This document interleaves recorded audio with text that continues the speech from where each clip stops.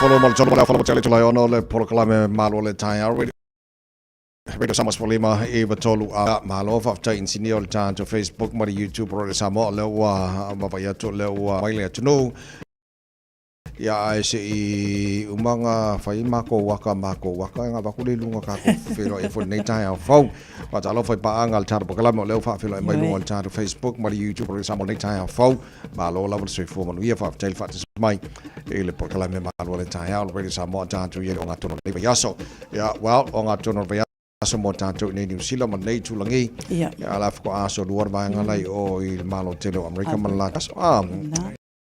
ya le lei o le a tanto tu mata ia ya matato va vai pel tu America nei tai au telo a mata Il va ngale e foringa mai e o mai la son le fanga palota e makua I le ai maseva o ia sui o le Republican ma le Democrats I le tulanga ia Donald Trump ia fa pena fo I Kamala Harris tu sai ma le amino finangalo tangata sitting tono America ma tulanga ia O le alava tawai pena e sau noa tu meta I lava le poloka lame day o le aso nei fatanu ina ai le palota a America I me se foi o lato o lo ia America Samoa temine ai lo o tu meta I pea le Democrat Kamala Harris ia fa pea foi le Republican o Donald Trump ia o to lua lea o lo ai le atunu uma America I le temine nei mo le palota o le taua tawai ina ia o uma tangata e palota po fea lava ia mantua tele aso o sauni uni mata pena ia pati uma ia mole anga ia tu mole nei aso e vava ai lava lato po fele tu e tauna o iai ale taimi nei pena e taua I oe o le tūlanga le nā ona o le to o lo o Maui America si o le o America o lo o nonofo I atunu o mamao pe o tūlanga le nā o lo iai le tala whaapea mai ai longa e maua sei unga o le palota pe a umale nei aso ia o tūlanga na ona o le tele o tangata o lo iai a o le mānei le teimi le nei tawai o lo whai mai ua tele lava tangata ua uma ona whaataunuina o lato palota pe o le fiafianga tele ni nā ai o lo tō tele foi e ta tau ono atu e whai lato palota nei aso so o le ata atorana o le aso le nei o le loa sa il fa mo tau ni tono ni sila o maua se fo I se fai unga but il poti la tamai nei le tai au talwai ono le tulanga il fai to win no palo te tono America le am fai ona ai longa mo ni sila le fai unga I le po ana nei ia la tatu di tilo a tilipea so o mai ngana na voting is underway in the US presidential election o le lua felusi mo le fa ngata u o lo iai o le final polls of the campaign says yeah a lot ahead in more swing states than Donald Trump o li potia na tuina mai nei le taiao le 10 minuti talwai ia a o tato va pe iai on the last day of campaigning Kamala Harris and Donald Trump concentrated on key swing states e ia state fo leo America e mafai on titilo o kuso skekenga e mafai ona swingi ia pe suia nga le sipito le tulango a fa pe o le sai le saila to support more the Republican ele tadunga e fenga swinga ngai lesi side ia po le suia palot e fuala ngal tulango ia le ia mo fenga palota America ia mo le balo le tunu to teleta e pa angal tara po kalame fa fo mai America le ta ia mo le ta ia au muruina le fenga palota malo tele ile ne yaso ia ia la tulango ia wala ngo ka ia ka ko tanga lango lango ina ai o la bala fi flier malo tele o America ia o president la varna ia mole over matul sala 5 miliona ia male 5 state foi o America tanga lo la papa io e ta Tawai nei tai au whapea ua over fitu miliona tangata ua maea o na whaataunua lātou pālota ai lo to tele lava lo to toe. Na e ta ole nei tai au, history will be made either way. Longo winga o le tala whaasolo pito lea fo'i a pālota Amerika whaataunuina lua o lua wha o le awa ai. Manu Malo Harris longo winga, she becomes the first female president in the United States in their 248-year history. Tūlanga na ai pe a whai e Manu Malo ia le sunga ia Harris. A whai la e Manu Malo Trump o le a whapea fo'i. It represents a different type of le tangata lela a Manu Malo. Mantua fo'i. He's the first one to be convicted of felony. Le prestene pe a whai e Manu Malo. O le se vaenga e whaatuina il matati a pēr mahalo Donald Trump. O le presidente il tasilio presidente o Amerika, I mean o presidente mole Amerika tasi valu I think 1890. Yeah. Na happen ai as a presidente ele I malo I consecutive terms, meaning in the terms lua o Donald Trump ngal kasi ala term le man malo ai ko malolo le si fenga ba le tula mai Joe Biden so fa pela ante o man malo Donald Trump fenga ba lonta ile so Ola no winga, ola history line tono America. O Europe tene tanu malita si malu iwa o ele I malo in terms e lua. So o maenga la na pe ona titilo e whainga palota e le so. Ia, ala tato titilo a titi pea. O ia tulanga o ia whanga salonga palota tono America. Ia la tau whaifoli tato pokalame. Ia watu o wale whonga mai le tino le tautua reda sa mosfoli mai tono a moma tato pokalame malo le tai hau. And we tele le atino America ma ala tu malato palota le ni. Foi mai tono New Zealand mo le silfira tono o te le lopra me le o fatu e sei le parmio New Zealand e le fonga se tasio sui o le Labour Party Ta vai we ta ua le afionga tato palemia ia Chris Luxon iue fa pea o ana nafi na ia fa to SAI ona o le tūlanga le mole sila fia le malo le atunu e iai le campaign ia le fa tau ina I le smoke tobacco and nicotine e fa pea fo o le means Stale sa tula I mai ai o le sunga lea ia Costello e whapea sa lafo se whamata langa po se sauno wanga le pale mia e whapea I la lea o documentations I to tonu lava I le mata upu lea e whapea ia le pale mia o lo o involve ai se tangata o le ainga o le minsta lava lea na lafo whamatalanga o ina ai ia le stunga. Ona e le tatau whamatalanga e le pale ua whamawai ai ona o ia ko mengi I se public servants. Po sesi lava o tutonu lava o le malo pe ona o whamatalanga ua lafo ai e le o sao pe o inala le ua whato ese ai le awhionga pale mia ia Chris Luxon. Ana nafi lea tamai?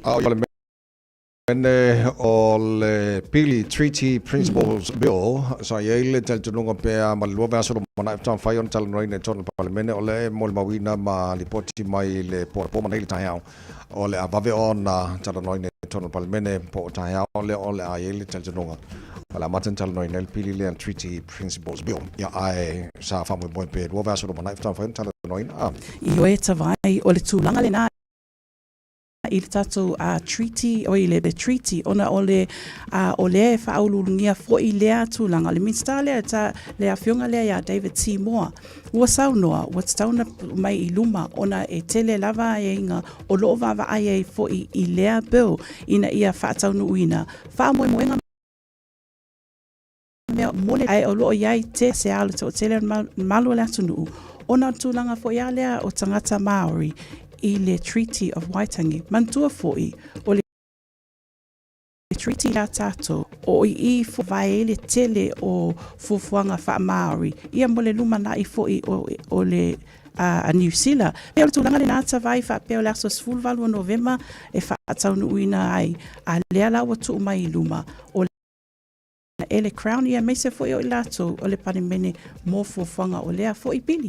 Tato i pe tono palemene New Zealand o le manato se tasio MP Act Todd Stevenson o public servants ma le malo a wone to whaanga ina taxis ma nisi sort of transport whaanga le upa o lona taljanunga e kaungo fia kurunga ia ngai lo taxi si fa ngal tele o public servants al malo ke lo I mean all awala fa sawi ona tantunga ngai lo o taxi si fa nga na ko wi sa later vai sa o le mo le fa sawina o seleni ia e mese foi e ta u ala vale e ta u foi ta to polo kalame sila fia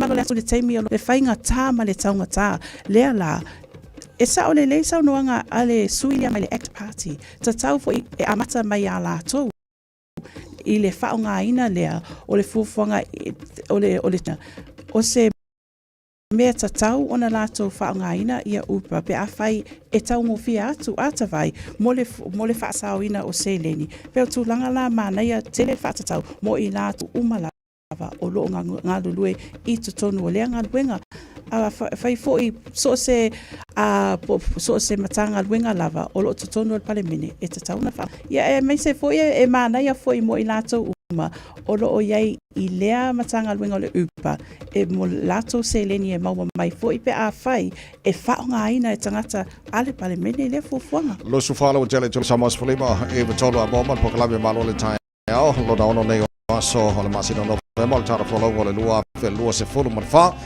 o tara fa fi fianga o le tai ao aswa le ala tanga mo fele se Mikael le mavanga tabi tama yona tana e tulu aga jusa manga ruenga o le tai ao fo malo la vole on sai malo fa malo lo si wa afal tana ba yaso mo le faiva o le ne yaso o fa fi fianga mo o ne fo tai ao fo a e malanga runga la wala take it easy on the road Maria le anga I jusa manga ruenga o le tai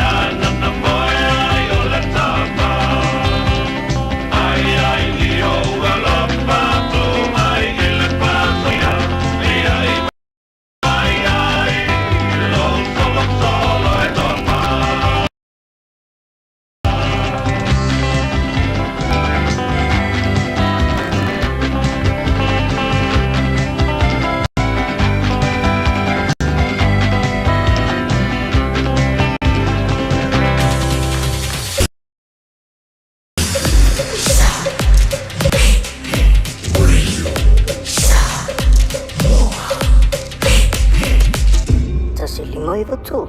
Amo. Fia I mea whai mga yo inga I le taupito nuu. Ua mawhai ona au ina atu ulenga anu o au kilani. E ala atu I Auckland Council's local boards. O le Festival of Roses I Pānau. O se wha moe moe mata ngō fia I watape na ina mo oi malu a inga. Sila I le au le leo tonga la au.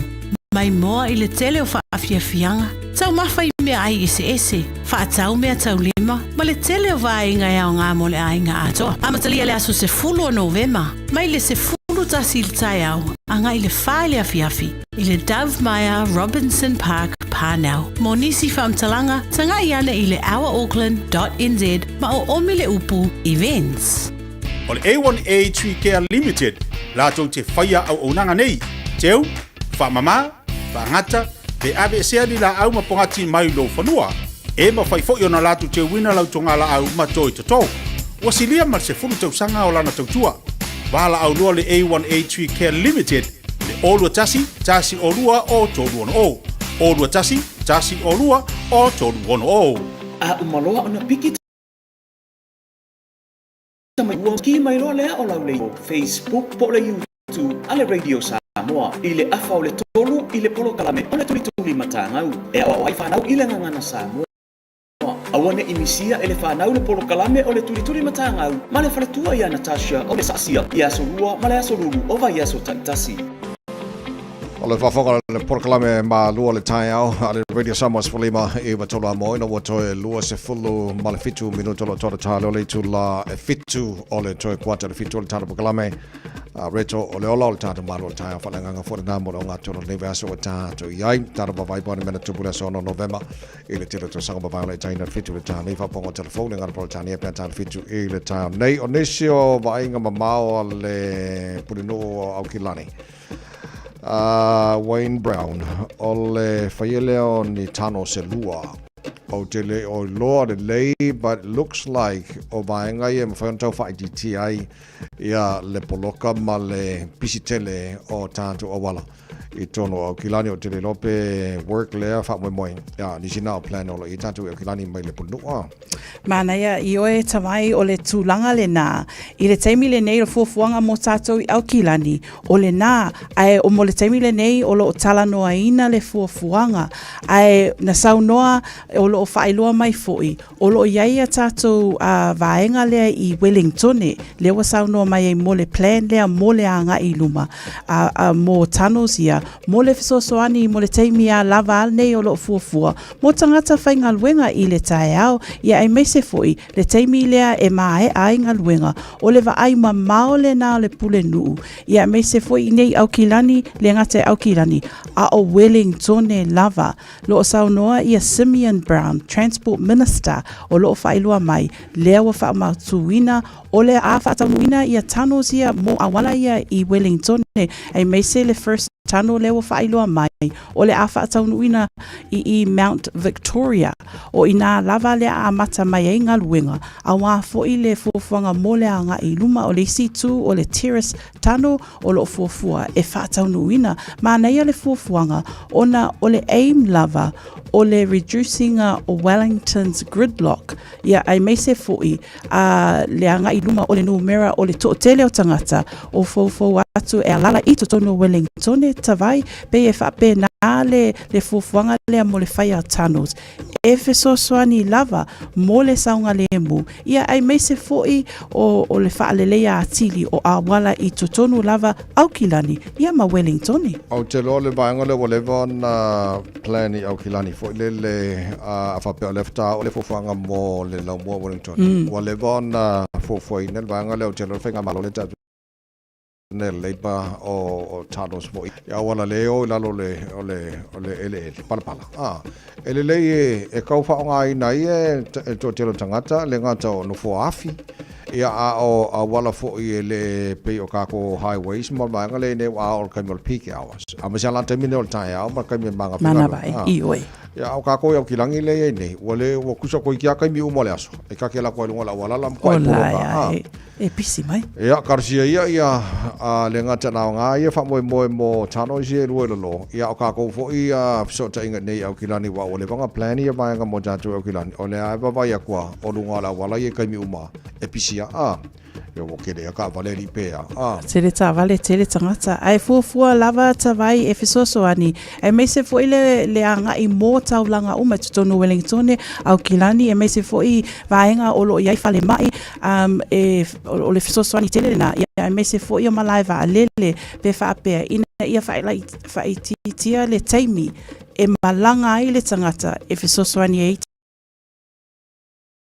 tele tano tia mo atunu mo tatou fa Australia nei time le tai ao ia te loanga e va beao au ko pe fa le lua te le tolu nisi vaenga o lo o moni mawina e vaenga Australia le asilia tu na vela nai lo isi vaenga laulangi atoa ia me se le anga tu ne vai time le mafana le tatou ye so later mai ta ua mai I le taimi le nei Australia is going to become the hottest place in the world o lo fa pea o le a lato they're going to face heat wave longo winga o le malosi po le temperature o le ai o le a over ma le 40 degrees o le matua vela tele le na pe lava le vela e o fo e tatua moa ai o le langa le na o lo iai o lo la pata iai le tele malo le atunu I tonu lava Australia I le vela o le au iai o te loa tele fo ia taimi o te asia tu fo I Australia taimi fa pe nei e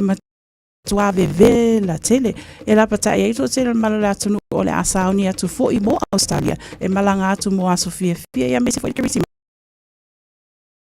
ina ia o fai o le ave vela tele o le lapta inga ina ia tau mafa ia le vai I taimi uma and tapena pena masauni uni ai ona o conditions o le o ai Australia mo le vai taimi le nei o lo fai loa mai o vaenga ia fai loa mai ta vai parts of Queensland, New South Wales, Northern Territory pe o inala o le alu lunga le o Brisbane ma Sydney fa pea o le atu mau pe around 3 degrees wisi vaenga o le o lava I le fa se fulu degrees o ina ve la Australia le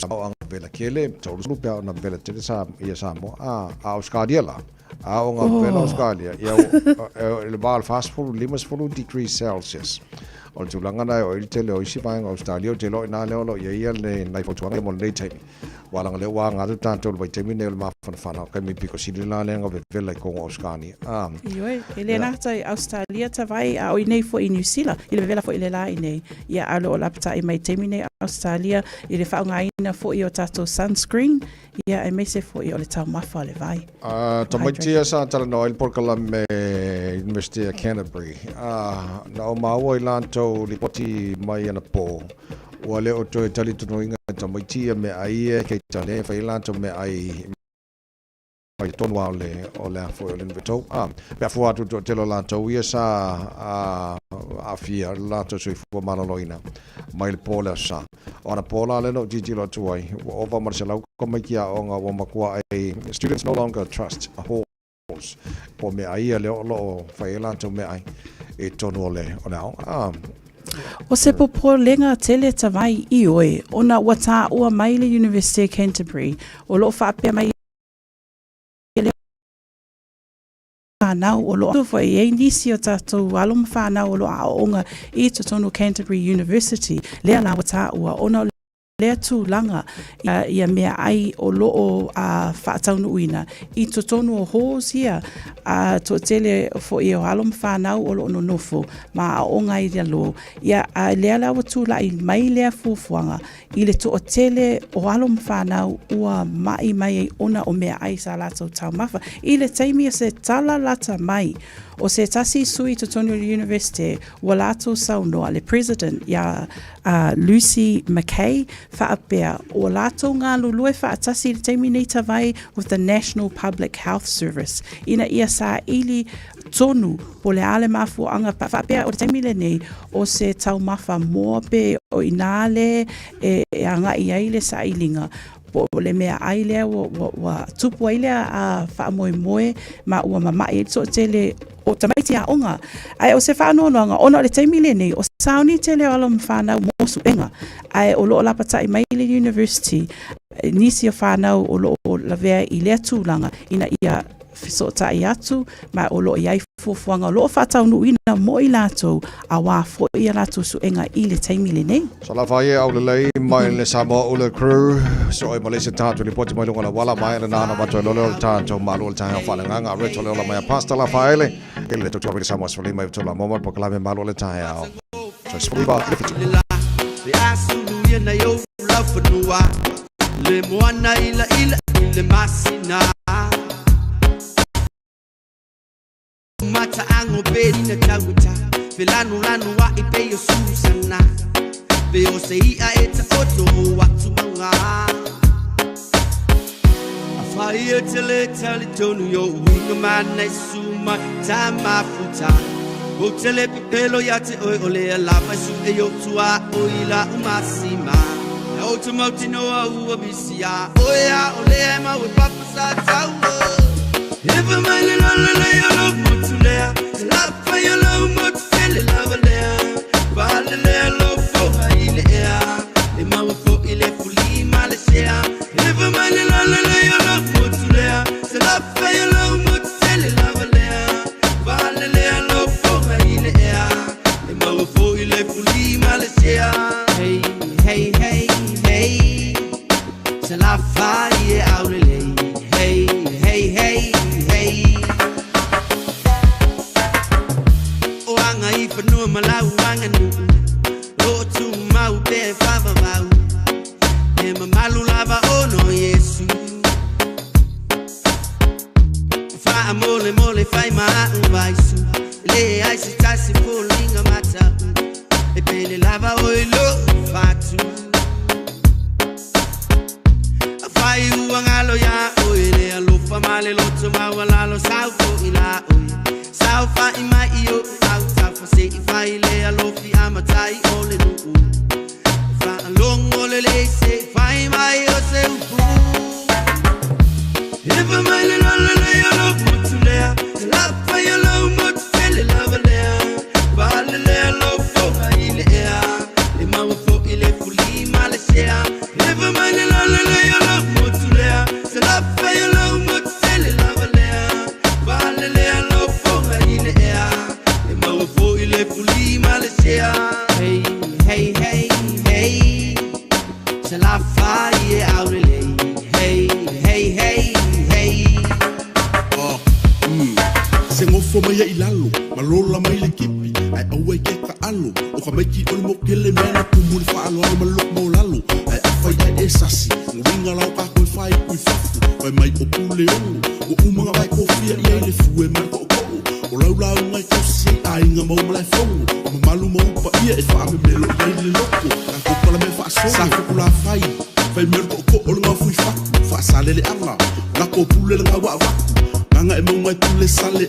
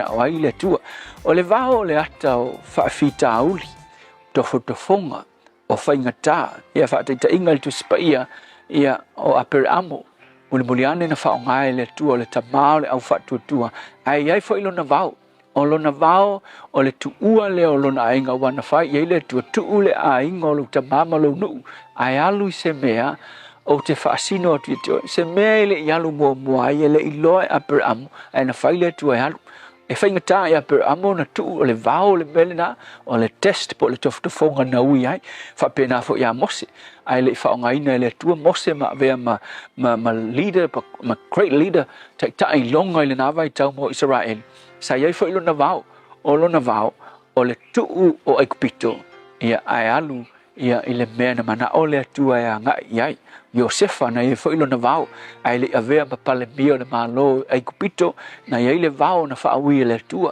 o totonu o lona aiga na itagia e lona aiga mo na uso ia o oi na ua o i Aikupito ia tuaʻi fuaina e le toʻalua o Potifara fale puipui o le vao na iai o ia so o le tele ala tagata faaaogāina e le atua i le tusipaia e leai lava seisi teʻi ua oo i manuia ma faaaogā i le atua e aunoa ma ni vao na ui ai o latou olaga ae vaai le tala lea na faitauina nei a Iesu fai mai fauma ona afioi fo le agaga o le atua ma faailoa o loʻu atali pele lea o te fiafia ia te ia fai mai leo ma le tala ona ave lea o ia e le agaga i le vao na ave e kuʻu i le tiapolo seʻi faaosooso ma tofotofo i le tiapolo so o se mea lē talafeagai lou maʻafaufau o le tagata po le atali pele o le atua koa umaga fai mai le atua e pele o ia te aʻu te fiafia ia te ia ae uma i foga ae tuʻu e le atua i o i le vao so i loe faapena foʻi a faina tuʻu e le atua lona alo i le vao e lē mafai foʻi ai tatou ona pasia ia le vao faaleagaga tatou te uia e iai vao faafitauli o Esavali ai lenei taimi o le vao le oge ma le lē tagolima o le vao le popole o le vao le o mafutaga i totonu aiga i ni mea o tutupu ai faafitauli le vao ma lou toʻalua fatoa amata lou aiga o le atinaʻeina o lau fanau o le taumafaiina o lou aiga o le tele o mea te ui ai faataga e le atua na mea uma ia e testai oe ma faamalosi nai oe a o le ituaina oe le atua i le mea e faaaogāina ai lou olaga so ma le upu mo oe le aso lenei a fai o e ui le vao le teipi lenei ia aua neʻi malo ia te oe le mea lenei e leʻi faataga fua e le atua oe te ui le vao lena e ia ia le mafuaaga o le mafuaaga ina ia tofotofo oe e lē ina ia oti oe a ia malosi lou olaga ma saunia lou olaga mo le finagalo o le atua le upu mo oe le aso lenei a fai o e iai se vao ia e manatua e lē ga oe o e iai le vao o loo iai faatasi oe ma le atua faafetai matou iloa le olaga faaleagaga e iai taimi matou te ui le vao ae matou te taliaina le vao matou iloa le nofoaga lea e faatupu ai lo matou matua faaleagaga faafetai Iesu amen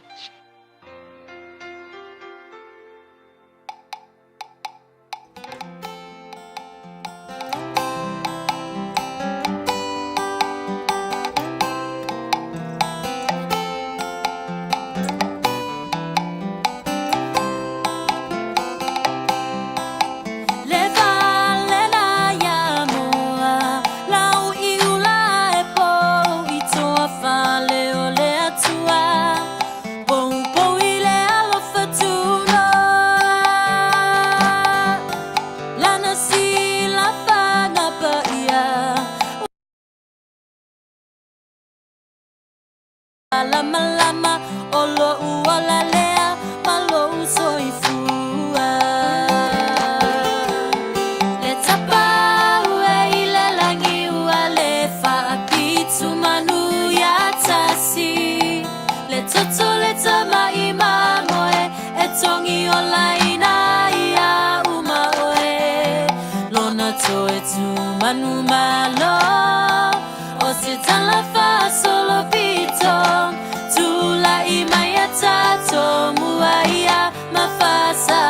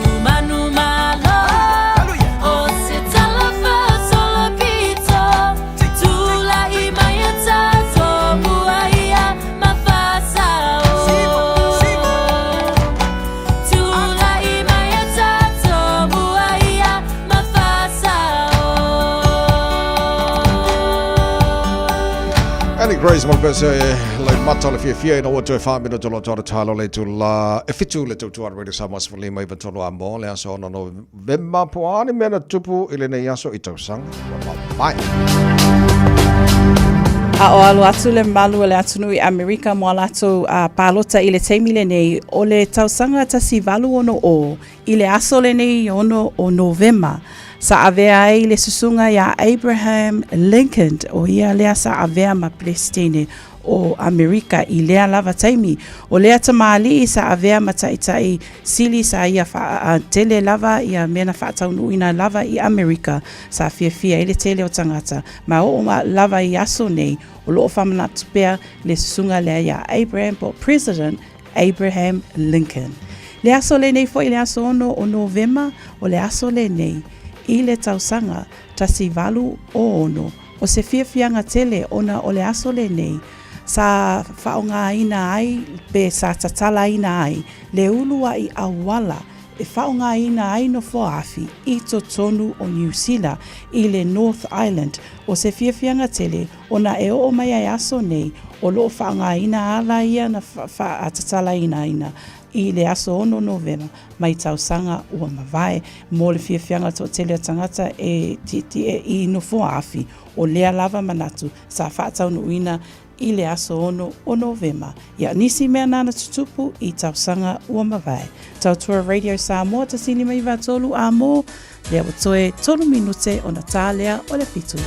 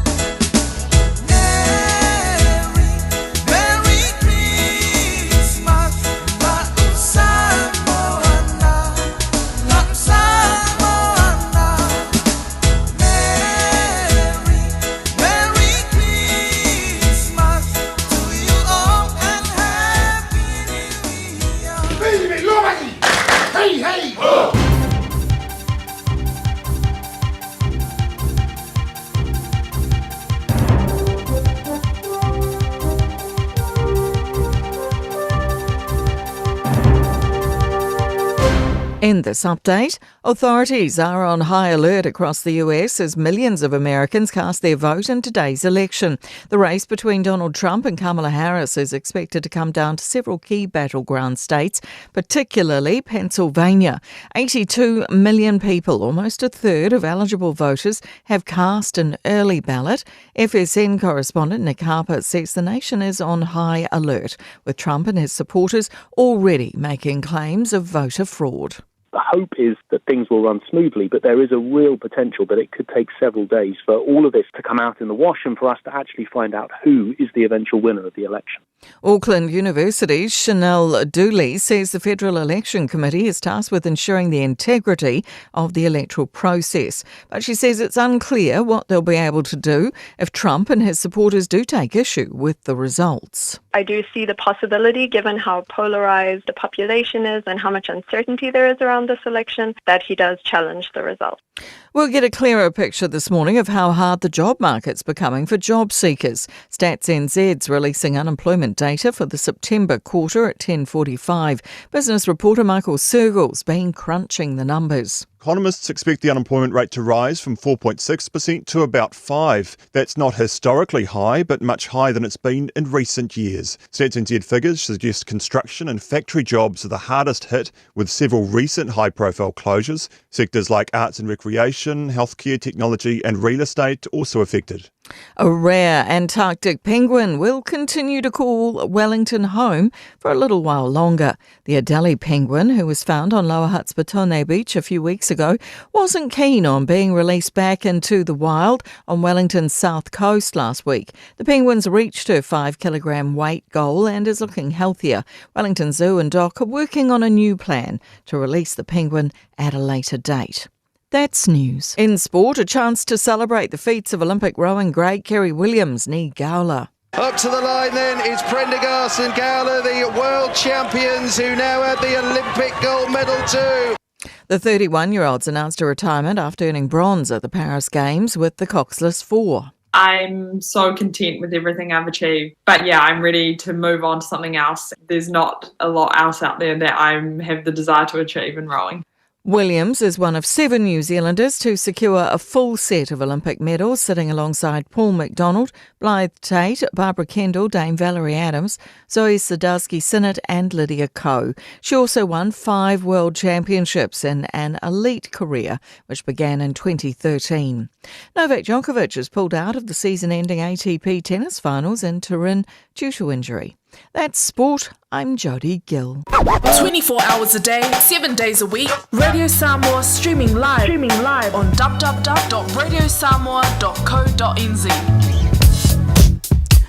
Tu maule maule pisi lunga tato awala, Vangana State Highway 1 I mātū le Valea Rosedale Road and Constellation Drive, lewa whailoa mai, lewa mamafa le pisi le nā vaenga o le awala, State Highway 20, George Memorial Drive, a whaiolo e, anga I mole malai vaalele, le nā o whiololo le pisi le nā vaenga o le awala. Ai o vaenga uma o Aukilani le nei taimel tae ao, lo whailoa mai o lo kilia, so longa le lei, maanaya malanga mo le nei aso lulu. Manuia whainga malanga o le nei aso, li poti lata mai le nai lunga o le awala, le nei taimi o le tae au tautua Radio Samoa, tasi li meiwa tolu a mo, le ua 5 minute te ai le fitu. Talofa Samoa o Jerome Gray le nei. Pe o e e lau ta vale po e whaafonga mai ilo maota. Ia tu pele ni lo lau le tio le 15 tolu a mo. Radio Samoa, numera tasi I New Zealand. Ua mawhai ana au ina atu le tala o le tau I aso taitasi ona o le lango mai a le Pacific Finance Limited. Telefoni o Varselau fitu whawha lua fitu. Tātua matamai Samoa I le vainga la tamai le nei I le tala o le tau o le nei fo I tae au fau lua se furu ma le luola I le vevela nei Samoa le nei taime o le tae au le te mawai ato le langi le mai le tau. Winga wha mawina le tau le atino le o ngā tono rewaso o tātou iai o le a whasalo fo I ina awa o le tau. I le tilo vahenga o Samoa e pa utimu ini se vahenga le tino lua se furu ma le iwa o le maurunga le nai o le vevela le Samoa le so lua se furu lima I lona maua lalo. Na minuta la tātou tala nofo I Samoa ne whiunga ngan mana tu mabao o tanga vaia tipi o tanga vaia ia o na maua I fwoi le atuanga o le tunanga I le tau le tino I le nei fwoi asa fau o tātou o lia. Se mai le talo le tau I New Zealand nei whatalo fai pa ngai le so sbai ngor motu sau til nei tai out malo se fo manuia Queenstown mane suro le la le so mane fo ma fana dos fu lo lo na maulunga e le telo vai nga Wanaka la fa solo point awa olang de le tau le so be vela le air dos fu lima lo na maulunga mo tau le so Timaru la fa solo point awa olang de le tau fu river maulunga ma ro le air ile nei fo Yaso Nelson la fa solo pa timu le so fu fitu maulunga de malulu mana ile langi le ma le tau in the cargos fu river maulunga de ma ro le air Famawina mole so Dunedin ona fasara pona langi de le tau mo tau le so fitu malu ona malulu mane ayo fungala aule ayo keriso karastete malo la versi fo maria e de nei tai au awa tau mo tau langi de le ne so time le so pa utimbo fasala tu le fiana nei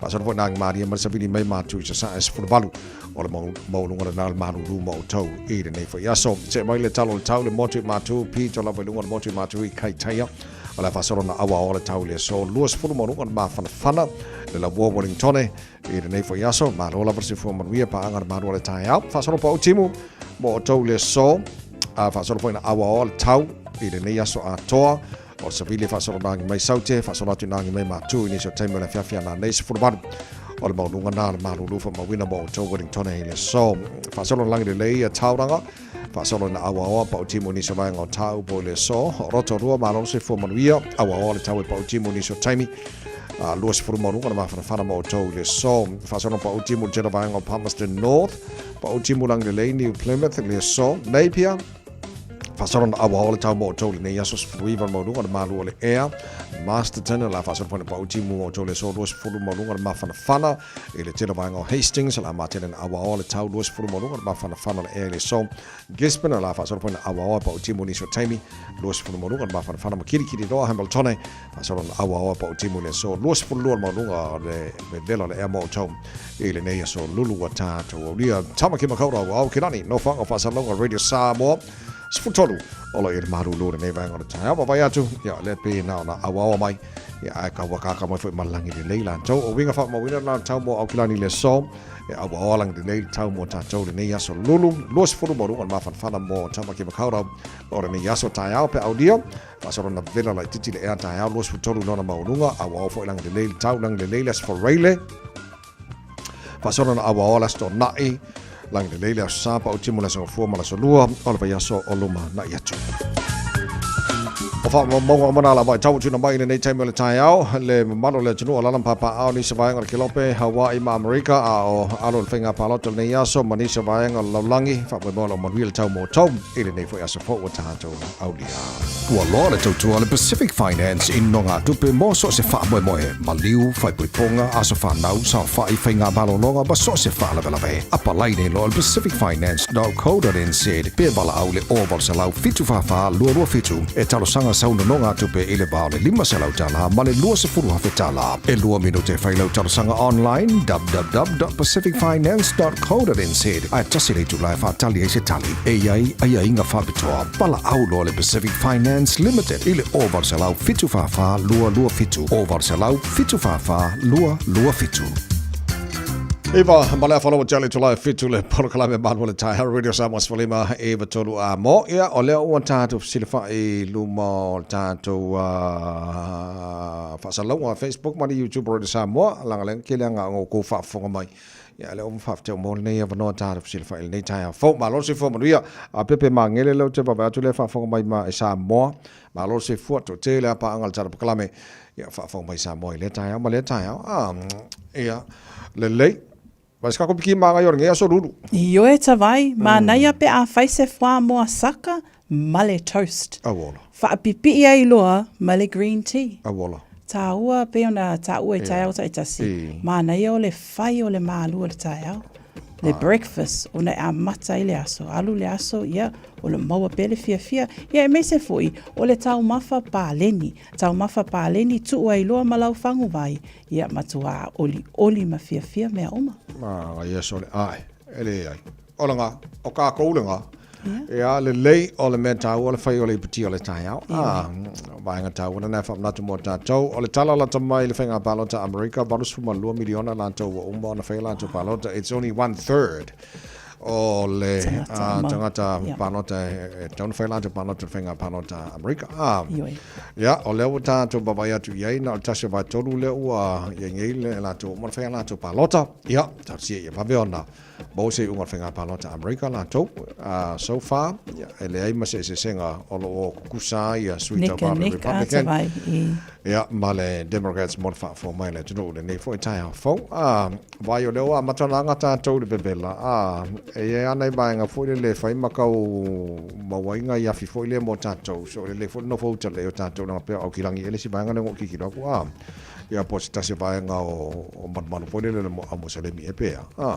O le alava tawai i oe, o loo whailoa mai lunga tātou penga ta whailangi, po tala le RNZ News. I oe, le vaenga lea o lo iei New Lynn, o lo iei tātou malu na le au musalemi. Lea la e whaapea mai sa mu, i le tai au ana nafi, o lo whailoa mai e whaapea, ua whaatau nuuina ai e se tasi tangata lea wha moe moe. Iso o lo sa ili pea li malo, po le a tonu le mafua anga, a o le tala la tamai o lo whailua mai le teimi le nei, they think someone lit it purposely, lungo winga la, e le tangata lewa i loa mawalu atu, ma whaatau nuuina lea wha moe moe, lewa mua le malu.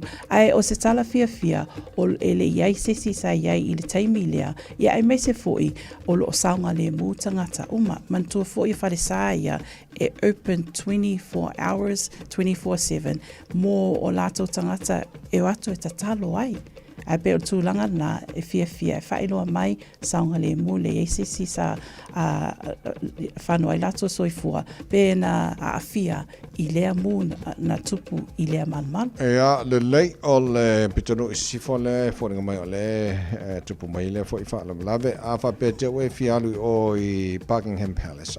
Ia le wo ki kiloku le wo a tala whai toa mō kaka kulisi ngi kia ue fio o i oe mai le kupu mani masi o fōru.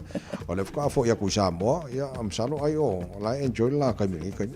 O le mana ia na le wana malanga mai ia le tatu tupu i Samoa. Ai o tūlanga le na le o whailo mai Buckingham Palace i le teimi le nei, mo sina teimi o le atatalaina i le Palace po le maota o tupu.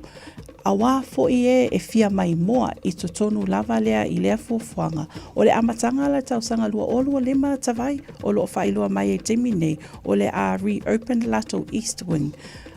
Mo le lea fuafuanga ai mo sina teimi. Ai pe ona e ta ua nei tai au i oe a whai o lo e fia malanga atu iai o lo tatala lea vanoa ai whapea mai e to tele e vave ona totongi le tupe e mānaia foi le tatala o le avanoa ai mānaia foi le tau o lo tu mai e asi e tuai ma mai moa i totono le fale le tupu whapea e se lau wiva se furu lima tāla le tupe e totongi e mawhai ai ona e ulu fale ia mamata fo i totonu o le maota o le tupu. So mawhalo o tele tulai fitu o le whaponga o le tai au le pokalame ngal Britania. Think a minute tala soai. Io on tatu tala noi le sa bona whiunga na malmana. Pea mai pa whiunga mai Leone High School.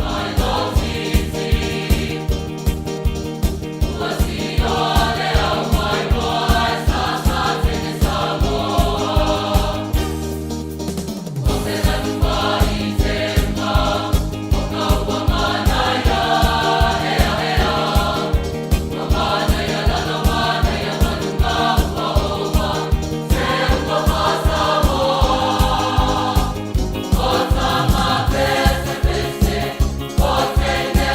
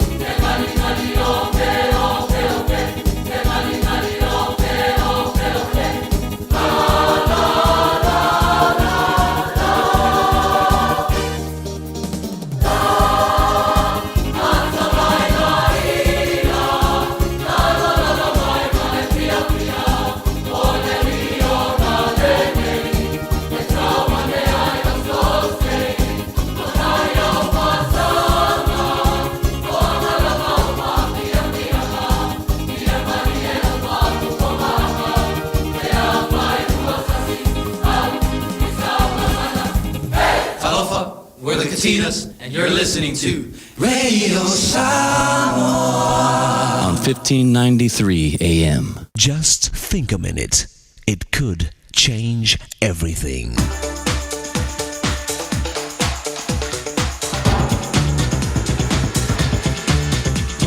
Think a minute. You know that fathers are becoming a vanishing breed?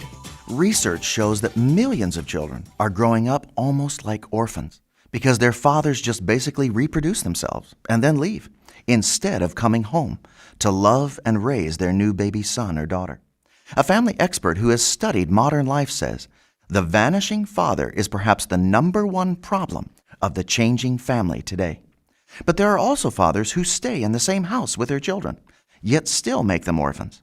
Someone said, the hardest job kids face today is learning to be parents without seeing any.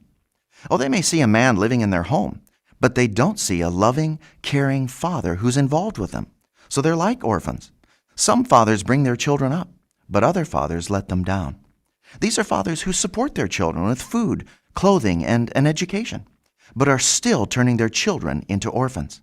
Because what they provide their kids is no more than what children who grow up in an orphanage have. You see, each day of our lives, we make deposits in the memory banks of our children. How much time together with your son or daughter have you put into their memory bank? How many memories do they have of you listening, talking, and having fun with them? You see, if a man refuses to fulfill his responsibilities as a father, he can't expect his wife to be a real mother either. Without the leadership and help of her husband, the mother will eventually become discouraged. Then the kids are left to find their own way growing up, without the security, love, and teaching from either their father or mother. So, Dad, why not ask Jesus to forgive you for not being there for your children? He'll help you change, to become the kind of father your children need and deserve, so they'll never again have to feel like an orphan. Just think a minute. If you'd like a free CD of our top 40 programs, write to us on the internet at www.thinkaminute.com and catch us tomorrow at this same time when we stop and think a minute.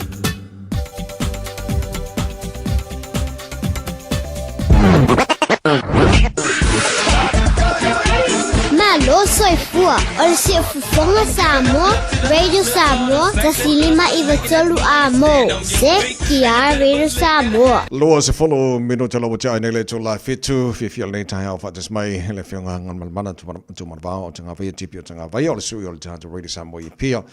Ya awa fo itatu tananga masani longa tono o vai asri tasi le ngaten tan no fa lau teleni so mata upu le tunu i Samoa. Ya stai fo ia le mai alpo kala me la mai fo ia headlines po vai ngo te pena ia ya o fo lanto tu mo taro tala mai Samoa pe tana balu e le tai nei ya ni fo lau se fa taro fo le a fionga le lo le nei tai fa mo mo I le anga fa alo fa talo fa tu I la wa fionga ngal mana ia vi ile li le o tato feilo I le nei la le lei ma lo la va tau tua ma lo so fo manuia so fo manuia I tausala ya te o tausala fa persunga te vai ma lo fo so fo manuia ma lo le usu Morning sir ma lo fa tai mo le nei tai au le lei ai le I tala no nei vai ngai mo le tunu o le a se vai ngai tonu le tunu a lo le ma lo tele o America I lana fa nga pa lo tonu ni so ya fa nga ma Ia waftai, a tonu le kungule a o la ko paroka pe e ta te wawa ia. A wai. Ia tua pata tua o whai ungo whai ngā parota le malo tere o Amerika mo tātou. Ia a wai to tere o tātou tangata lai la lai. Ia tātou sotu hope ho ia Amerika Samoa. Ia o lai la le kulenga le hui malo tere o lang. Ia I tātou o tunu, e whai ko I mele le, tunu nei, e pewe o tau, a whai la tu pālota I o, ia e whai atu hui pālota I nei. Ia, o le hoi la, ia I tangata Amerika le, ia wa pālota ia whai le meri, o le e abe le meri. Ia, hau te loa, o le, a wa le so hui la la e whai ngā pālota Amerika Samoa. Pālota le sa ili o le Kovana, ma le Lutena Kovana. Mai patau sanga o le no kua inga piko o le tofi le stele.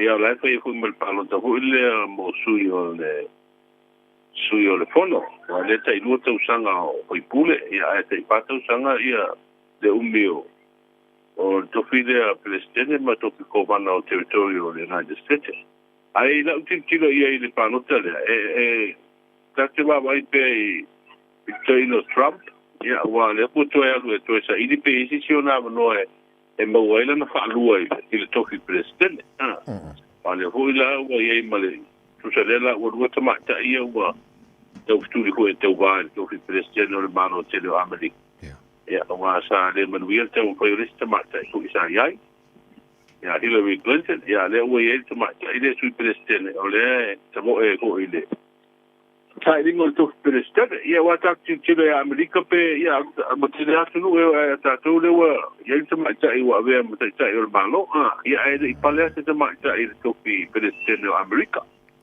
Antonio le si foi tulanga maulunga na e baba ai le la. Ia po fe o ia ile lango Amerika ile tu pa to mata. Awai pe ai to tele la vai le tu pa ile to venga to president au telo. Le voi vai to atu ili pot. O se no unga le fenga pa lo tele a Amerika. E ia ona a fianga po le impact ia tunu ol Pasifika. A me se ai tulanga pa ba malo.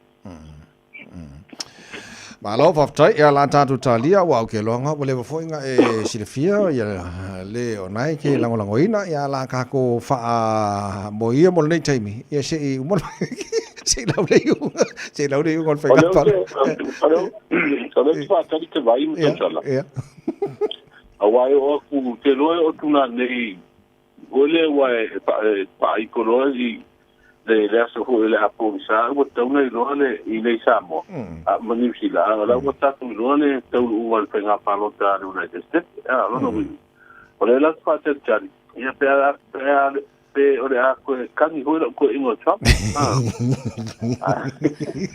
ai te baba ia tu ai di to si e mai ia o la fa me to i lo ra ma pa fana ma pa fana ko le baba ia tu i si li po e ono ia ile tūlanga ho nei e whaisi baba la tau o le tau runga whainga palot ia wa apa pe o whainga palot ka vanga mea ia nulu a ele maua ele 5% e ile round 2 e to e sa ili ia tatu titira po o le ane tūlanga le aia ia wa o le palot ho le ane to e pale mai ai ia tūpane ia le ane tatu lo tūlanga no ia maro American men what Gala Kalau anu me hone le lolo. Ai sa wa.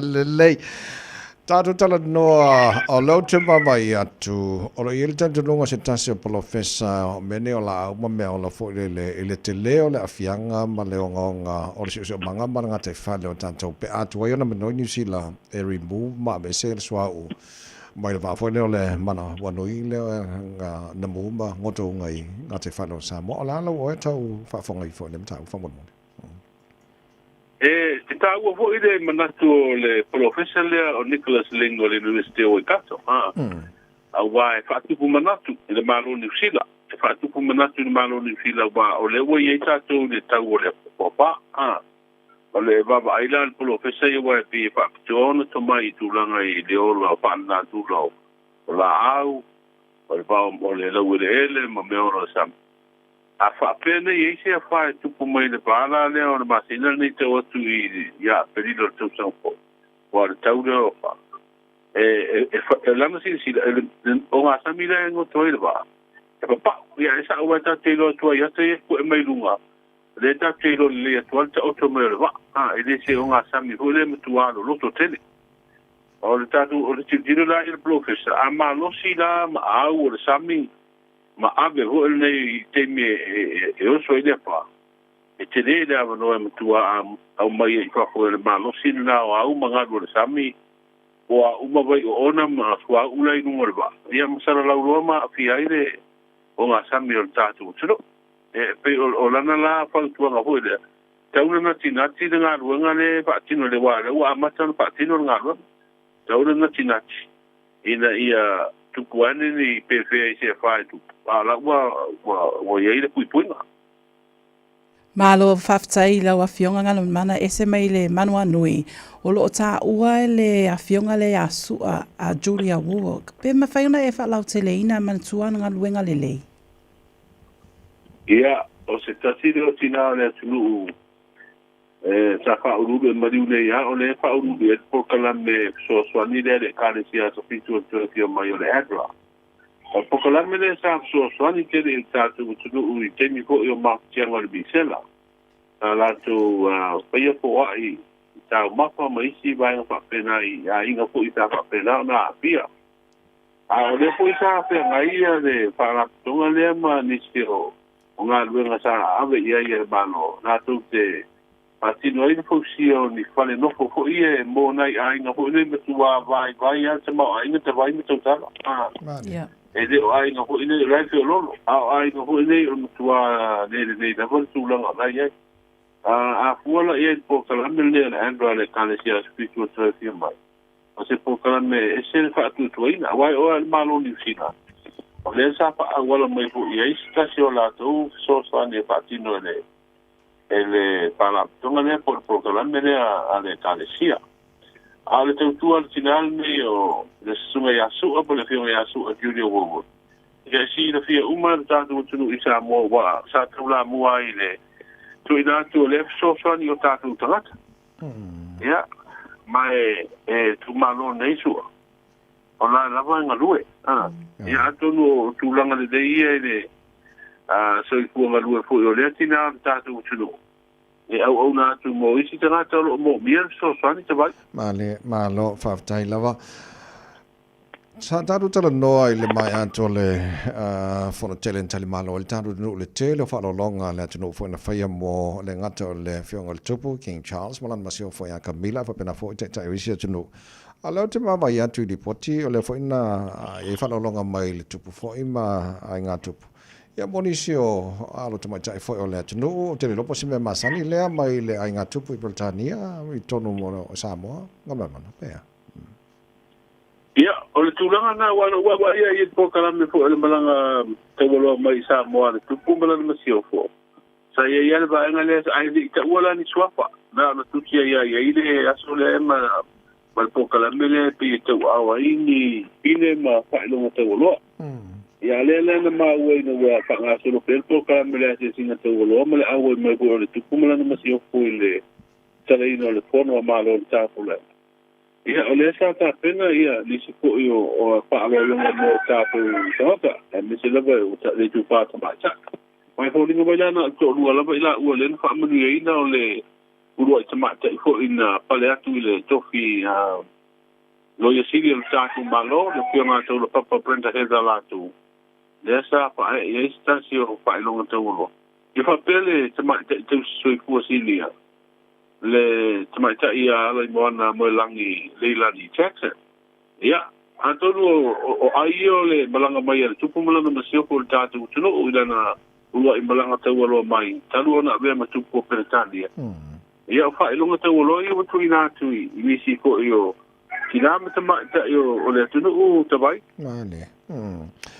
malo haftai o amalta longa nei pe tatu e mawalunga fa longa nei pe tatu fu ile tu langa ho nei ya Britania ia mana fa edo no fa penei ma pine te wolo ave yo la tu tanga ho nei o mutua ma wolu la vale tu langa wo ia la tu au langa mga luanga saule amal tar sa mo nga tono ba so ngabama o le mai le ripoti o le talo le taule asolulu nei o fa peme o vino le tau tatu sunu o sa vivi o le lai to lau o sa vivi mai matu sipo anga ile lai tonga sa vivi mai sauti sipo o lo ofitia nei lu tatu sunu pe tai o se vaenga o te ingo sa vivi matimunga lo fa pena na to oto matu pa si ai ao ma timu ya fi ile sunu inicio tebi e a wa fa pe timu e to uruwa va solo ke lo ko ile mafa ai pu fa pena wila ma fa tili eu no a fi helo tatu tulu le tulu tabai malo fa tai lau to tua le tunu ia tatu tala mai samo pa tana falu le tau nei ba tu le no fa de foi o tapananga ia wa fa fonga samo fa mo o le ua Pai lole te pai a onga fo ia tātou manu Samoa ia mase mahoni soka I morianga leo o na file sa tula ia po ia chamali po ia ba ia tula nga fo fanga solonga o tātou pamsilonga tātou pamsilonga mulungu ia ma leo ua po a perino tātou ko lele a bala wai mo ma leo furu ona masina wono fusalai ia se abeta vale fa tamala na io le morianga le abeta vale fa tamala na mali wai si ona tu a tama o le wa fair company o Sunshine Pacific no tatu tunu I so ni tupe ia wa fu ia tina I tau fa to anga mala manu wa pifilia sa mo il por kalame tong pitia ma tafi se ai stasio kanesa ia pietele ai ia le tu pa tama tai de survival cancer.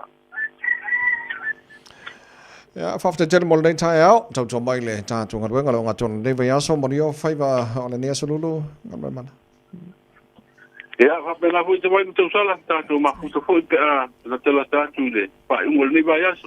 Tai so So foi a le fionga ngal man mana tu mana ba tanga vai te pio tanga vai ma le ta so te ingora nei foi tai au fo.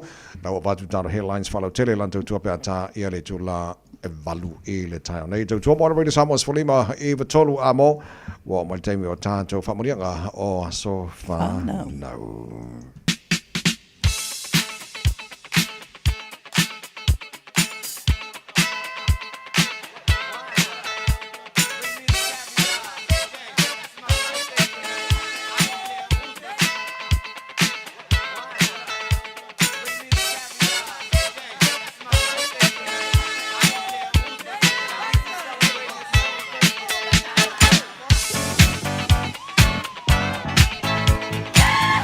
Nanga sfanaula so lulu nei so no ve moment tala telefoni pe am fai ona fanga ina telefoni mo mo se family anga sfana tolu fitu tasili mai va tolu lo mo foi no lunga tanto emaili ile on air radiosamoa.co.nz lunga on Facebook ma YouTube Radio Samoa awala mana mai la family anga ile nei foi tai au matalena ma lo soifua ma lo soifua ta vai fa pe foi tau salo tai au ia fa tai la mo leva no ia lo fanga fa manianga le sfana u se tasi foi o whanau, le ali I leo o whatau I malu o popkura, o le aso no atua I aile tolu sfun malvalu o ni tausanga, fa foi lava le vi inga malfaftai le atua, ne tausanga I tele wo ia foa I le ne ali, ia alofa le atua to foa inisia se tele o lo wola, tātou te mafuta I pea I tono tātou a inga, mai se tausingo I maua maltamau, o le a inga, famania tele le atua I lo wasfana fatau I ia lo faanga famanianga o uso uma mo oe fa pe foi lo to fine o ana matolo ia ropen malfanau alo faanga foi o nephews o nieces mo oe fa sile lo faanga o matua o maluma taleno papkura fa style of savai maltosala mo le avnoa manuia le asa soifua ta lo fa Luisa ta lo fa lava lo Usunga le. Allo? Leanga. Ia, wa mai on nei tai. Ai manu ia faftai. Ia fai no na fa mangu ia fa mole mole. Ia ono fa mangu ia ngale afi fio anko ia maselingo. Ia mas anko ia manu ia lava lo asfanga le nei aso wa e awalia mailo 5 ma le tolu tau sanga le nei aso. Ia o sai mai se o makua lava o sa lo la fosos Afrika la pe o makua mo lo ngai wenga pa manuia le atu ya se oi anko pa sai lava mo me o e faia ile ainga tama pa sai lava ia to pa popo I fo ni si tau sanga I lo langa ia lo fanga ia mai ia se a u lo ni si alu isa tale lupe malo brada ia tina tale lupe mai se foi lo tinaya sai matale lupe Inge New Zealand, Samoa, Amerika, so stesi lavele ela langi wa ba lo longo mai o e au lia lava lo lima se fun mal tol sanga. Ya, sala va vai mo lo o avango. Sai lava ru isa manu ia lava la o ngara nei aso ia lele o nei ia famnianga lo pito anu fa. Ya, lunga tato apia fo linga tavai fa manuanga le aso fa now o Marianne Ngongo Simeona O Lower Hutt, e manatua oe le pele I le aso le nei, na e whanau mai ai ua ato ai lo tolu tausanga. Whaatai ai le alii I nei tausanga o whaina mo oe, mātou te alolofa tele mo oe le pele, alofa anga o ainga umalava, ai mese o lau nena ma lau papa o Stokes Valley, o le whaamanuanga le nailunga apia fōlinga mai a whaamanu, se wewa ngongo. Lunga tato I meli vai pe lava wa pau nala Ola si whamananga mai runga Facebook lau titilo te whamananga nas whanau whamania tulas whanau ona tale ia Douglas Kayona Junior John Fonti atali mo ni tele lama lo langa tupua e ustai matua asili ona matau I le tua manuia suenga fai ora ni tu sanga ala tele atua matua ia Kayona ma falu lo uso ya Alex so kiki la ku malo one and only sister Longo Josie mai te awa mutu Hamilton manuia tele lava ia lo wasa whanau I le so yep. Mo le atali I peleina o liu Thomas mo tunga vivi I atu I le alii I ai o matou loto I le alii ina ua mawhai e oe le atali o na aulia mai lo se fulu lua tausanga I le nei aso to anga I le a onga ma le lotu manuia tele au ta alonga voli I le nei aso alofa anga mai au tua whawhine o uso nephew ya Noah niece Amaya ai whaasiri ai o mātua o lolo mafua rosa o las whanauna le tama peleina ia liu Thomas Motunga. Happy birthday! Yeah, the late, yeah, e fōringa mai o tāna whamnianga manara nei tai au, is this whamnianga salon ka konga? Tato le nā tawai, whaftai. Ma lo, le lei, maria whaipatal nei aso ni whala. Whaftai tawai, whaftai lava Samoa, manuia tele, whafonga anga le nei aso, whailoa I le alofa o le atua mo le nei teimi, alofa tele ato, soifua ma ia manuia. Pesele mai a waino o wha, maria tele pūlenga mana penga luenga, radio Samoa, whapena fo, il pokalame maro le tai au, maria tele lava tawa sa whanau le lofa mana anga le lei, o le tāta matai I le langi, waino. Lonu ue Samoa, wai la le le vasa la le oe inu o le vasa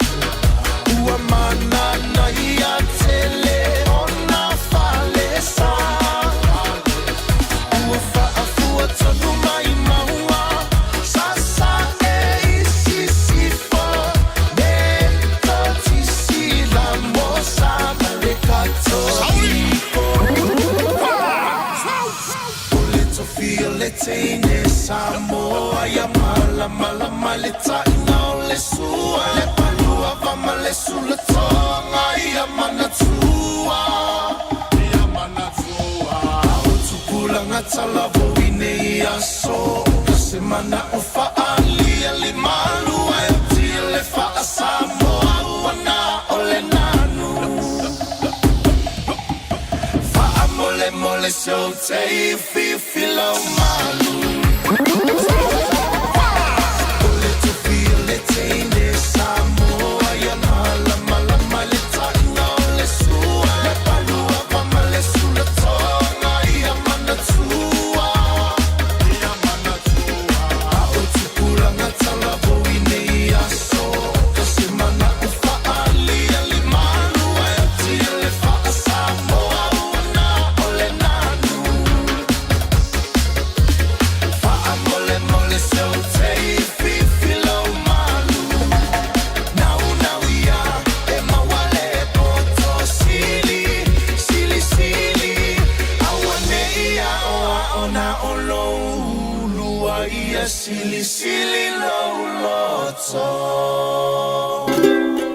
Alova Samoa wa ule ne yokas futialu awal suia ngila wa le kio eva mai ina se fudu lima iva kolu amo Radio Samoa vevela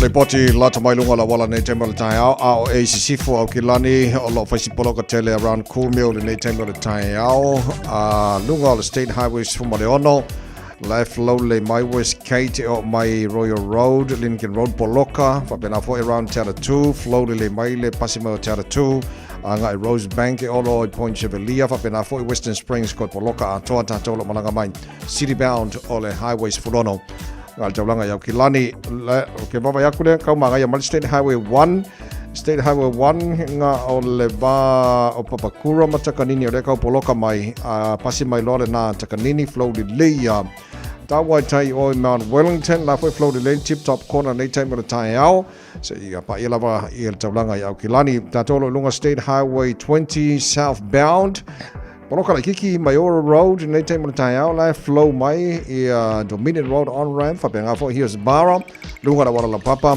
ko poloka la kiki malanga il airport malava ale southbound around Rainbow's End on the link nga Old State Highway 1 ya lo fai fo poloka nei te mo tai au fai fo poloka la tolo malanga mai North Shore city bound the Northern Motorway pasi mai Albany ya around Takapuna lo faisi poloka nei tema le tai afa pena fo Esmond Road pasi mai le anga ilunga na wala papa mala anga te ulanga kilani lo solonga le nei tema le tai au tulanga na lo ilunga na wala ya wa fo fa fo mai le tino silsilano ise fa lave le fa watu tatu reporting la tamai le waka ko tai nei tai au feel free to comment along the Facebook o lo longo ina mai ia la fa pena fo fa lo atu Radio Samoa mo si feel la to lo si feel tulanga lo tu longa na wala ile nei time le tai au to le time lava on sai ma ri fe malanga inga la tino nei fo tai au fo Malo soy fua, ol si fufonga Samoa, Radio Samoa, tasilima iwa tolu amo, se kia Radio Samoa. O e mo mia sini fu aro po ni fu fa pi e ma fai ona so so ni atu le Chapel Park Dental ini tau tala fia ngai tele awala e ma fai ei ona tongi le fainga o woloa se fulu ile fulu 5% le pa ufa pitoa o tai ni fu fa pi e ma ea ile aso tolu fulu November pala au mai lo le Chapel Park Dental ile o varusilau fa tolu fitu ono fa lima o varusilau fa tolu fitu ono fa lima pe a fiu mai ile tasi fast fulu Chapel Road i Flatbush pe tanga iane ile Chapel Park dental.co.nz Musa appointment wa valu tausanga o lama tautua mo tangata Samoa. Fai mea alofa I a inga mawo I Samoa e ala ili whaatawina o se hotel ta alofa voucher. E mawhai ona whaongaina mo aso ta ua whailongaina. E pei o aso whanau, whaipoiponga, pe fai malolonga mo tafa whawai whaiungo vai aso. Whaatau e oi New Zealand nei, ai piki e lau a inga I Samoa. Tanga I ane ili pacific40.com/hotel. Ma whaatau nei loa. Pe vala au ili o lua tasi, o valu tolu tolu, lua lua lua tolu. O lua tasi, o valu tolu tolu, lua lua lua tolu. Masala ua e ai I fale fo mai, po ta vale ale fono ma e fape ane o na au nanga tau soifua malolo ina ma nifo ma tau te faia e tele le fesosoani e maua ya ma tau fesosoani mo le ola manuia o le mafau polo kalame e tau fia ai le tau mafatapaa fesosoani mo tina ma pepe fesosoani mo faia o siaki ile fale mai fesosoani mo sauwanga i ainga fesosoani mo whanau ua hiu ma le aonga mo nisi whamatalanga tanga i ane i lupenga ta whailangi www.tafono.org pe vala au le o valu selau fono for you o valu selau tolu ono whaavalu. Malo whafteile tino, malo whawhanganga i le nei fo i vaenga le tai ao le tautua le really samas for lima i vitola a moment po kalame malu le tai ao o ngā tonu vaso o tātu i eito e se furulua minuto lo tōra tālu le tu la valu a tala mai sa mo pia tala valu i le tai ao nei. Tara o siasi tono lo toa ale jimana te le i o ta vale e whailau whiriwhilinga. Ia, o le si mea mātango fi fo e so swane le whionga lero li i ma le whainga ruenga wha malama mo oi i mea umalava le tātu ngana sa mo. Ja, lo fattes mai le whionga lero li mo tātu li poti nei tai amal whaaloalo whawhira i la whionga ngan mana mano le se whamoria. Ia whawhira fo no whātalo whatu i awa mal whaaloalo ia lau sunga le hao tawai ia mal tātou tīmbili nei tai ao ia peo lau tīmbili nei tai ao tawai. Alo lava le tau tai malo le tau tua tunu malo fo i le usulu nei tai ao fo i le vi inga le di i lo to so i fua tau tua te uola vai ai le ngata i lea so i fua lau leo le tunu leo a tātou au lia mai le nei asu fo lo nanga lei malo lava le usu malo fo i le wha malo si tālo whalava. Tātou tau whai wha malo ia ma tātou awel vi inga i le tua wa o lo nā lofa lau mōru sui fua lau le leo le tunu mōru sui fua manuia ia o si o maha te wala fo i tau tuai sa mōra nei tai au fo ai awhano fo i markako pai aso. Apal pai aso tapai au alava ni ngalo ia tātou mo lau ti masani lava minoi lo vai le tai au au ni twaina paptai ai Yesu mo das fo atavai sa o le lei sa no anga ya a mai el tātou li poto nei tai au paptai pa malo tu nei tai paptai fo il fang mai tavai ai sa mo le tu pele o te fa felai mo fa talo patri lava mal falalo au na tofia le to spata fai taulanga na yo tātou tamam tira matua au si de sino le tunu le ngatele pa ia malu fa le malo pa pe foi lunga la tele tonu fa fenga luenga is foi lao maota tau singo tato matua malo lava foi le usul ni tai au malo le tau sia inga vainga pe nei le tato tau tua ia tulanga masa di lava o lo fa pispisi lava le tato au langa le nei foi vai tau ai mai se foi ia wa ta foi ia vai tau fenga de alofa wala utulata vai foi le pamana tuina o le asoi fo le tato faola ia o le vaitau lava masani ia o le tato audanga ia o masani lava le faiva o fainga me alofa papena fo il sosoni le tato watunu tuba o pea le tulanga o sosoni tau seleni i tulanga o e mana o mia ai tatau o na longo au fainga luenga tau lava taingo o tato applications vainga papena ia longo pulase tulanga o lo e filagalo iai nei se taimi le tai au sai ni stasi o tātou tausanga lua tā vale trade in so lo iai tā vale ia sa whatau ina tu fo i le tātou o langa pe le whatau ati a tiau tasi de sunga i le whawhianga inga wa patua ia e lua la tā vale ia da batu le fo lau tu trade by ia e avele la to XUB 700 e sre ia la ni tai au le tātou tausanga da le ngata i lea ia au lo a fo i le tātou paina me alofa masani lava le tātou wafi e tāla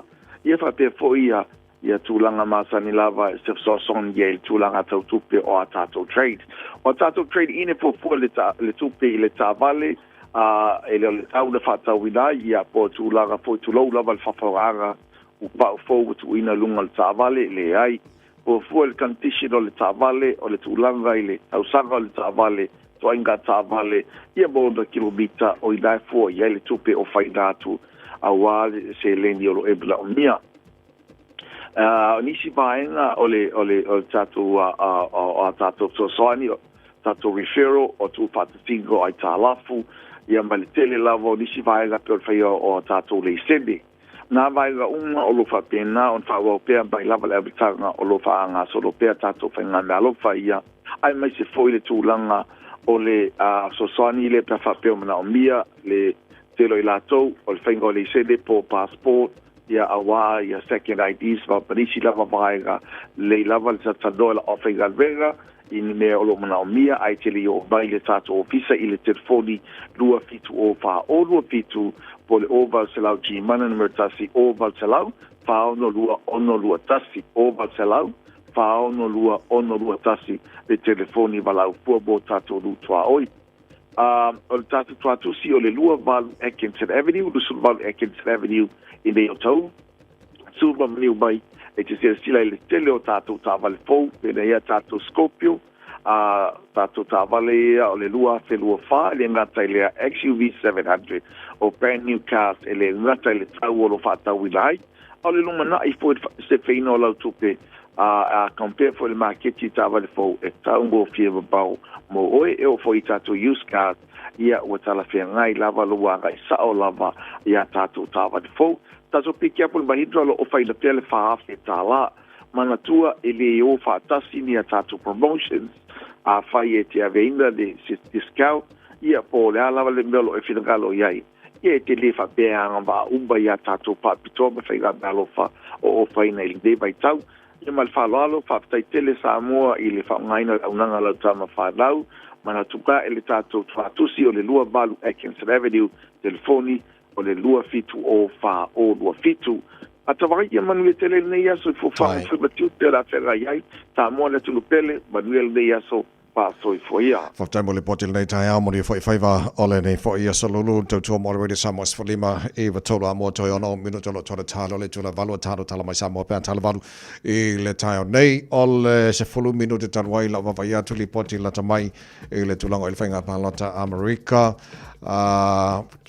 faisi umio kiu ia mo fale pano ta uma lava so samainga stete America ala te baba tele o le mali tau le pote le Radio New Zealand a storm is set to hit part of the US as American voters head to the polls lo winga pe for ngamai lo isia fa to America aro le tino mo na fainga palo tele so tulanga iai ia finangalo tangata America fa punga fa Britania neck and neck in each of the 7 states likely o stete fitu o stete ia yelta tulunga o stete ia e loile se senga ia ma leo le amana malo finga palota po Donald Trump o Republicans po Kamala Harris o le Democrats o stete umaia peona ia Arizona, Georgia, Michigan, Nevada, North Carolina, Pennsylvania and Wisconsin. O stete ia e yele tantunga o stete na o a yele mawel fai unga ono telo stete nei e ono suia e tele in Paloto tuanai Pennsylvania especially e tele in marmalo ai ia le suia Republican i la to support but looks like in o kelo polls o mai atu e ia le chance polevano e swing ai le side so o stete umana o lo el tete nunga a lo ile fai unga o le afinga panata America le so o le so to fail about Donald Trump e tono Florida ia o i palo kai Donald Trump e palo ka Donald Trump ia lo ele tete nunga very confident pe of mabonga maripoti nel tayam e manu malo won't even be close o sanoanga ia by Donald Trump in umana fainana palota nei le tayao so tunanga na el fainga palota malo tele America mariela alota malo tele mola na fainga palota nei foi aso na o to mo na fa minuto lo to tale o le tu la e fitu tato tala mai Samoa pe mai afa ve fanga Samoa o le cruel nei tayao fai vai nga malo se fo mo good morning fai nga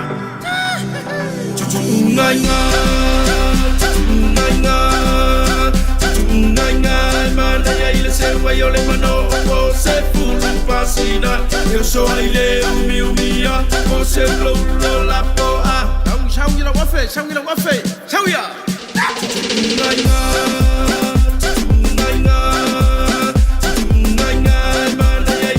io le mano se fulu pasina io so ile umia o se lo la po a palo presu kuma so wai if you follow to sulu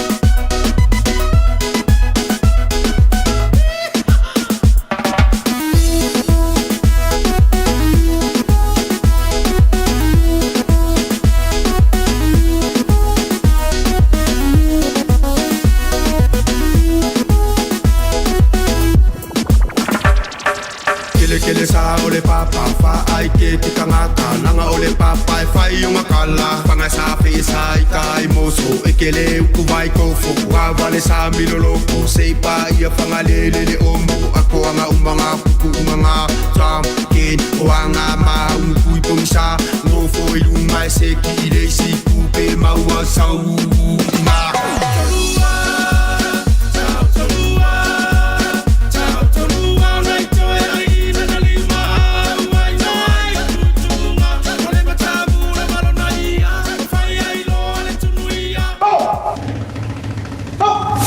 Radio Samoa, tasilima iwa tolu amo.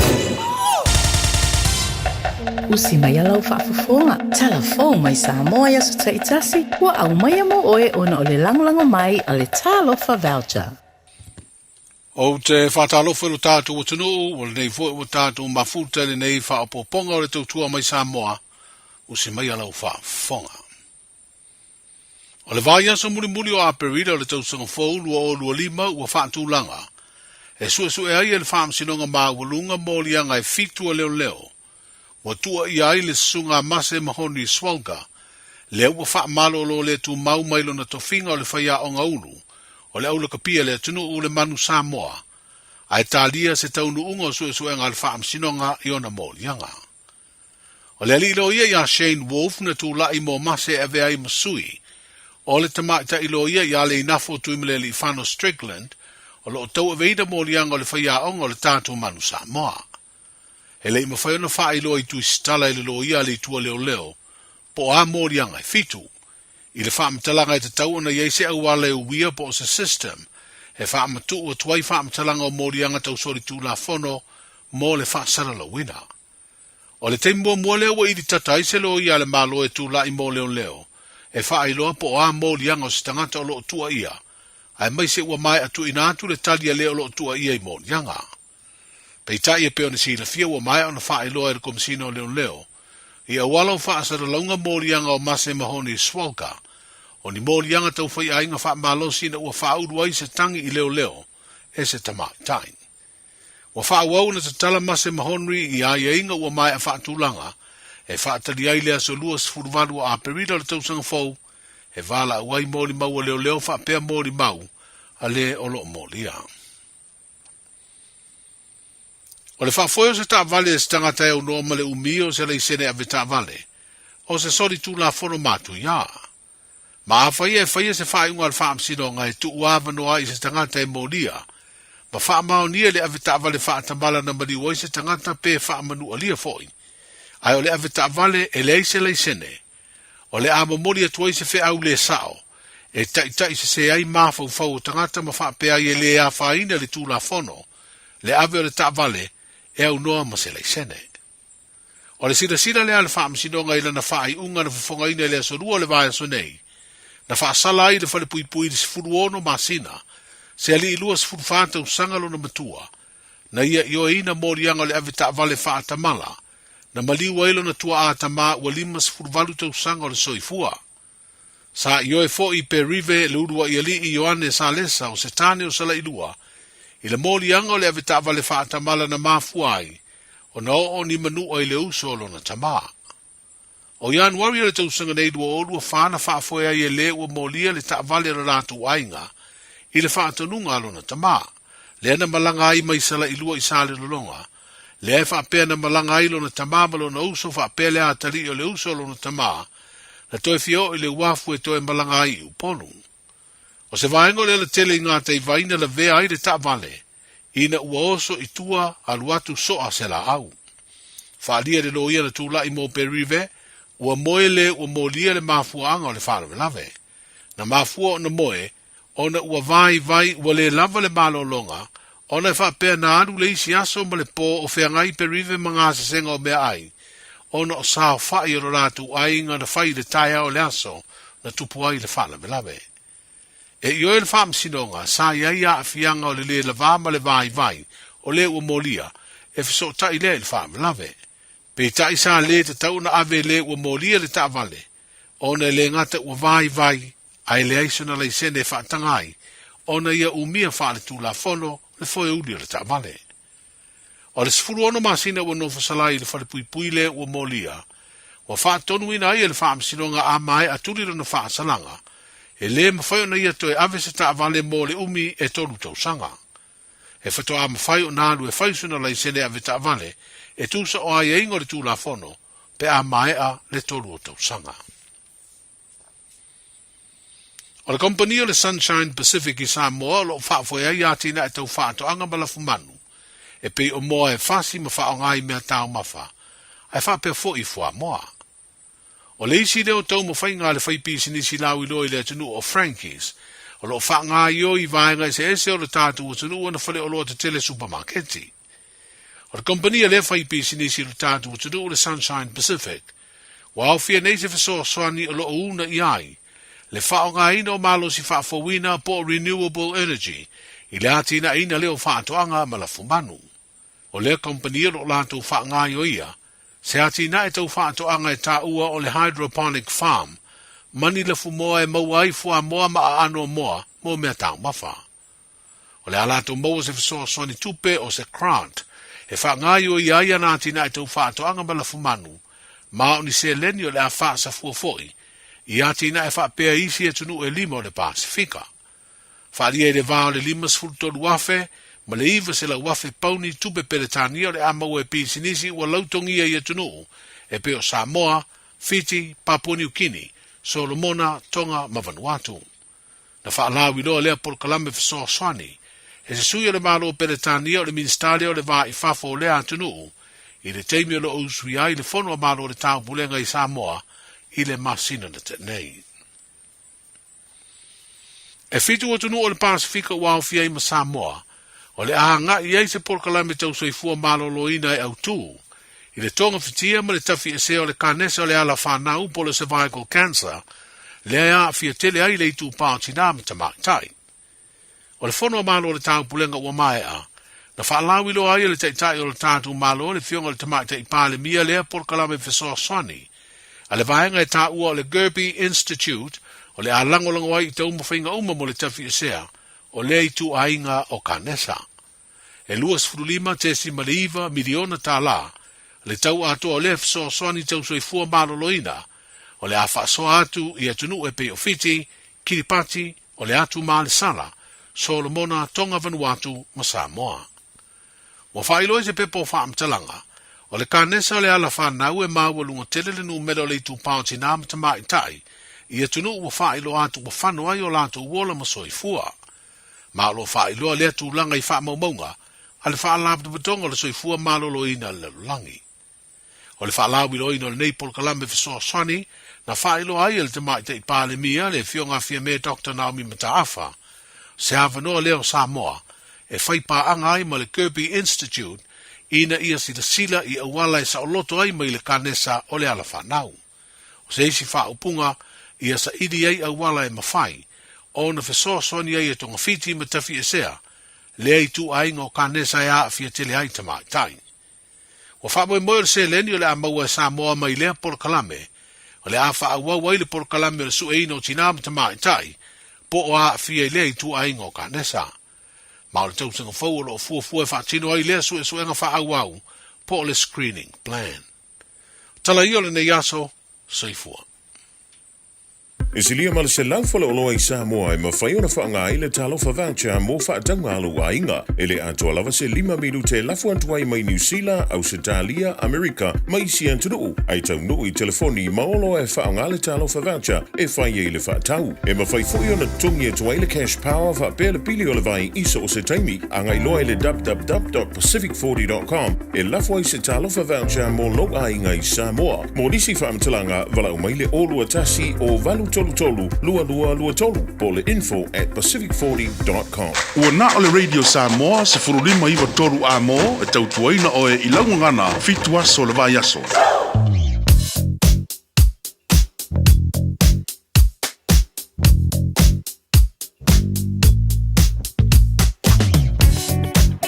Waingala tamailunga la wala nei taimi o le tai alfo mo le sirifio le tunu I le wamai atu whaisi poloka tele o le malanga mai se sifo State Highways fuluono ia mole mamalo le tunu o lo malanga mai sifo anga il taulanga ia kilani se o titi lo te pen fa ko kulunga ka ko map tulanga lo ia ia o to sila mai o le tulanga le o ia le map I le malanga mai sifo nei time o le tai au se o baba ia ku so around Massey a life flow mai pasi mai a Royal Road flow le mai pa ia loa ia Lincoln Road ele fa solo mai Tiara 2 ia wa makfeng poloka ko mai a Tiara 2 fa solo mai I vaingale Rose Bank pasi mai Rose Bank flow le anga Point Sevelia ia on fa solo toilet tel taulanga kilani poloka ko ia le highways fu maleono so kikilo ko pe bawa mai ia le tulanga lo ia I North Shore fio ika ko North Shore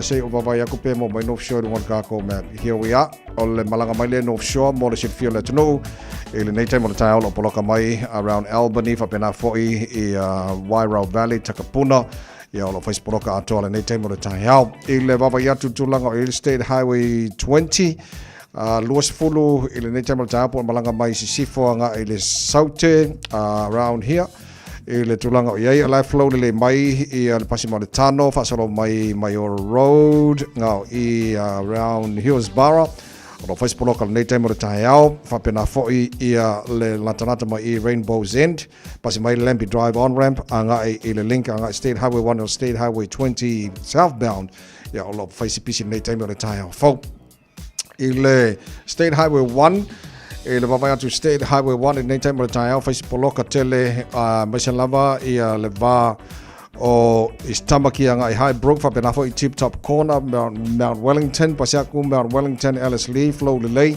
se ia pa ila va tele tauranga o kilani so all vai nga tona na mole mai man fa fo mai le tunu ile nei time o taio tulanga o ilunga awala Paula Vale vai nga le fa mana tupea to male time lava on sa ilunga awala fa mole ba ai o le wo time PC mole tamai tia onga so fa mole avel fa mo nei fa nau pe akolosi na wala also ona fa sa ina lo sa ina isa ngale mo nei fa nau malanga ila onga ile nei foi taimi ole tai au to mole ready samos for lima I batolu amo ina o se fulu malua lo te ai nei le tu live valu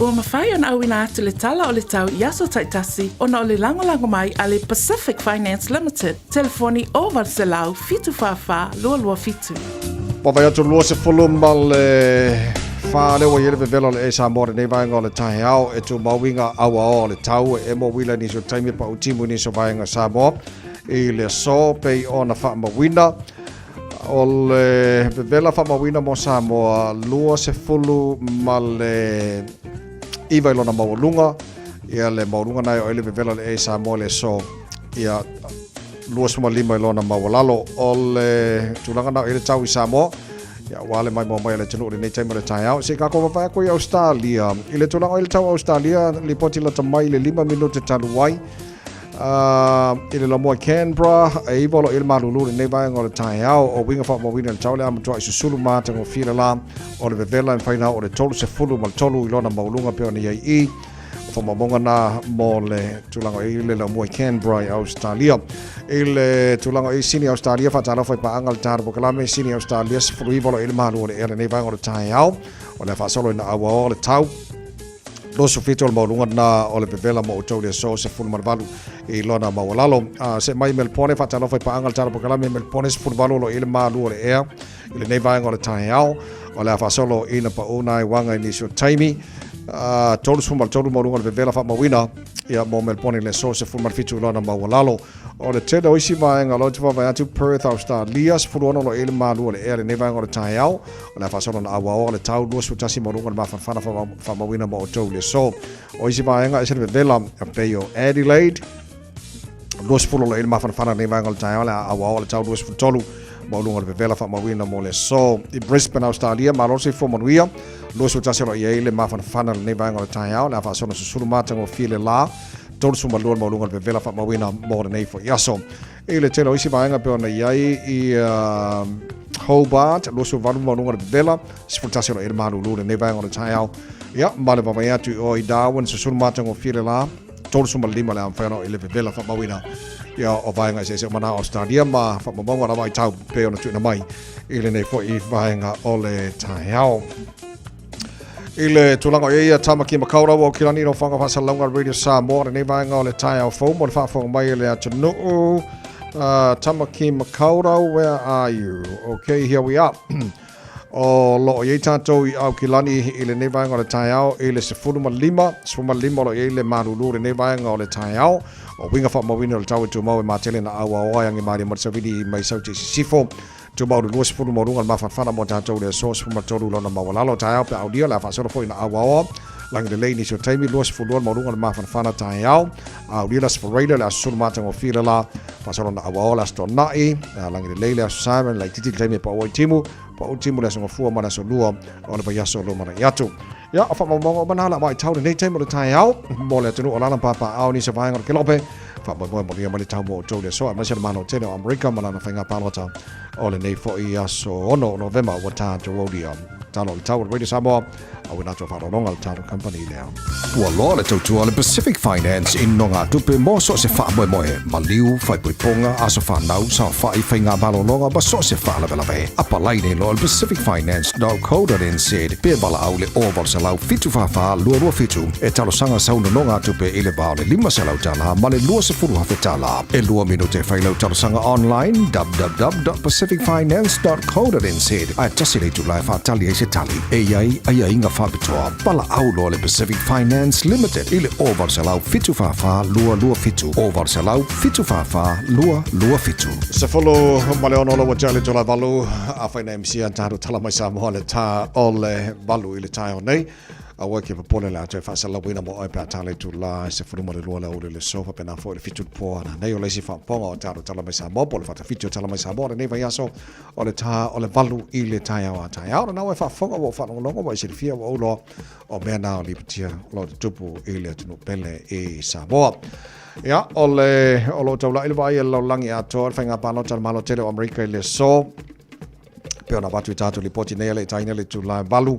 o lo mo mawina ia le fatu mulia ma le umio kiu ino fanga lo fatu no ai palota le malu le tonu I tonu o America ya mo lana fainga palota le nei fo yaso so o le o man fali palota Donald Trump o le sui mo le Republican ya ora la fila faile palota Kamala Harris o le sui o le Democrats ya mo poela tu le mai ben prestene o le mano tele America ya ele o po male lo tu silfia o tavanto lua le o ai lava tu le mai e fa tu wina lava matati ai tonu o America po ai lava malo po Donald Trump po Kamala Harris malo ya Kamala Harris o le Democrats o le ulwa e tamaitai o le avea ma prestene o le malo America tal mai le telo tu sanga vai malo Donald Trump o le wai presidente o America tal mai tasivalu iwa o le malo in terms of lua so o matati o mana le ala fatuina po ai lava malo mai fenga palota America yo tu langa na le ai tau tomo le wedi samas folema iwa tonu amo le nei fo I tai au fo se uki kilo aku fo I le leo no smaila fa fonga o tatou mau fa Samoa o le nei fo I tai au fo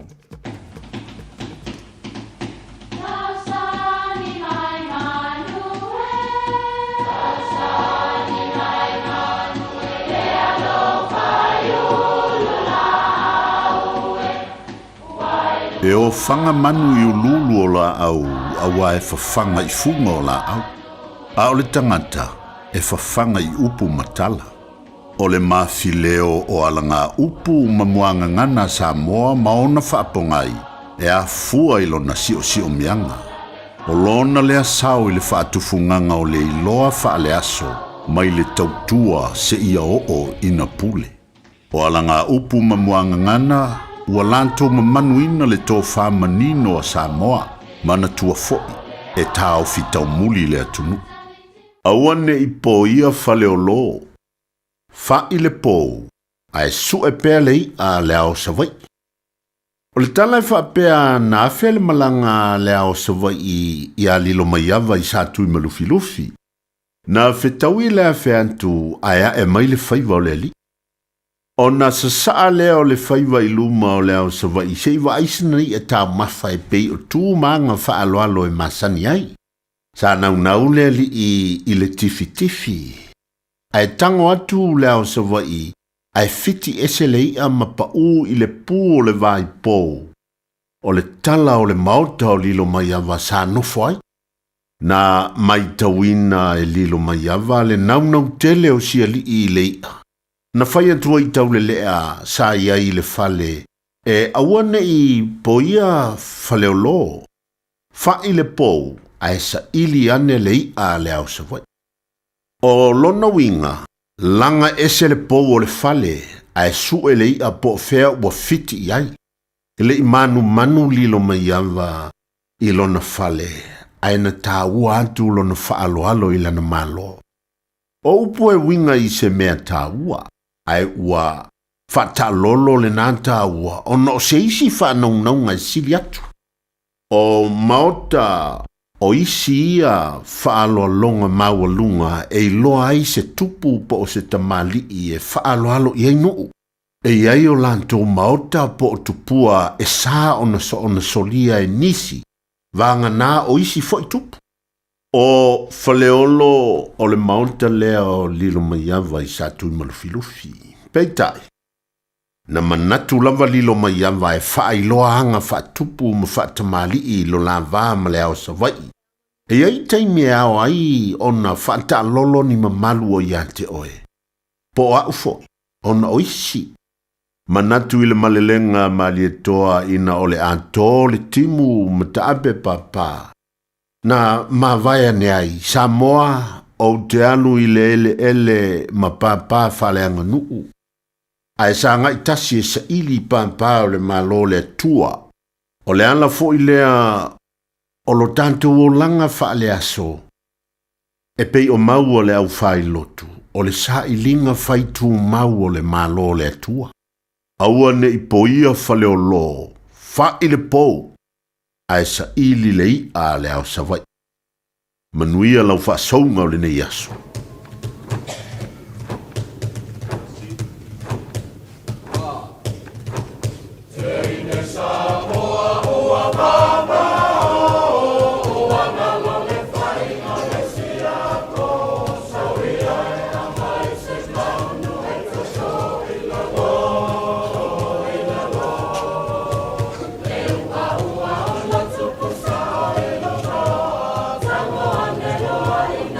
Sa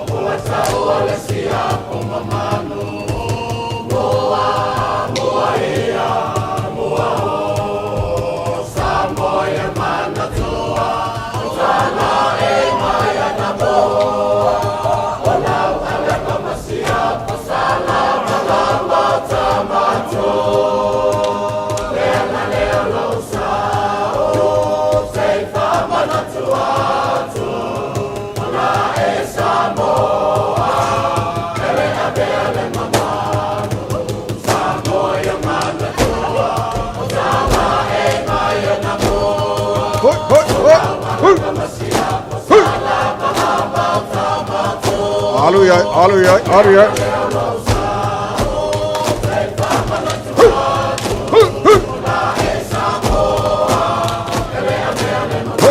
Hey, ai au e kafe fe si vor sia po fa mai e tata mo fa samo. On ne foi tai on to mo re samo so lima eva tolu amo. Tai on mo Chris. Mania re foli tora wo wa mi o to ni fita of yere ro famna lere to ni fita matango fita lere fori to le feminen maudu muta to ni fita of mai wata to mon maro ai inei me o marava no ia walo famai ati tato wa femea me wata to man maro ia nei me umalava ona o ia walo famai ati tato walo no winga isa mene un tato man maro ona femea wata to man maro ia nei me umalava di fina no winga tato man maro ia me nei me umalava femea femei ona o ia walo famai ati tato femea femei mena wata to man maro ia ono le tu walo famai ati tato friend tato re aso ni tato mautino tato ai wo tato ilu wata to man malo ia nei mea umalava different ono le tu ono o ia wa alofa mai ati tato friend yo tato mauna mu tato ni fitao ni tele tole tu moto ka please my life friend ni ya sofa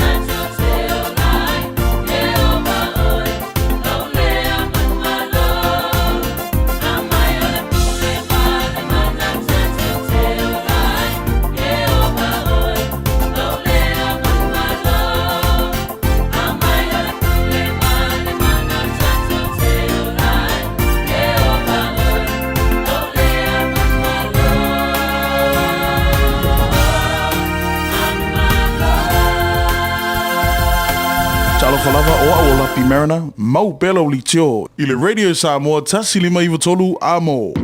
Talofa o salmasinga fale lua Tim Toidolo o le loia Samoa. Fapitoa la o nanga I mta uputau immigration, pepa malanga, tangata overstayers, so stoinga visa. Apena foi le taxation, por tu la fono tau la fonga. M5 foi on o tau avena mta upu faal tu la fono I Samoa.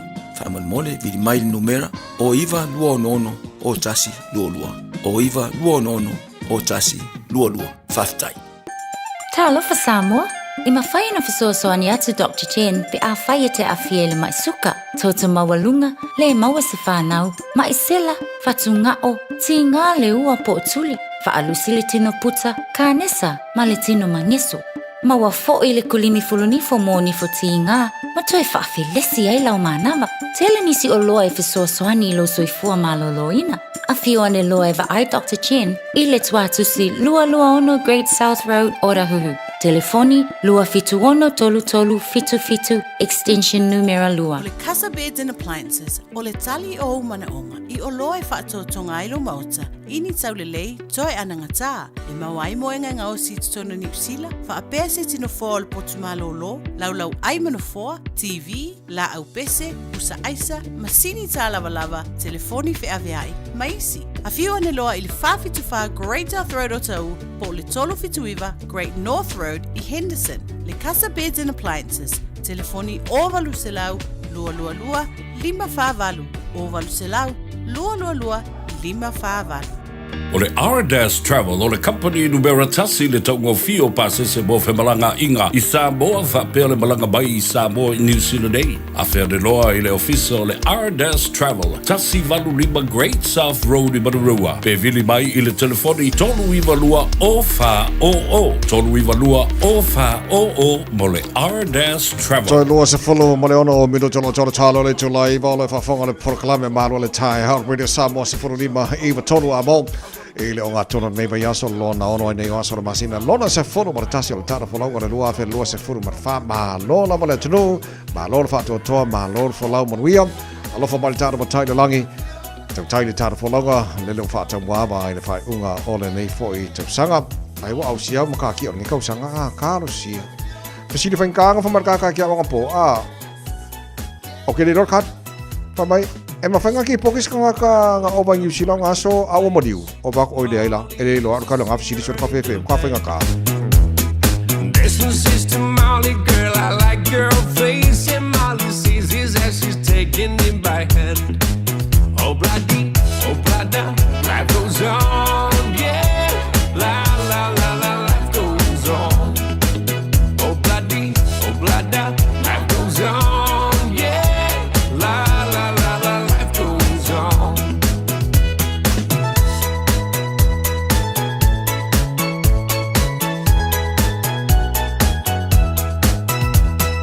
This one takes a trolley to a jewelry store buys a 20-karat golden ring takes it back to Molly waiting at the door and as he gives it to her she begins to sing Oh blada, life goes on, yeah La la la la, life goes on Oh blada, life goes on, ooh, yeah La la la la, life goes on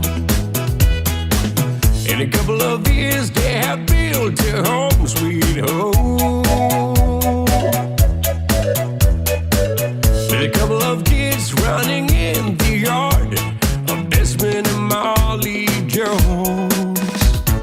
Happy ever after in the marketplace. Desmond lets the children lend a hand. Molly stays at home and does her pretty face. And in the evening she's still singing with the band. Oh blada, life goes on, yeah. La la la la, life goes on. Oh blada, life goes on, ooh yeah. La la la la, life goes on.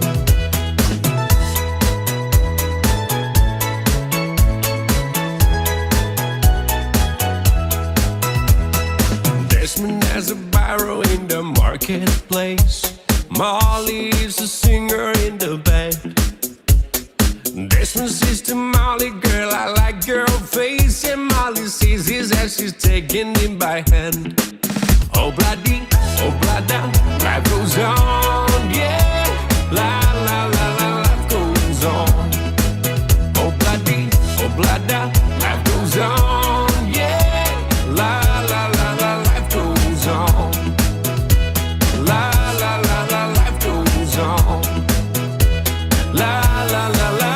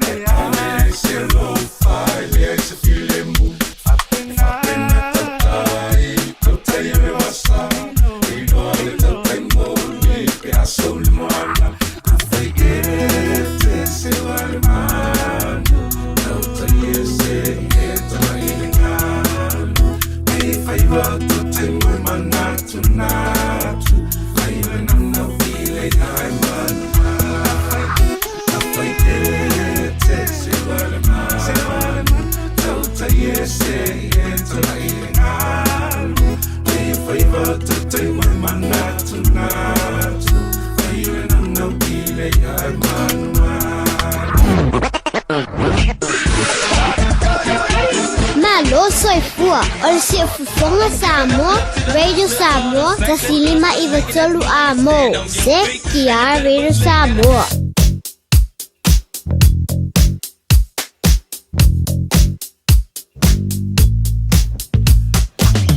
Tuli Spotify mo ngala wala nei time wala tai olo tu lava on PC le tele vainga ole awala si wa ku be fengwa ku molo sirfia ko si sila mai o tau ole ko mawanga PC le tele vainga ole awala le ngate no show fa pena fo malanga mai sifo au kilani e le state highways fu mariono kwai poloka fa solo ato ia vainga to tato lo city bound state highway 1 e vainga ia Mount Wellington Annesley Rimwera Green Lane o vaenga na lo fasipisi nei time o tai lo tuma fona pisi malanga mai North Shore I le link State Highway 20 on Pasimaile I Mount Roscoe Dominion Road, Hillsborough.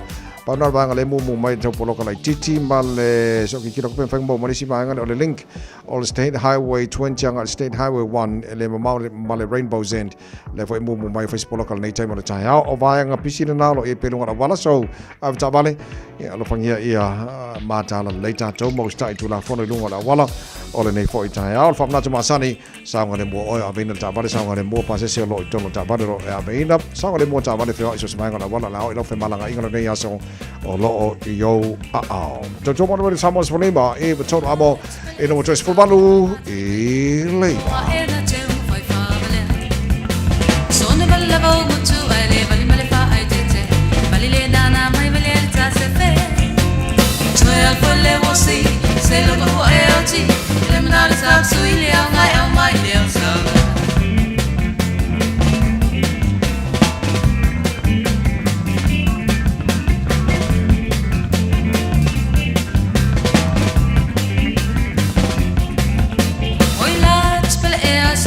Faso soina, o si ne tu si bala wina. Tumlo atoy ne bosiva rock and roll. I will go there oil e papio. 12 for le wosi, say no o LT. Criminal is absolutely on my left.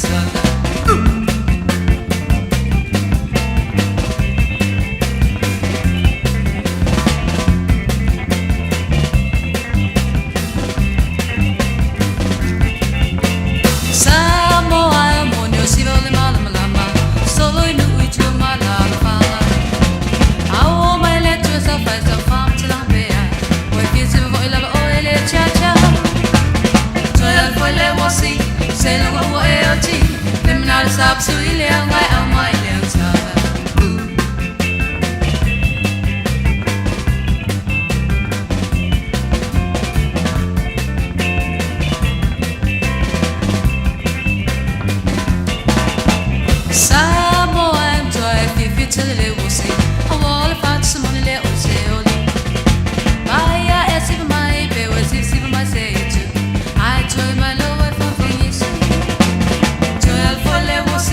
say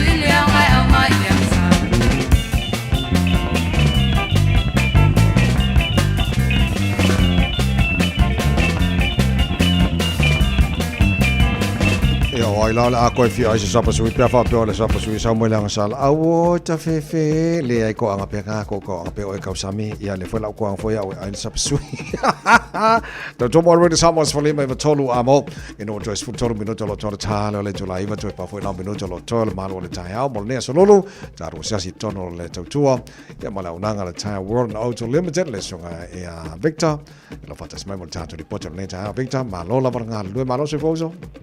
Ya, saya mengira semasa lain kita pun malu lawan saya. Kalau kita buat saya malu kita cuci dulu. Ya, pada kalau kita mau sama ni kita sama nama tu. Ya, malu selu. Kerana maksud kita leceh nombor semalau. Jadi pada usianya dengan kita itu ini mulu saya. Ya, malu lawan saya malu siapa tu? Malu. Afal bayar soal kita. Afal bayar soal. Afal bayar soal. Luar November. Ah, lah. Kita kasih masih kalau mau itu sangat sangat. Wa pepese mai vo iki si masila ko ya. Ya. Okay, so mali po chen nei tai hao. Okay, fakta itu memang masuk ke Paulo ya pada sini masuk ke sini. Kita ke sini dawa sudah sini do tu siap. Tapi terus ia masuk ke sini konteks. Oli batasi do walua sala tolu. Oleh kisoro talau riba sini mantoro airport car checks yang mal airport mantua boleh cuai satu flight point oleh satu flight fight una satu airport car checks pada airport ke pangai no ten ni satu flight fight boleh cuai pangai na ya ada tu kesi da LPG iba kil karama sai servicio dari 2 substitut sala itu dia itu satu kalau mantoro swaka masih airport number itu penting puso umur dia wala wasa kawa at po ito sa tusik at sumaparo sila sa sila Yeso sa di po ito kasi mo sa ilamasa po tisini. Sa ako man balo man debe aso Augusto Yosua meteponi o watasi do todo fitu tasi todo apa iman sa to Palestina man to mato kasi ite suwa ni ai el kasi de matoris na makibon pa mato fu service ya o de transmission service in Taoki tak balik lepas tahun yang satu hasil naik paling senang tak balik suami lo dalam ayat lo sama dengan suami lo nak ulang ya pada tahun yang satu disi apa pening tu tak balik apa usayut nasi disi jadi tidak satu tak balik dua disi tu ini mau lunga satu politik oleh long spring satu kami tak balik apa satu spoka yang mau ulang ya apa satu stoko kita satu yut atau pada satu kupas lo la kita kupas itu ni apa pernah satu kupas ada semua kita tak no mai pada bagi pasien itu soal untuk nak satu tahu ya tapi masuk de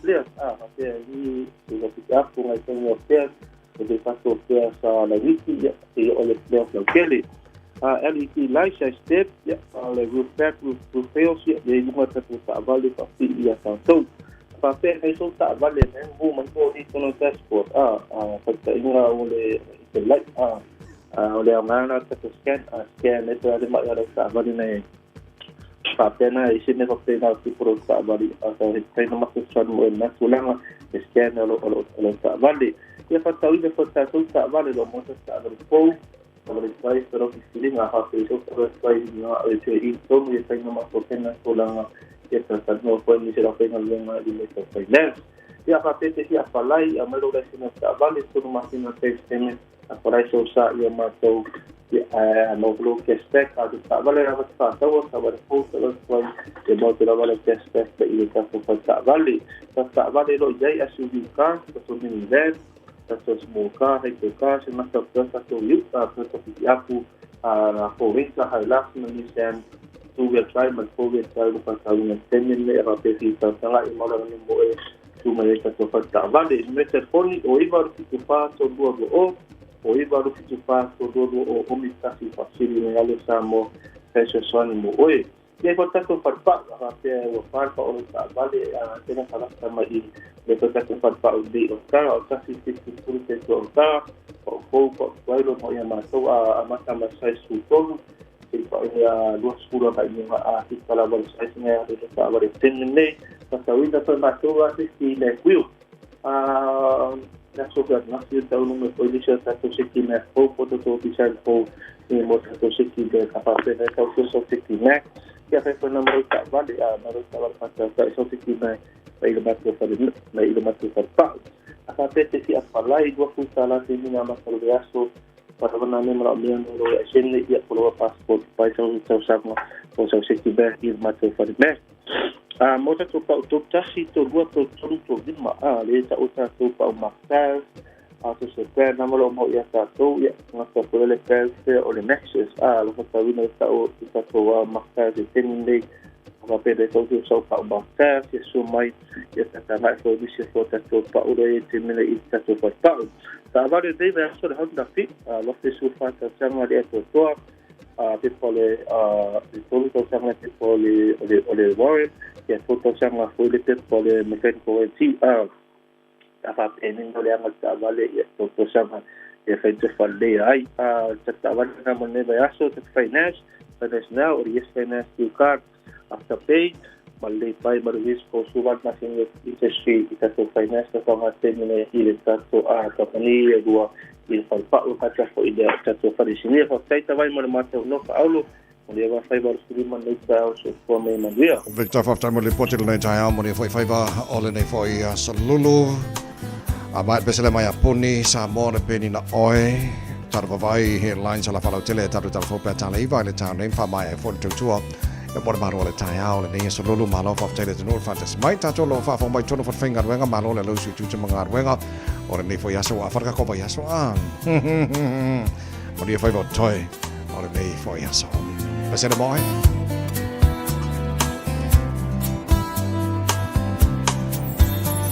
Samoa ole penina ole Pacifica. Ula ufanua lanula utavau samiti uata. Na yutangata mata ata lau fofonga fia. Maluta ulang away le talafata Europia Lawanganu e olo matole afa sino mana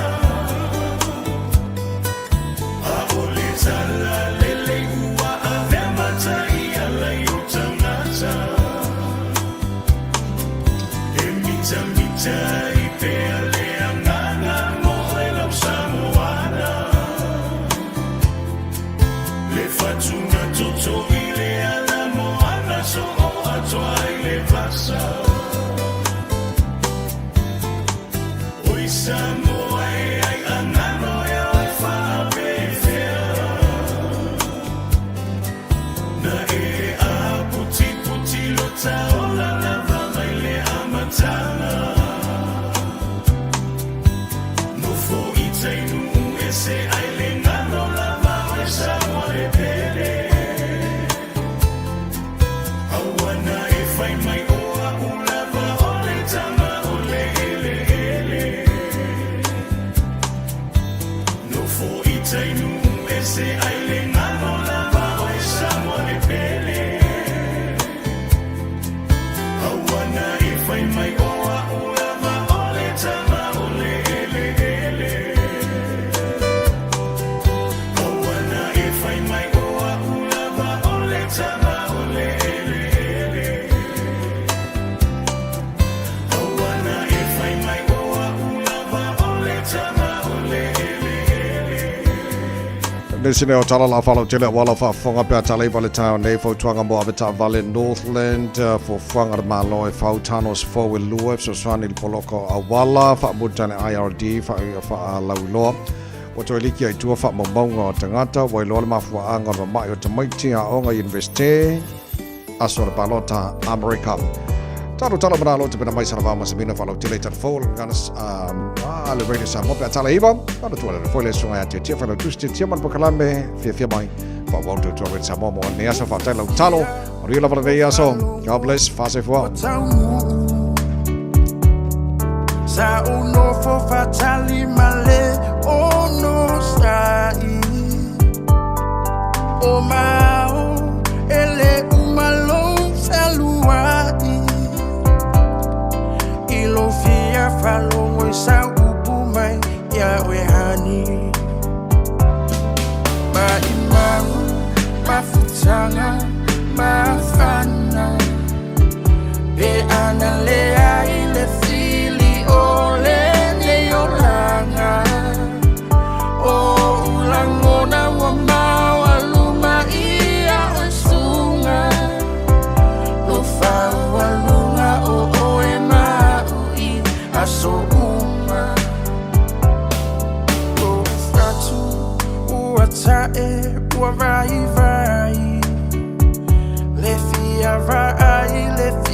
vai atu ia oi hani se upu malu he fai lea mau usulu ni moa moa lulu liu liu pulu weta musu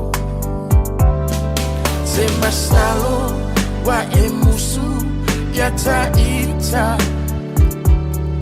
wata mu o upu fabesi you still are Taulemu lo ufatu ia ufainga Soy foia e malolo I lo ainga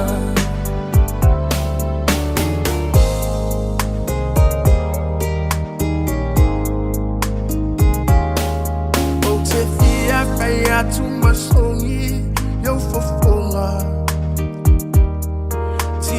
ona le tau e tu mau pe ale lofa a o e ua sui I lauva ai sina upu se tasi o te fie ai always crying time again you're gonna leave me I can see that far away I can tell by the way you hold me, darling, that it won't be long before it's crying time. Oh yeah, well, wali wane leva yo sina, bele e apule oe ilaru feelinga. Atawia ina ia manu. Mafaina Aile mafaina Nalo atunai o folinga Te masalo wa emusu Yata ita Wataunu o upu fabesi Tinu stila Taulemu Lo ufatu ia ufainga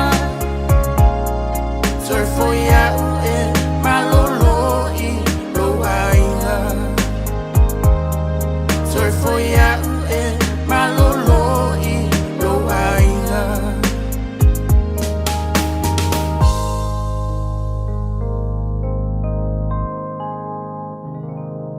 O te whaatalo whātu I lau whaafonga anga I lenei fo I tae ao mā lole fo lau, alo mai o Tālala Radio Samoa.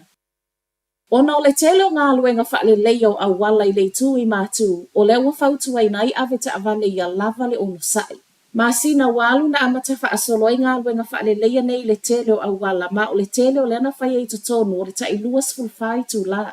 Ngā luenga fo I nei o lo o wha o ngā I le NZTA le whapiliona na wha matu umai e le māloe whaale lea ai a wala omo, ma o le se lau 5 miliona o lea vai ngā tupe, e alu lea ngā I Northland. Wa fai mai ai o lea wa whaasolo ngā luenga I le nei tau mā whanawhana e au fia I māsu wha manatu I le whae unga le tausanga whaasolo atu I le tausanga fau. O le whautuanga watu ina mai ave ta avale I a lava le onu sai a o whaasolo le tele o awala tau e whaale leia. Mo le mau le AA tala le One News o lea wa whao atu ia I la tau le tele o reporti wa matua I whaale angaina le tele o awala. Ua mausali le whaai unga le malo e whautano ze lua, ma toe whaalau tele au wala ina ia vave ai whewa inga ta avale Wellingtone. O se tosi le neo polo keti I lalo le polo kalame wa ta ua le Roads of National Significance, ma sauno le minister whela ua inga Simeon Brown. O le awhe soa soani le tui titi o le poloko au wala, a toa wali whaale leo le tamau a ingo le ai. O awala whawani ana, wa whaeloa mai o le tasia whau I lalo mea Victoria, tūsalea ma le tesi 7 kilomita le umi. A o le isia whau whaafesanga I ma le terrace tano lolo o iai nei, tūsalea ma le tesi 5 kilomita. I le vaai ma maole a whaititi ai le tonu se fulu pasene, le taibi whaatulanga ina mo whewa inga. Ma o le a vave ai fo I le whewa I atuanga I le malai vaalele, o le taulanga, whaapea le fale mai. O le nei polo keti o le a wha solo solo lona wha atau nuina, ma o lo ta oto le o ngā tutono le tausanga a sau, e toe fola sia I lumo le NZTA tala noanga I tūtau tūpe wha apea I nivesi. Ua tau fia na yala inland revenue, whai ngā lo o whai ai whaalawi loa i lunga le social media, o na ole papolenga o tangata lau tele o lea to e alua i tua wha maumaunga. Tusa nei ma le se fulu tau sanga o whai a whaalawi loa nei e wha o ngai le Facebook ma le Google lea o lo o tuli loa ai tangata. E fua ia lātou so e so enga o lo o wha o ngai upenga ta wha ilangi. O so e so enga fo ina ia fua i eile lisi o tangata e alua nga i ai whaalawi loa. Pei ta ilo i longa na to e whaia mulimuliane mai loa ai, e wha alua na alu i tua wha maumaunga mai le IRD a nga i tino nei e lua o le social media, ma o le ana tau fia le tu mawai loa, i le masino o se tema. Wa to e tusi ai nei le IRD i le tusa ma le lua se lau ono sfulu walu wafe tangata totongi la fonga i New Zealand, ma wha ato ese i ai le mea watupu ai mai se, o le wha amala malama i ai o wha maumaunga walu i tua. O le whae unga wa tau fia ai nei, wa whaia lei le mai atusi atu o le tusa ma le walu afe tangata totongi la fonga, ma whaali lo lato popole anga i le IRD. Ai i se tali mai le Sui Privacy Commissioner, Les McPherson, o se whaanoa noanga tele le mea utupu, ma o se toi whamanatu fo i le i pūlenga uma ia mauti noa, e malu pui pui ia whamatalanga o tangata. O totono le luas fulfai tu la lea ufai mai le IRD, o le atusi whaato ese ai i tangata wa afia. O le whainga na kuka i le moa le mafua anga o le mamai o le silia ma le se lau 5 whanau a o ngai le University of Canterbury. Tala mai lea mai le New Zealand Food Safety ana nafi le mai aso esu e ai, ma o le ana yaisui o le pulenga i le aso nga fua, whaapea ana nafi. O whanau a onga nei no nofo i totono le University, ma o le whainga na whaia i le moa i le aso sa, le ana mamai umai i le apo, whaasolo mai i le aso nga fua. O so eso engo lo fa asolo pe na yele ngato le toe ilo le leo faingo le ngasi sengo me tau mafa i le tu noa. Fa atala noa le au fainga alwenga, fa apea sia singa masani. E se mai so eso enga le food safety, o le afo i olo ngā lulue fa atasi le university ma le matanga alwenga le soifua malo loina, fa apea le matanga alwenga le primary industries. Ai isa tala lata mai fa na wa onga na mamai e o mai ana nafi wa fa asolo solo manuia e tu sa fa amaoninga mai le university. Whai watu i tala mai Amerika, o le aso lima o Novemba i Amerika le aso le paluta le malo tele. O se aso lo o tuli mata i e le lalulangi au toi tau mawhai mai ai Donald Trump o le Republican moso na vano e le fale pae a o Kamala Harris fo e le Democratic a whai e manuia o le unwa i tama i tai perese tene lea. I tala lata mai le o te lese ese ngai paluta Trump ma Harris ma e ono le vavei loa po o ai le perese tene i le po ana nei. E le fau lei Amerika pe fu ona yai le lua fe lua se fulu, le ana whaatali le wha aso whaato ai lua. Ai tangata na vawe ona whaia lato palota ai ele i o mai le so, whaamawina e whaapesilia ma le valu se fulu ma le lua miliona. O Talafonala Radio Samoa, manuia le nei asa.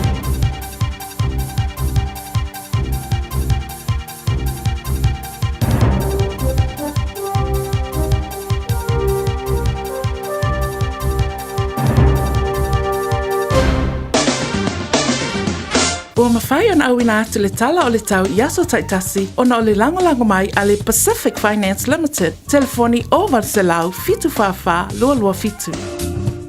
Ua loa le tautua le Pacific Finance in no ngā tupe mo so se wha moe moe, ma liu, whai puiponga, aso whanau, sa whai whai ngā balonga, ba so se wha lawe lawe. Apa lai nei loa le pacificfinance.co.nz, pe wala au le o Valselau fitu whawha lua lua fitu, e talo sanga sauna no ngā tupe i le bao le 5 selau tala, ma le lua se furu hafe tala. E lua minute whai lau talo sanga online, www.pacificfinance.co.nz, a tasi le tulai whaatali e se tali, e iai aia inga whabitoa, pala au loa le Pacific Finance Limited ile o Valselau fitu whawha lua lua fitu. O Valselau fitu whawha lua lua fitu.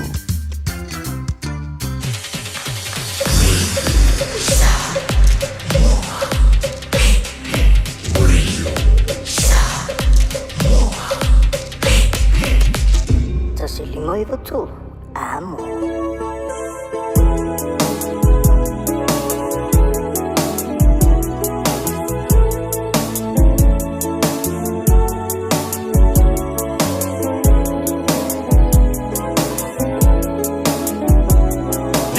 Y'all know the name. DJ. Dang.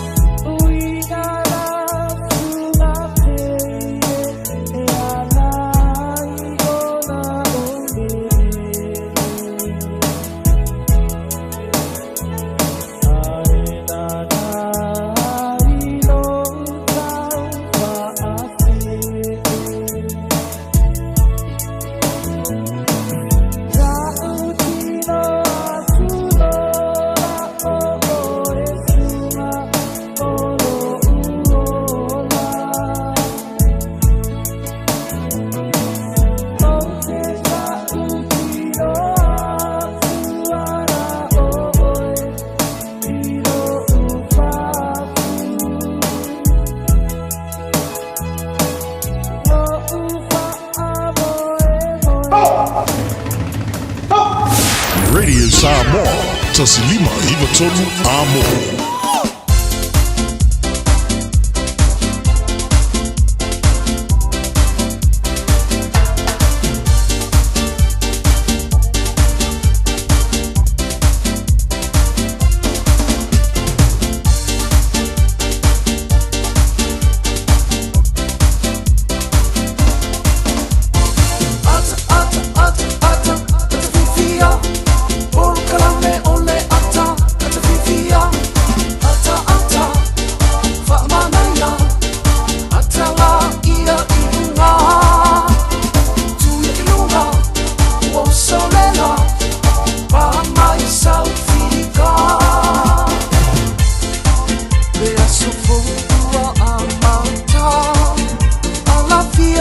Ala nga fefia fo nei tai ao e toi fa fe le ya tu ma toi fa talo fa tu le nei tai ao fo mani aso ma tango fie i le mafta mai mal fa si mai o tatu wa tunu ulunga o pokala me fifia mai ya i le tautua ma le unanga fa o pele nei o le si fonga le video Samoa se fuma lima tulu amo pe ona ye na pokala me lo nga tunu nei va yaso le fa wa mai atu le unanga ma le tautua amata ale sunga leo ia tawai meni fa pe fo te usala le tai ao ya ni o folau po kala me le malu le tai ao amtali fo ile o po kala fa nga selo le tatu le jo na to na wa silfia tulanga fo pe ona ini so tatu talo oto melo tupu ia ile tu o le malei tu o kelope ia au fa nga selo ai tatu po kala me le nei fo yaso ia balo la po se fo manu ia malo fo langi matafi to fa po atu fa talo fo po kala me le malu le tai ao ile pa imolunga tatu wat no ma lor se fo manuia se fo lau le nei tai ao fo ala fa mai o tatu fa nunga le fa nunga matango fie le lo fa le ma le anga le o tatu te pa usi le langi fa ye ona tatu te mo se nei filo inga pa nei maftanga fifia ia ma le nei fo ia fa singa manaia le lo fa mal fa si mai o tatu mutai si langi fa si de mai o va va yatu tiu te ma fai valo filima na we nga luai tolo lo fa finga luenga ia o donor company pisinisi le nawe ngalu ai ia o fai valu filima nawe e ngalu tonu mtanga lu ngale malu ai mai se foi tato yo lo ngalu lue le fatu ai ngatausi tapo inga mawa ni tatu tu ama tua tu asinsina abe foi la finga lu ngale tua tofu tangata malana le yaso fi ia le li ua fawina le tua tatu fai valu filima pe ona vala unaita to po kala fifia mai fanga solo lo ngatoro nei va yaso fia la bonita yo ia na tatu fia la mai winga le tau fa malu mai ile aya se sio tatou e pule le tu lang se tu lo fa fong e pule ale tu ia yan po kala mana ila sulu le lana nafi le wo o le tai au se tau paulo se tau fa malu mai le tau la tou saula ma de la oka mangi ako onu la masinga fasi kimu fo ile ele o se makwa kimu mamafa ele se matua kimu makwa lingi mai singa kimu fo ngai ka fa malu lu le tai au ia makau seki ele aso la tu pi kau koma nga ia ve velo le la ia tato o le ale ia no fo fanga man pokala me motato o le pule fo ile ale tua le um fa ia no tatu toi pat patil ni tai ao fo pokala me fifia mai fa talo fatu malor se fo puria ia lava na te fata si mai iso se va engole nei ke lope male nei la lo langi lo tatu fengaso lo ia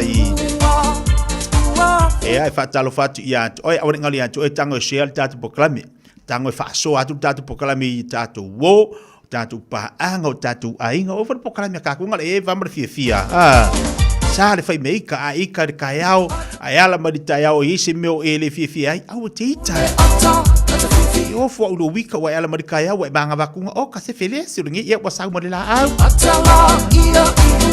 e ki ala madika yao i ai o ke fo kamaiki o ka sala o ke fo si do makua la ko fai ore e fakuku nga kaungi ka mai ki ore koi inga fo ila ko asi ko le vave fo ia ko inga so ia ia lango la solulu Fumar fitu minita tendele Julai fa nga sol pokal fifia mai mo tato le nei tai au tari watu diso tatu falinga ona tatu watu le watu le porpoto mo tatu fa mars au mo tatu fa to ino le porpoto la so ono le nei ia la so itau la fa mars au mo tatu am tari el pokal fifia mai O le R-Dash Travel o le company numera tasi le taungo fio pasese mo fe malanga inga i Samoa fa pe le malanga bai i Samoa i New Zealand Day. A fe de loa i le ofisa o le R-Dash Travel tasi valu lima Great South Road i Marurua. Pe vili mai i le telefoni tolu i valua o fa o o. Tolu i valua o fa o o mo le R-Dash Travel. Talofa, o a ua mele, le tinao Anna ma John. O se vai aso pisi le nei vai aso. O loo a fia Johnny le fulu. ai o lo maua ana i le tino mangeso. O lea whatoa o fo i mai le whale talawai. Ma sa maua i le fisosoani mō nei whaafita auli. O whaamatalanga tā ua. E pei o manu anga i titi. E iai ma o sia o le tino. Ma fesili e winga i vai la au. E iai fo i le no fuanga mō tala noanga taito tasi. Pe amana o mia. O le whale talawai foi. E mawhai ona la tautu uina mai vai la au. Mō isi ngase ngase. Ma whaatino e matui pui pui. O lunga o le healthpoint.co.nz e te maua i whaamtalanga o le whale talawai i le tau pitonu. Radio Samoa, Radio Samoa, Radio Samoa. Tasilima iwa tolu amo. Radio Samoa. Kasilima iwa kuru amo. Faitawina le upo le poto no le tautua matavela linga Fusi and Sons Funeral Services i Mangele ma Samoa. I taimi o mawhatianga ma whaanoanoanga ona o le maliu. Manatua linga Fusi and Sons malana au nanga. O le a whaamama avenga atu mo oe ma le ainga. Wala au i le telefoni lua fitu lima tolu o fitu.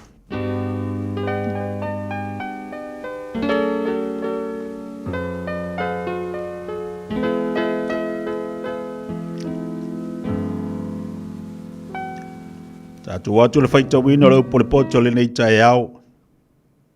Mo le tusi le fata auto lo na mta upe ono. Smai le fa fonga. Fa manuia le tu le faita wino la na upu. Lo wantali e a fai wa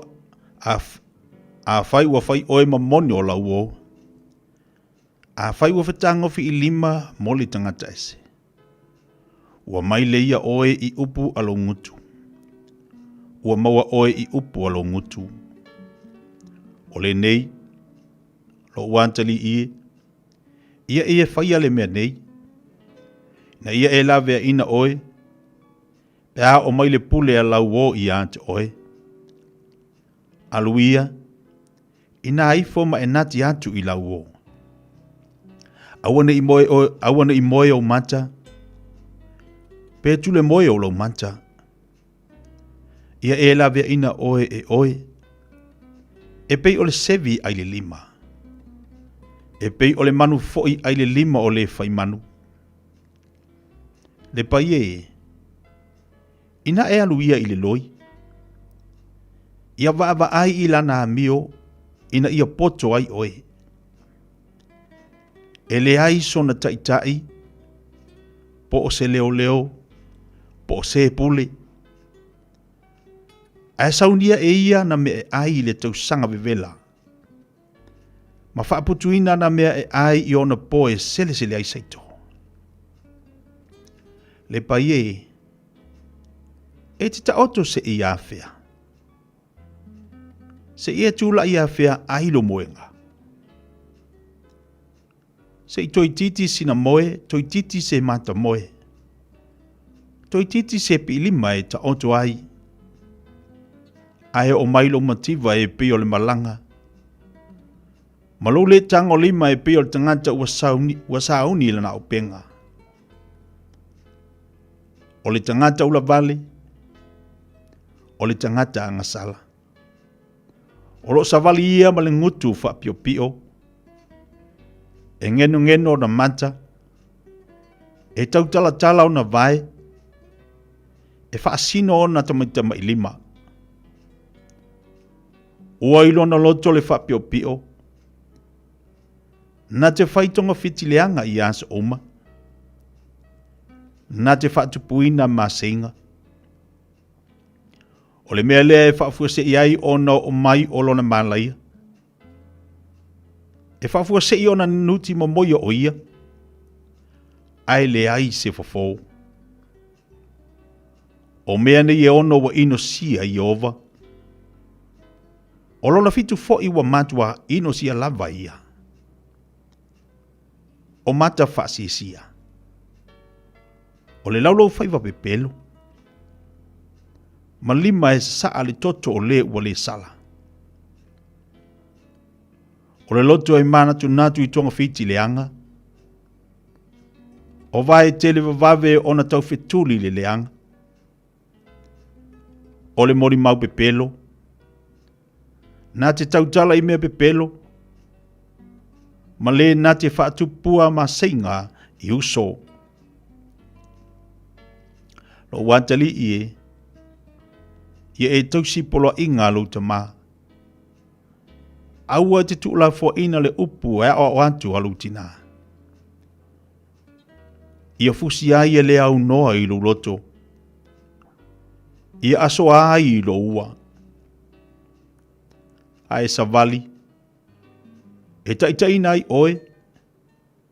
A e moe. E leolo ina i oe.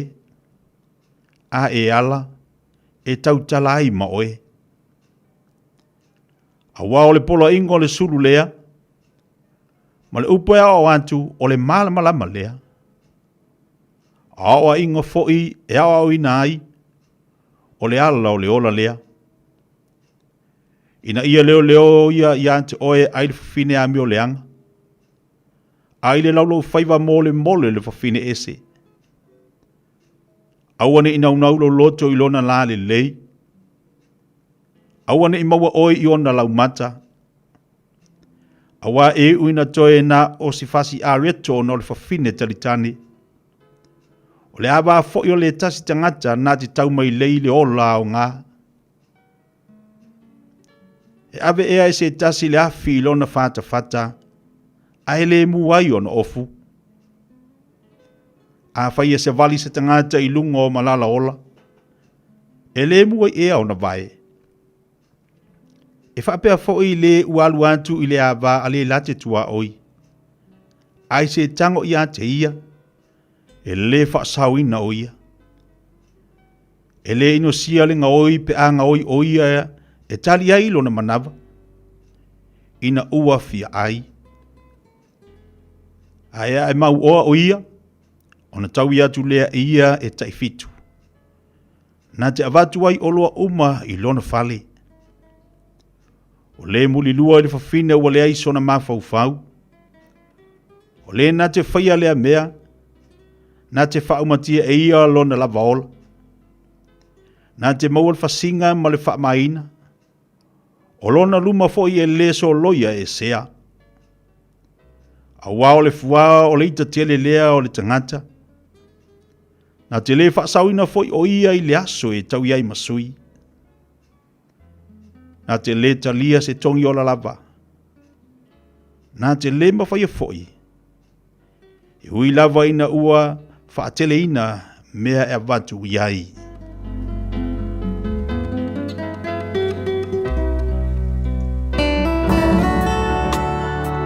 Ua awina atu le upu o le poto i le nei aso o no le langolango mai a linga Fusi and Sons Funeral Services. Ua mawhai o na tu whatasia o nanga tala whea ngai i ni tau ngofia tele. E fsosoni atu ai a o whea ngai oe ma le popole ma le whememea. E mori whatasia atu ai ma wha mai senga, ma wha mawhana whananga mai a linga Fusi and Sons mo a inga uma o Samoa ua whea le maliu ma le oti. Malau mai loa ia lingalinga Philip Fusi lingalinga. To ia whaapo lingalinga, to ngia si ulavea, pesusu mai i le luas fulvalu Canning Crescent i Mangele.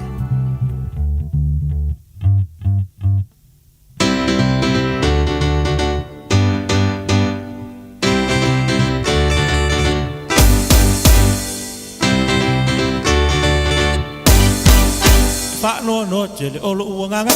Over ai i le tele o tangata muli atu ia pa ala a le atua ua lafoa i lava o talofa leola au whangwangu i a te oe o Yesu le leo mamoe whapoto o iso o se mea pe tele talia e angalelei pea o inei i a iso Tongi leola o Yesu na umai alua tala i atu o na swafa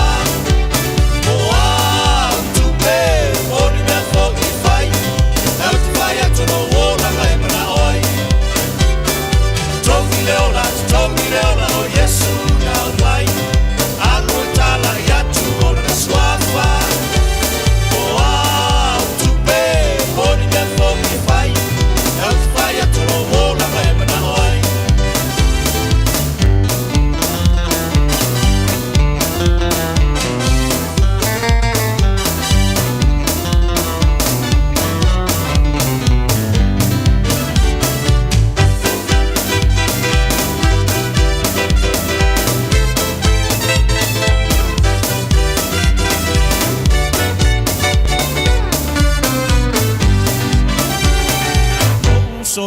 ngā tūla ia Kaka nei loa I le tusipa ia Kai tau loa ia malama lama Papa ia loa ma leo langa Talo pea ia Yesu Aua e te fefe pe e tenga tete Roko soi fua le siri ese Ati wha poto oi iso o se mea E te le talia e anga le pea Foki nei ia Yesu Tongi leola o Yesu nau mai Alua tala I atu ora na suafa O au tupe Ori mea foki e whai Au te whai atu no ora na emana oi Tongi leola o Yesu nau mai Alua tala I atu ora na suafa O au tupe Ori mea foki e whai Au te whai atu no ora na emana oi Tongi leola o Yesu nau mai Alua tala I atu ora na suafa O au tupe Ori mea foki e whai Au te whai atu no ora na emana oi Au te whai atu no ora na emana oi Au te whai atu no ora na emana oi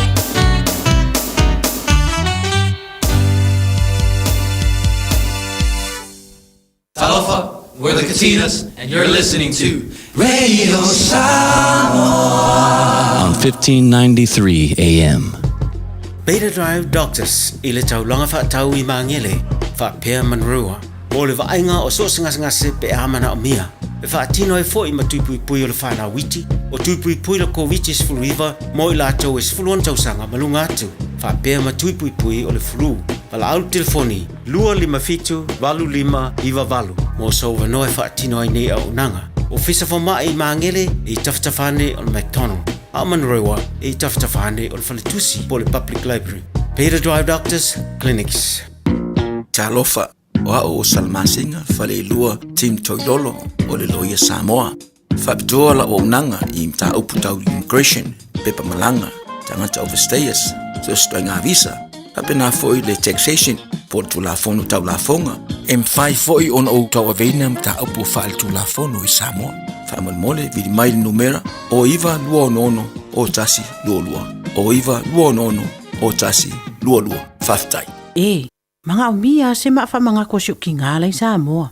Sisi, le Lifestone Headstone Life file lako whaapikoa mo maa e lalo mai le 5 Afrikau. Mawhai fo inga lafo I Samoa. Vili leong se lau kasi valo 5 po le website o le lifestone.co.nz. Whailoe le Lifestone Headstone o le Radio Samoa na e maua aile nei whaasalaunga o na lafo lea o le maa whaamanatu I Samoa e au noa ma se tongi. Lifestone Headstone le au nanga a le Pasifika. Talofa Samoa, wa ule nei o kaasputi alu, a wale suia le ngila ura ule kio. A eva mai ina se furu 5 iwa kolu, a mo, Radio Samoa, vevela a.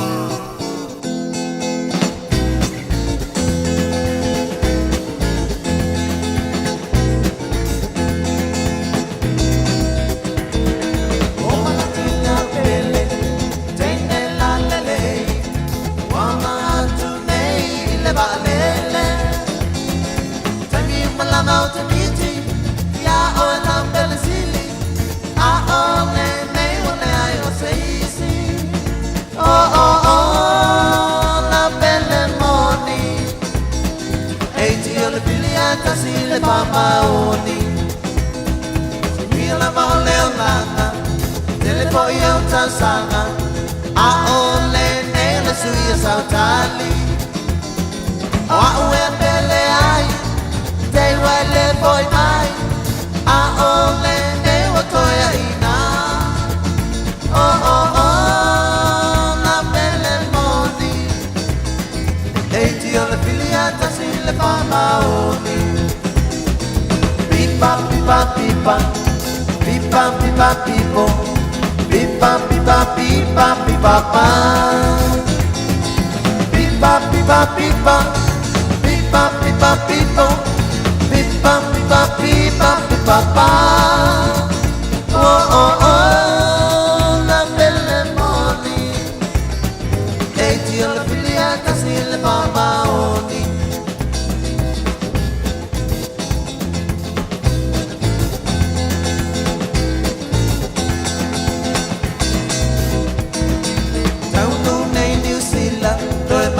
i America ele matai le sui le vai sui poi polina I wanna ingala my hando Joan boy mai se aso Malanga nei le pale mai toi vaya Oh oh oh la belle moni Eiti ole filiata si le fama oni Pipa pipa pipa Pipa pipa pipo Pipa pipa pipa pipa pa Pipa pipa pipa Pipa pipa pipo Pipa pipa pipa pipa pa Oh oh oh la belle moni Eiti ole filiata si le fama oni Pipa pipa pipa Pipa pipa pipo Pipa pipa pipa pipa pa Pipa pipa pipa Pipa pipa pipo Pipa pipa pipa pipa pa Oh oh oh la belle moni Eiti ole filiata si le fama oni Eiti ole filiata si le fama oni Eiti ole filiata si le fama Five stars malai fa fie fianga mo tato le tato luas fu 5 minuto na tato le tulas folu tato amal pakalama le solulu o le so manatu le so manatu tasi ale ba e ngau te tu avatu e at oe tato taltano ma tato fa so ai nei taiao wa e fa fonga mo fa longo ina ita mitia o nga po nei fa na wa o nga e mai kala state le na mama i le afoi i me ai le na mama i me ai al me fa taila ya tia u ye lo fa longo ile tala lea wa amatona to e fa solo manuia wa amatona to e fa solo manuia nei tamaiti ai wa ma fuana tanga e vatu ya tatou ma tatou ma tua tatou ainga le hanga o le ia onga o le o fa atino ina ia nisio o mea ai po o lunch fo ia mo nei fa na wa onga ai fa pela tatu te tilo ma tatu va ai o le tūlanga le o le tula i mai. E ono a fi ai na ia tatu whana, o le haso langona. Nga ia indi so, e ilo taltonunga ia indi so tatu mātua, o le ua whalangolango a i mea ai au tāpena ina ia onga ia. Ia po a onga fo i o la ia onga ia la tu whana. E whai ia lancho nai tamiti. Ha o lea la ua tatu loa, e i mea o te tupu. Ya, le wa tatu falangolong e te ilo fa pena fu ini se o nga ele mo fai ona ilo a le hase langona o le matua isi o walo pe a ona lula onga e te au ngofia e fai le lancho le tamiti tiro fale alu mai ele onga ilo le alu fa mo le lancho ale lancho le onga le uta pena wala ngo wipo kala mel tatu malo le lo ta pena ina ia mo me ai mo nei fa na mo nei fa na o le anga ilu malanga le fu te vava ai tatu tilo o lo ia e ia tatu fana ia so tau sanga e tu ia lesi ia isi ta mai te whainga luenga anga i mai sta mai i o atu to tono le onga o ila tatu tilo tatu vava ai le anga o le anga i tatu fana mo ia onga la so langona o ta mamlitina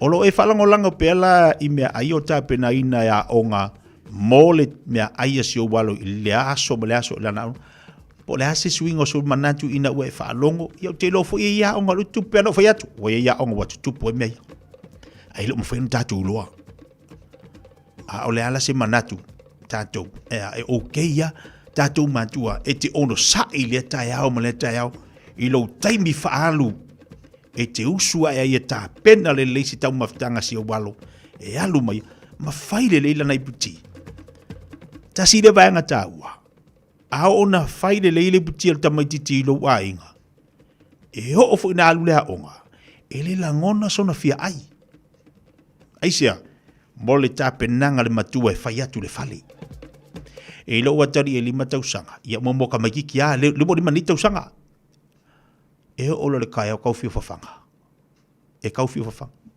o le tiu te la ale ta mama le tina fafanga pea fanga pea a olo na alu tamo titi la nga la kulo ka aloangi ka alui o ka e fiu foi nei fia o nga fia tu I le tamo titi ele kai pore ka mai la nga ki halu nga ma fofau a le mata fa yoi la tatou matu e nga lu fa tasi ma fia o nga fai le leile I puti o lu walo alu le la le mana yo o nga I le pidio ka mo ka makilai ki ro kalongo kwai e le la tu pidio ka e mo ai e hele pidio ka e faia la tu breakfast a ola fa le breakfast at mo tia on e o kaminga ka le longa fu so walo fi ai wala fu ka ngore le fa de na puti fale na ona vai nga so sonia tu mo tato matua a le tatu tilo I melo tu mai tolu fit tasini ba tolu fitu tasini ba tolu po kalame o le so langona talo tatu le ni tao talo fa tatu wala se fu mo yo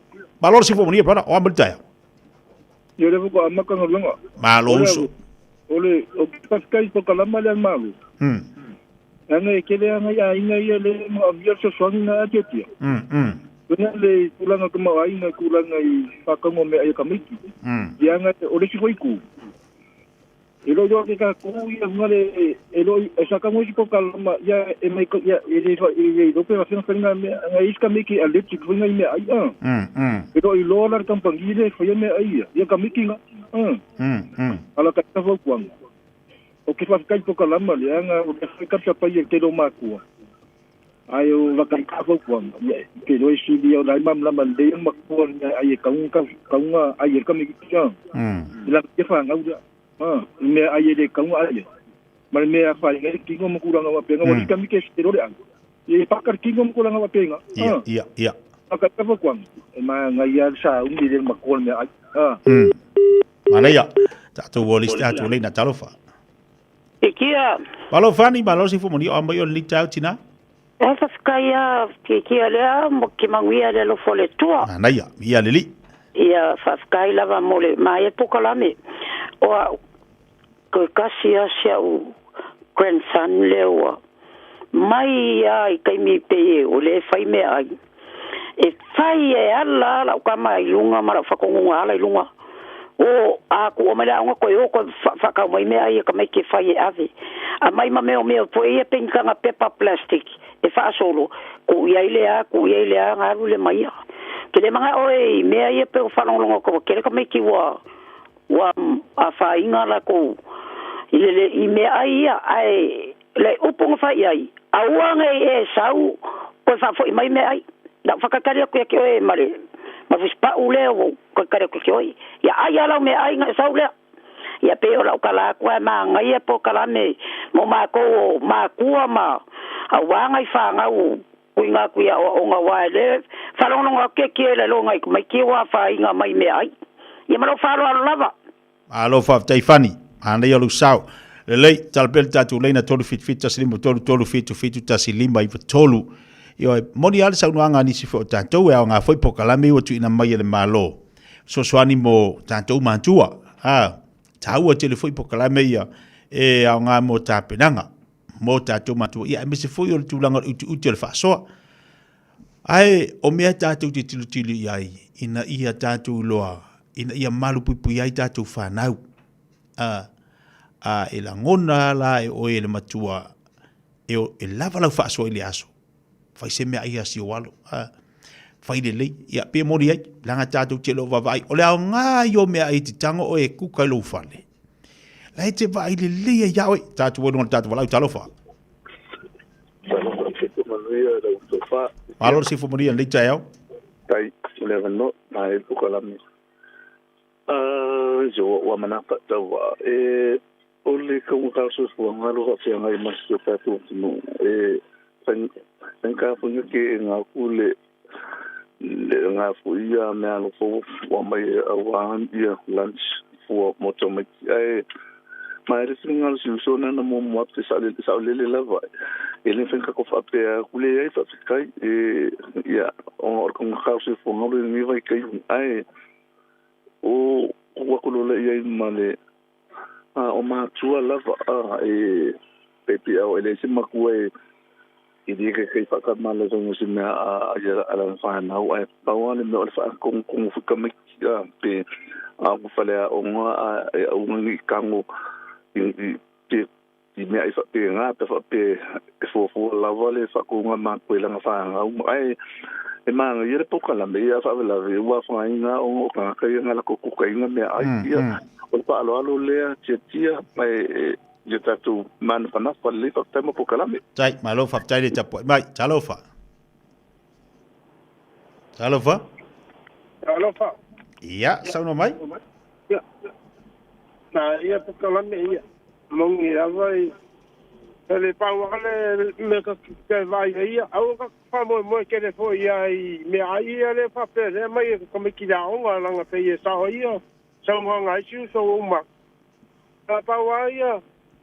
Ele hase me la kuai fuai nga ranga masangi mai ama kuai pa wal me ave pel lunch ka me ki wal ska me ki la ku lo fa ngale se lunch ala la pa mo ai ngai I me ai ngai mai lawa ala ku lo la ile pi ai me ai nga lo la ia o I lunch ska me ki ia o me ngai makala ka ko ma kuai me si me ko fa mo ngai ke lo fa so ka li fa ngale ala ku pi ai la o ngala ai me ska me ki ai le ai Paola kuanga ka koma kuia.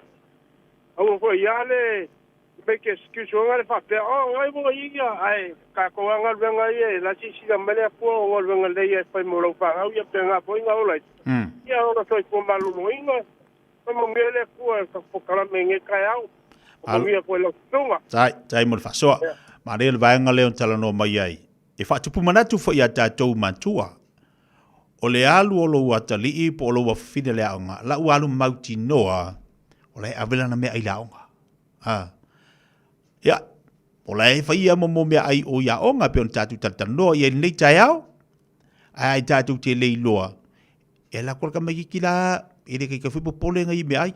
Alu winga lau tala. O le tāwai o le whaasoa ma le whai o le ngona o le tātou watinu. E mo isi manatu le mo tātou matua. Tātou wala wala au talofa. Talofa.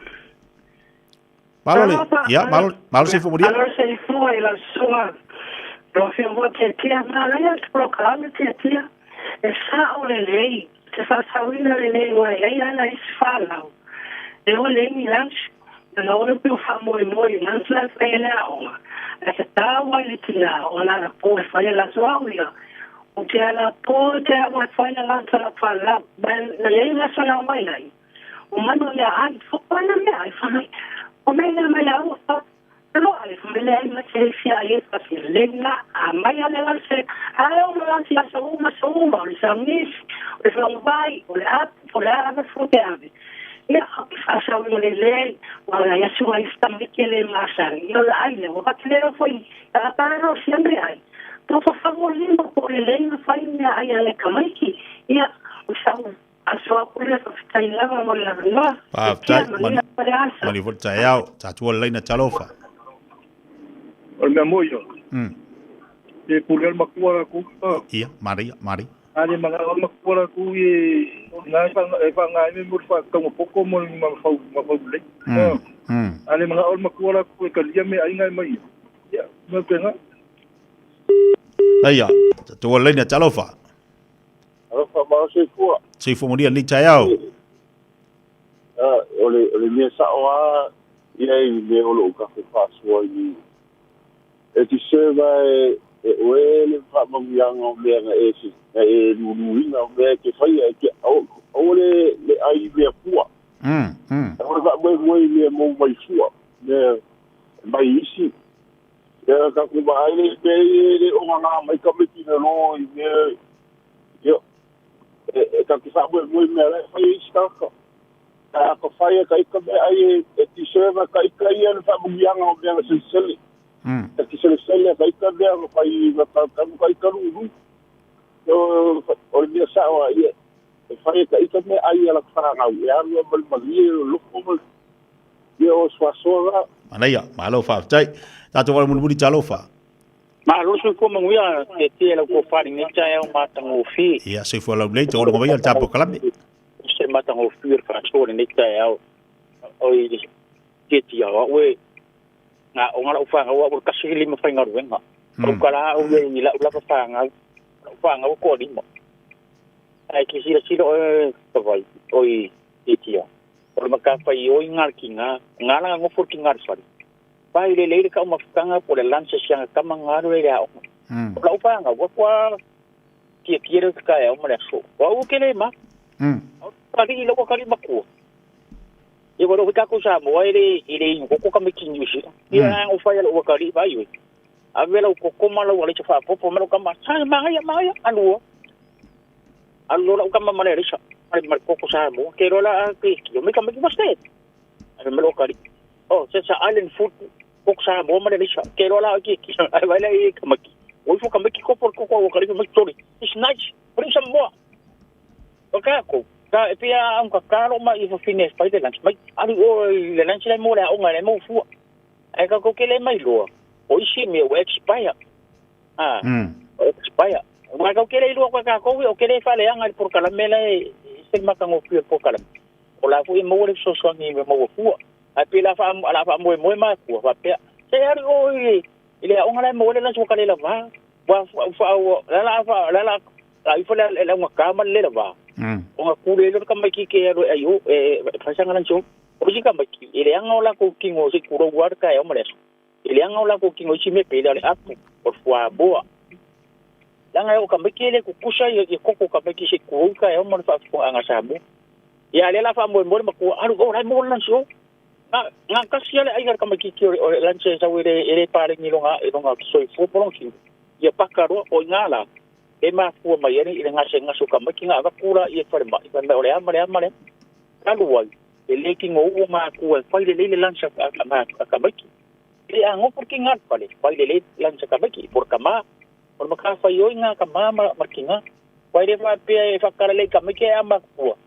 ase de se de la ie le ko ka makira la mo ma aia malo fa tai ya to ako nga ilo ko fa ni kai mo ke nga la va le fa sa so ya me se ko kala maka ngo piso ko me mo ver ni so ke kio le fa tai ta to kala mo fa ngoina o le aso manatu o le nga o le awa ma yo monongo le lolo e tātou te tal no ma tātou whaasoa ina ia muai se vahenga le lei.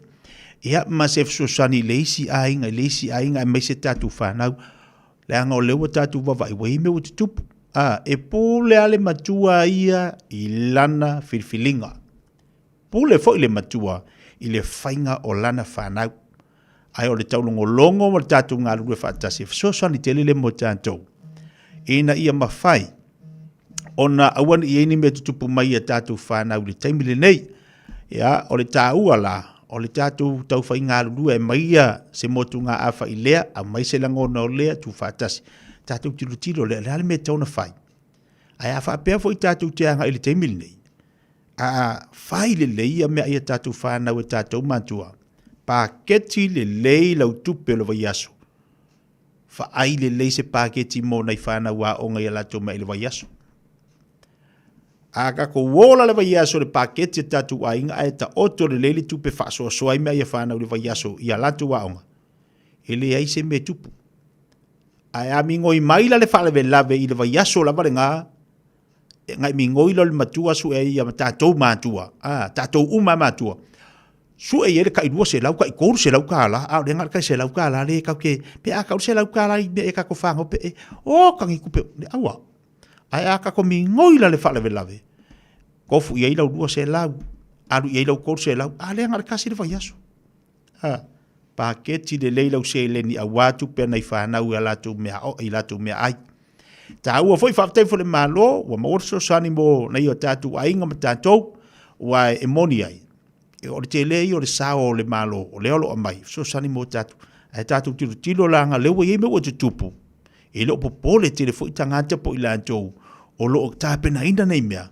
ia mo le soifua ai manga ia le ala ta altina fa di leilanga le safa popo fai langa ku kamanga sanga mea ai di le fi fai le mea ai fi ka makiki langa diska makiki ala ku yo mai mea ai ala e le manga awai ai vinga tina mami te fi ai le mea le mam te fi ai le mea le ka ngolo le kinga fai di leilanga mea ai le ngaru mai le aunga la tu foi la fi ai ai le mo fai ona lu watali o bolu afine la onga la tu fi ai o ai la tu saule mea ai la kuka la ta pena mai la onga ele o tawilo na loto ele o mana ai foi ia na o se so sania tu mo tatu wa tunu a tatu na la malama fai ul nei tau sanga ya onga nei tamaiti ia matala fu tatou matua ta penanga mo nei whanau ale mesia latu mea ai o lo wakari nga mo ofisiri la nga whakai ka ilenga o ngai e kangale ava kole le sa wha popolo wakari o kuwa onga e kangale le kokole sa whai mai nei whaia onga nei so o se mea au mai whakpauanga me fienki e la kwa marakai au la sa wha popo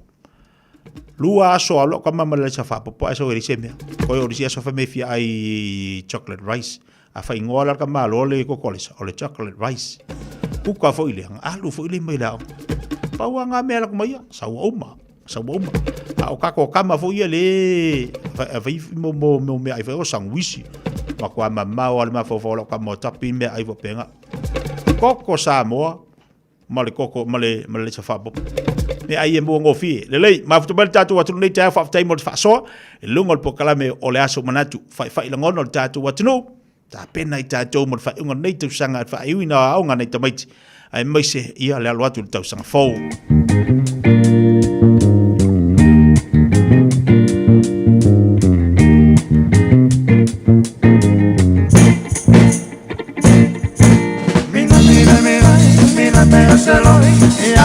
Siva uangai lo pa pepe ualoi suici sumare pero se poi ha serna ta sima to tu alo opisa esue ai so pa malela soia eterno para la talu que awe la titani awe la tole dawina pape Dawina pape le pele mi noi ye mi noi ye mi noi ane mi noi la pele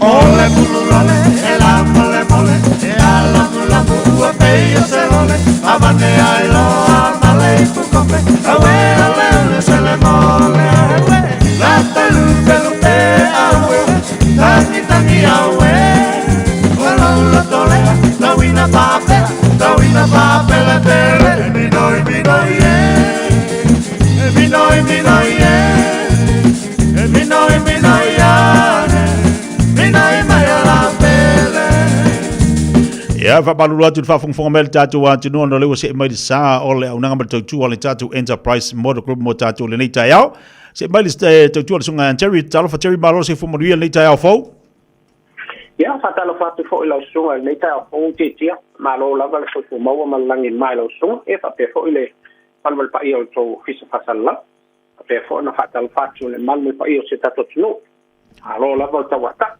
alo fa tele li mo ne avanoa nei lo ma tongo fie ya si fa so mai lo sunga tulanga lo ye la mtanga le masina no november te lo tatu tavale wale sa idia sao tatu wai pastai la vatia ya o manui la me o mo fo il mato o nanga fa tava tulanga nei lo ye tele male ona no yo tata vale lo apena do pel ele terminei ya tono no le o tatu mata fo na tatu o atu le temi pisti o le pai uno le sanga na tulang pa pena to tele ni sole o le malo ta fatu o lo afio mai ma ta wina o la to sa le tulang o le mato fa tolo ye terminei ya o lo fa o wina le mato fa tolo ye ta vale mala ve tono le mato lo toa o lo mo le ele fa tolo le afita la fa ta lo ta vale le so nei ma o le afita la va tulo how fa ye o fu wanga ma tulang pa pena o lo ye fo il mato ia tele unista vale o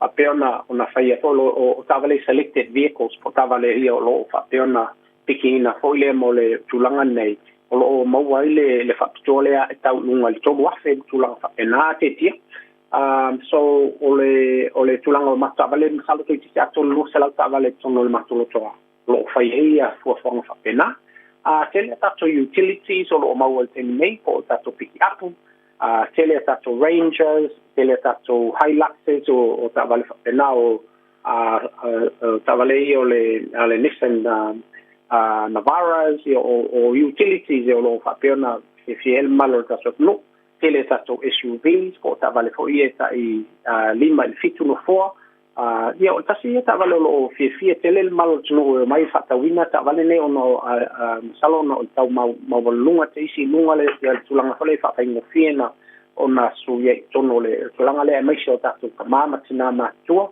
o lo fa peona na mia ta vale fa pene tauna ona masa na na kai ngofia le on fale tono o ta vale nei tele tatu ta vale laiti po tatu ta foi ta ilima foi toa foi na laiti e mai se ia hybrid ta vale foi e alu pensini pe el tisha la to wafi tele tatu ta vale fa pena mo wo tenini mo le fa tu peino lo sa tu na pena i lo haingo fie na vana ona fa to mina tu langa le pe o lo e su mai ia la bank statement ma tu langa pena te fio ma sole ile bank ya mai ile ia la statement fo ile mo la to o lo pena le faina fa tano ina tulanga le i lungo le o le internet po le internet banking ma tulanga pena mo la to lo pena ala ma papa au sa watu kilan ia faina su lungo le ma to website fo ile ma faina e la tausa a pe fa manena la tausa ia ma faila ile ma su mai a pe o lo e fia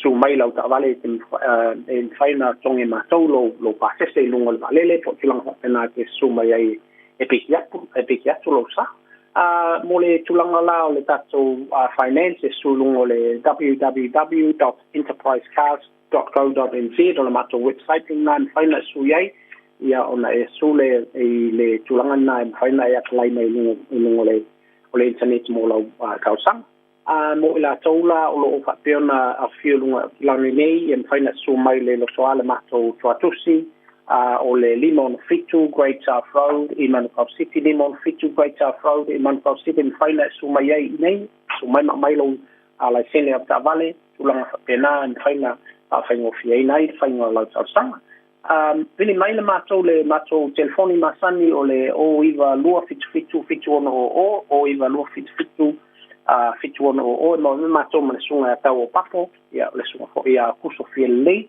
em fai na mato so swani toi mole ta no ino lo wanga matulanga o lo ta ino so sa fa stai mol mato no te tia leta po ma le to ta mo lo lo toi lo sunga e fo il fa so sanga ta so no so ia ma no alo va te tele lava le sunga Jerry Molta va unanga matautua mo le malo ta tu tino mo ri fo le ia so fo bai manuia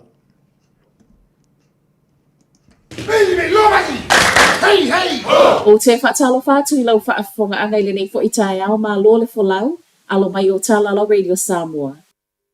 Ona o le tele o ngā luenga whaale leio a wala I le tū I mātū, o le ua whautu ai nai ave ta avane I a lava le ono sai.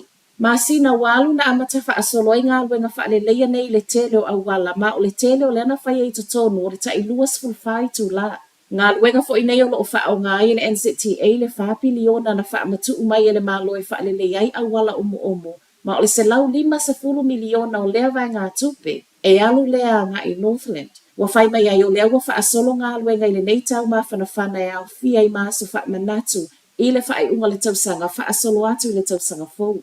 O le whautuanga watu ina mai ave ta avale, I a lava le ono sai, a o wha asolo le tele o a wala toi wha le leia.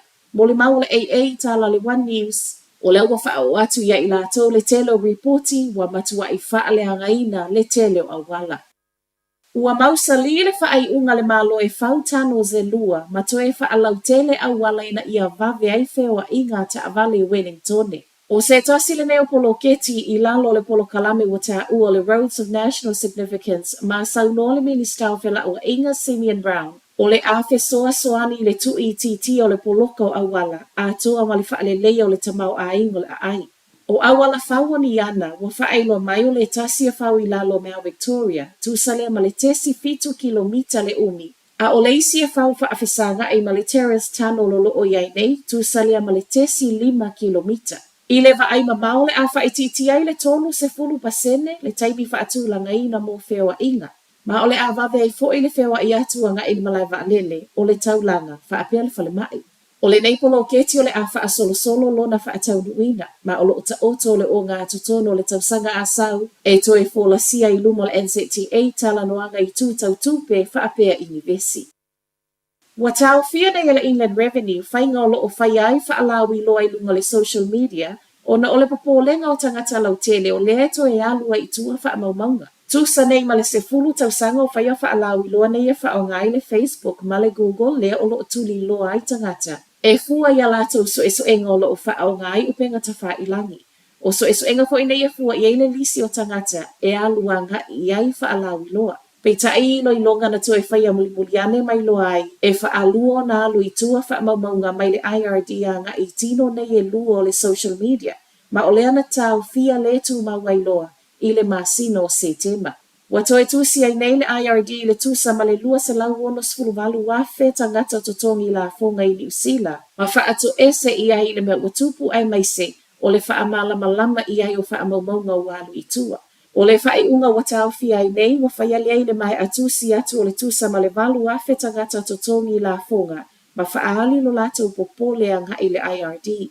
Ai i se tali mai le sui Privacy Commissioner Les McPherson o se whaanoa noanga tele le mea watupu, ma o se toe whaamanatu fo i lea i pūlenga uma ia mauti noa e malu pui ia whaamatalanga o tangata. O totono le luas fulfai tūla lea u whai mai le IRD o le atusi whaato ese ai i tangata wa afia.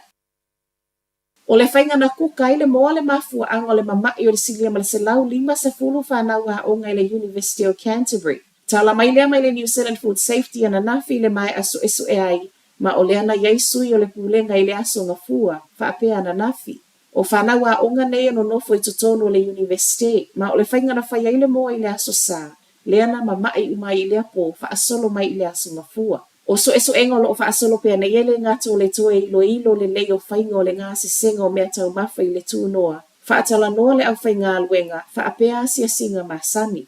E se mai so eso enga le food safety, o le afo iolo ngā lulue whaatasi le university ma le matanga luenga le soifua malo loina, whaapea le matanga luenga le primary industries. Ai se tala lata mai whanau a onga na mamai e o mai ana nafi wa whaasolo manuia e tusa ma whaamauninga mai le university. Whai watu i tala mai Amerika, o le aso 5 Novemba i Amerika le aso le paluta le malo tele. O se aso lo tuli mata i le lalangi o toi tau mawhai mai ai Donald Trump o le Republican moso na vano el fale pae a o Kamala Harris fo le Democratic a whai e manuia o le unwa ita maita i perese tene lea. I tala lata mai le o te lese ese ngai palota Trump ma Harris ma e ono le vavei loa po o ai le perese tene i le po ana nei. E le fo le Amerika pe fo ona yai le lua fe lua se fulu le ana whaatali le wha aso whaato ai loa. Ai tangata na vave o na whaia lātou pālota ai ele i o mai le so whaamawina e whaapesilia ma le valu se fulu ma le lua miliona. O Talafonala Radio Samoa, manuia le nei asa. 24 hours a day, 7 days a week, Radio Samoa streaming live on www.radiosamoa.co.nz. Radio Samoa. Taslima Ivatol Amo. Fia i mea whai mga yo inga i le taupito nuu. Ua mawhai ona au ina atu e le pūlenga anu o au kilani. E ala atu i Auckland Council's local boards. O le Festival of Roses i pānau. O se wha moe mata ngō fia e ua tāpena ina mō oimalo a inga. Sila i le au le lei o tongala au. Mai moa i le tele o whaafia fianga. Tau mawhai mea ai ese. Whaatau mea tau lima. Ma le tele o vainga e au ngā mole a inga atoa. Amatalia le aso se fulu o Novema. Mai le se fulu tasi il tai au. Anga i le whaile afiafi. I le Dove Maya Robinson Park Pānau. Mō nisi whamtalanga. Tanga i ana i le ourauckland.nz. Ma o omi le upu events. O e sauni malanga i Samoa, mana tua loala moana rentals o lo o maua ai sosi tu ai ngā taavale mautatongi mo so se mana onga. E mawhaiona piki le taavale i le malewa lele i whale olo, po le tātou ofisa au tu i ala fua. Pe momoli anto fo i le whale tari malo o lo o e wha mautu ai ngā whaabitoa. O lo o iai le insurance cover e te fili mai iai. Nei tupu se whaalawe ai o lo o iai le wha mama avenga, male pui ngā mo oe. Mori se whaamtalanga wala au le tātou pa anga le Pacific Easy i le ovalu se lau o tasi ono. Pea siasi le tātou apia fōlinga o le Moana Rentals o le upenga te whaailangi o le moanarentals.com. O le R-Dash Travel, o le company numera tasi le taungofio pasese mo Femalanga inga i Samoa, whapea le malanga mai i Samoa i New Zealand ei. A whea de loa i le ofisa o le R-Dash Travel, tasi valu lima Great South Road i Marurua. Pe vili mai i le telefoni tolu iwa lua o wha o o. Tolu iwa lua o wha o o mo le R-Dash Travel.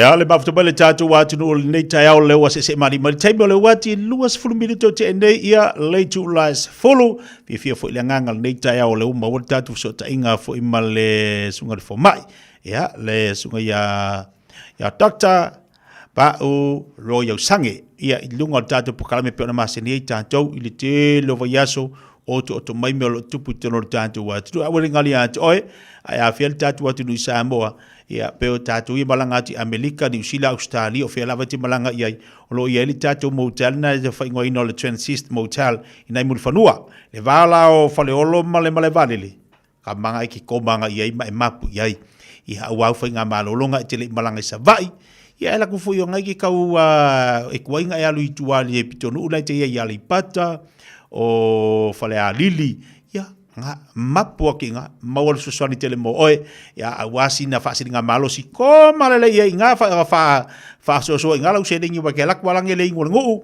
alwa kwala nge male alfanga fifi au male kalesia ya wange maubo kabala nga kengo fo le ya nga le Transist Motel fa so ale le usede ngi nga le fili wa ya li makala li makala ole tau ole nala unanga matu ale tatu motel Transist ya motel ina i murifanua ka pinga le i tatu ai te o ke rust le fu mo sala fai ya ole unanga matu ale sungal fu mai ya ole fu penanto tu ale tatu wa no se mal po klabe mo tatu nei tayau patalo fatu balanga fa lalo la sungal fu mai Dr. Malo se fu ale la le tayau fo ma ole ya no tatu e fedo ai a o tau tari atu ia le tulanga lo ia le tau whainga palota o tau nei amiksa mo ma Amerika patalo fatu balanga fifi nei tayau ya fatal fatu tia fa pe foi le fa fong ma le sil mai mo mai el tatu tunu lo fa no mai ia lo le nei tayau ma lo so fo mo fa ftai fo la ulangi ma o le aso neo se tasi o aso taua i talfa solpito o le malo Amerika ma na stete ma territorio lo fea ngai ma paltanga i sailinga o teitai. Ia ele ngata lao a Amerika i sailinga o presidente ma le sui presidente. Ia ai fa pe foi ia senatoa o le mauta mawalunga ia o faipule o le mauta sui.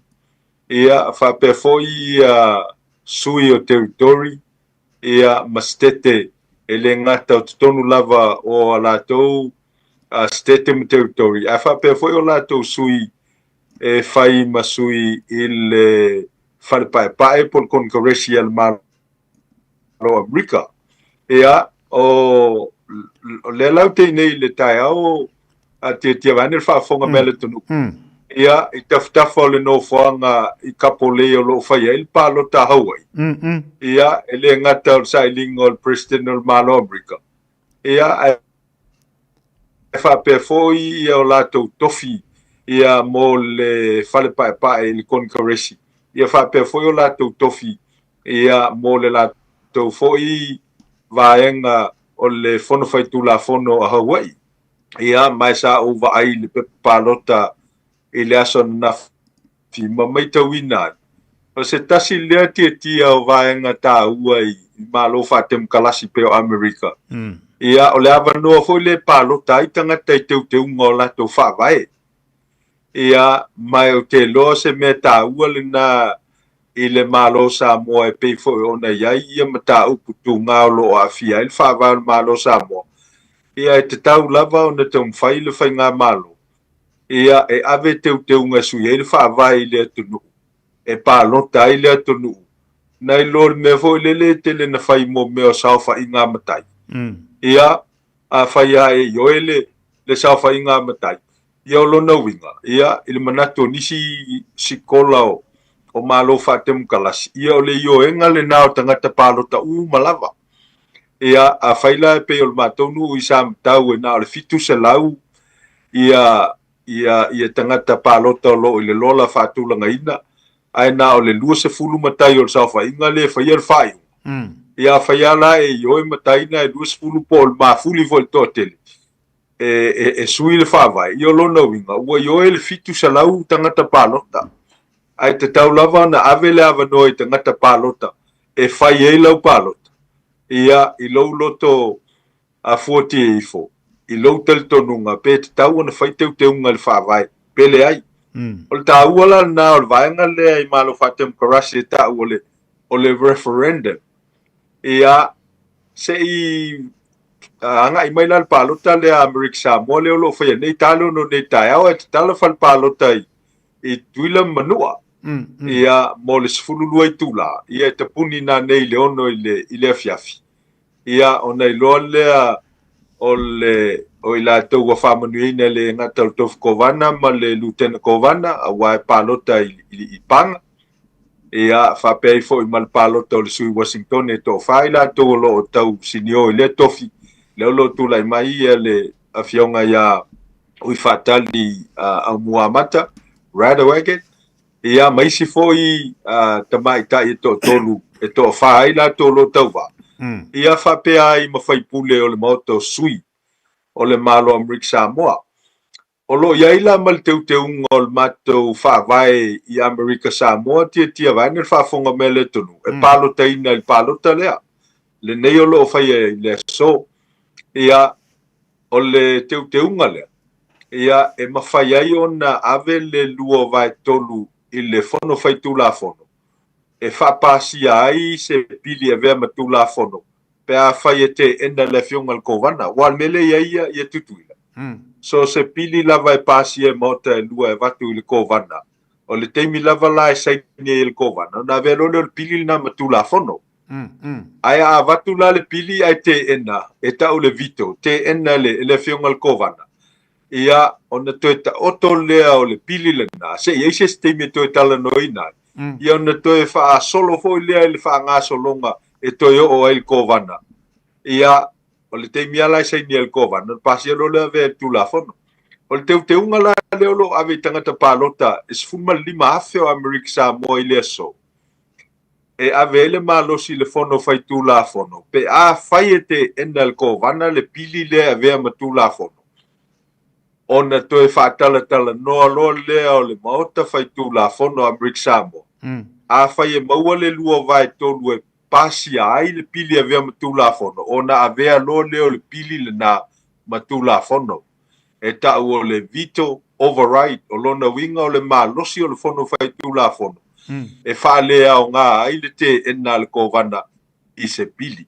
e ave ma tu la fono e ta ua le te unga le tia vai ne fa fonga me le tonu pe a fai ai pasia maua le lua vai to le io e pe a fai pasia e le limas fulu pasene mar palota e tasi tangata palota o le aso le nei mai la to o man fai palota ma malanga ese ma Amerika Samoa le tau o absentee ballots a fai la e maua le swinga le na lo na winga o ia le malosi le fono fai tu la fono o Amerika Samoa e mawhai ai o no la to whapasi e ina se pili e a vea ma tu la fono pe a te ena mai el kovana ae pe a whaifo la to te maua le lua vai tonu e a vea e whapasi e nei le pili le na e a vea ma tu la fono sa tau ma whaifo il teimi ua tua nai le vaenga lea tia peitai e lei pasia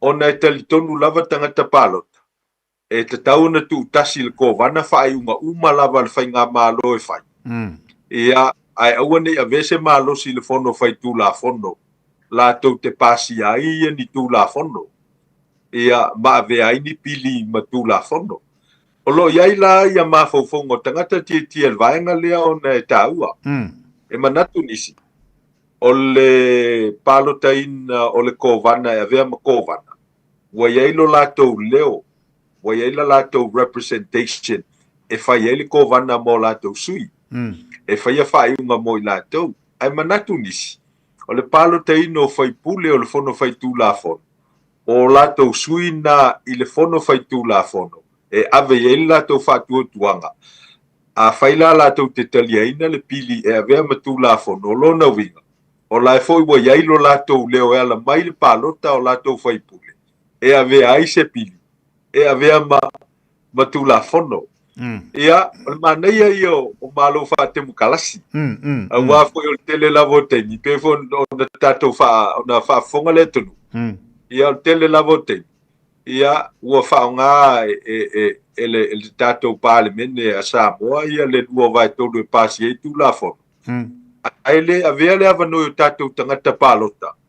Ina i o lātou pālota ina i se teu te unga po se suinga o le tātou whāwai. Ai mai se lava mata au koe fito i tonu le tātou whāwai. A wai lo tal tonu o ina o lo ta oto ai ia whainga sao a whaatemu kalasi.